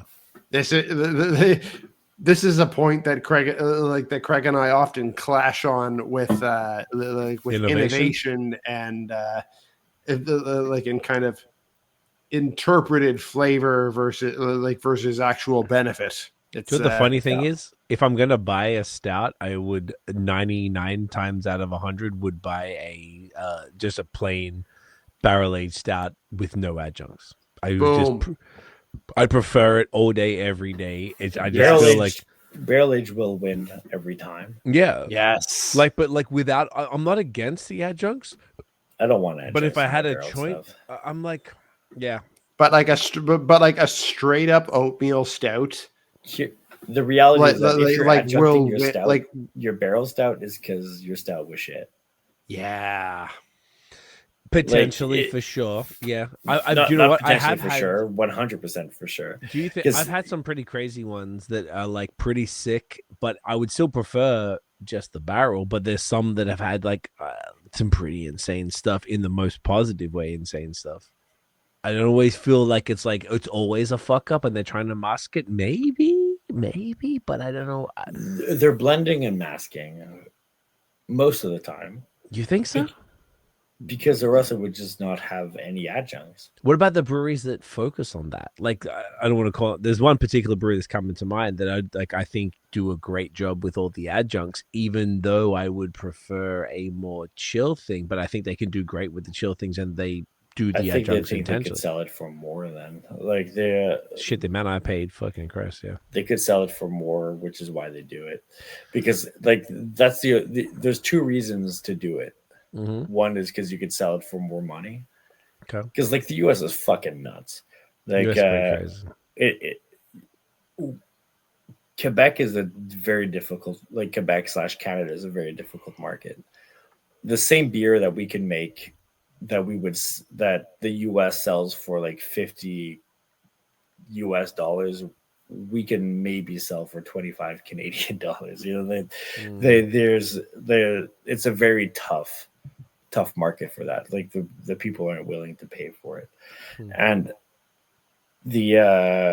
like some of these things, it's just like if you're gonna adjunct a barrel, it's either because you have too many barrels, or like you're trying to push this other flavor, or you're trying to bump up the price. Because if you were to not adjunct the barrel, it would be worth X amount of money, but then if you do, then you could push up this amount of money. Like that's, or you get some hype around it, you get some stuff around it, because like I think most drinkers are exactly like what you say, or like, because we release very little amount of barrel stuff and we don't adjunct it. I'll adjunct the barrel potentially if I think it's lacking something, but if I'm releasing barrel beer, it's usually just because it's good and we should just like bottle it and set it up. But we release almost none of it. So if we were to triple the volume of bottles that we can make, nobody would be that interested. So like suddenly adding adjuncts would help sell it. It doesn't mean it's making the overall beer better. It just means it makes it more exciting and we could sell it for more. I'm not sure. Yeah. But like it's everybody has different reasons for modifying their beers and selling this stuff. But I don't know if it's like a defined reason on like making these things better or not. Yeah, it's hard to say. Yo, sorry, I don't know what happened. I just disappeared from the thing. Yeah, no, I totally feel what you mean as far as that's concerned. It's interesting. Yeah, it could go either way, but look, yeah, it's fascinating the way that the barrel aged stuff goes. But look, we're at like 4 hours and 10 minutes. This is pretty good, boys. Yeah, we're definitely hitting top 5 in terms of length of podcast here. Yeah, for sure. I know you boys both have early mornings as opposed to me, who does not, and children. Yes, I have a dog, and he's up when I'm fucking up, because that's how it works. But not so much with children. But Derrick, this is awesome, man. Like, this has been really sick. Like going through like the lager and the haze, and going through the doubles, the triple, the man. smoothies. This has been a journey. Yeah, I feel like it's been like the beers are impeccable. I hope the beer's been good. No, it's been exceptional, man. Absolutely exceptional. This is like such a pleasure. Like, you don't even understand like how I was telling Tiff, I'm like, I'm getting fucked up tonight. This is such a treat. I was so excited to be able to drink this and have a conversation with you, man, because it's been a year and a bit, and you just do some of like personally our favorite. Like, I'm speaking for you, Nate, here, but some of our favorite stuff that exists. Accurately, you're speaking for me. Yeah, it's beautiful, man. I just appreciate your approach and the way that you're explaining how you're thinking, even with the barrel stuff, with the smoothies, with the haze and the triples and singles and that. Like, I just think just kind of the meeting of art and science. Like, truly, that means a lot to us. It really does. And it was cool to go a little deeper in some of these topics that, and once again, Nate, you mentioned in the beginning, the beauty of having someone who's been on the pod multiple times. We don't have to worry about stories or any of this shit. We can just have fun and just go on tangents. And it was cool to get deep on some of these stuff, because even just the difference between the types of flowables and the different type of hop products and the tariff thing and what's going to happen and how we're going to do this. And I know, I just think that's really interesting to have from a perspective of a brewery who is really, really known for their haze, for their, for the smoothies and stuff like that. I just think it's really useful information for people, man. So thank you for just dropping the gems and and hanging. This is awesome, and we're super stoked for your 10th anniversary of the brew pub, for our 10th anniversary, for our fantastic brew cake. I guess we don't really have a name for it yet, do we? I guess we have to figure that out. If we want to give it a name, we'll try to think of something funny. I guess we'll think of something funny. Give it, trust me, we'll give it, and that'll come out probably. It'll be there for the event at Blood Brothers on May 31st at Blood Brothers in Toronto. Maybe beforehand, or not.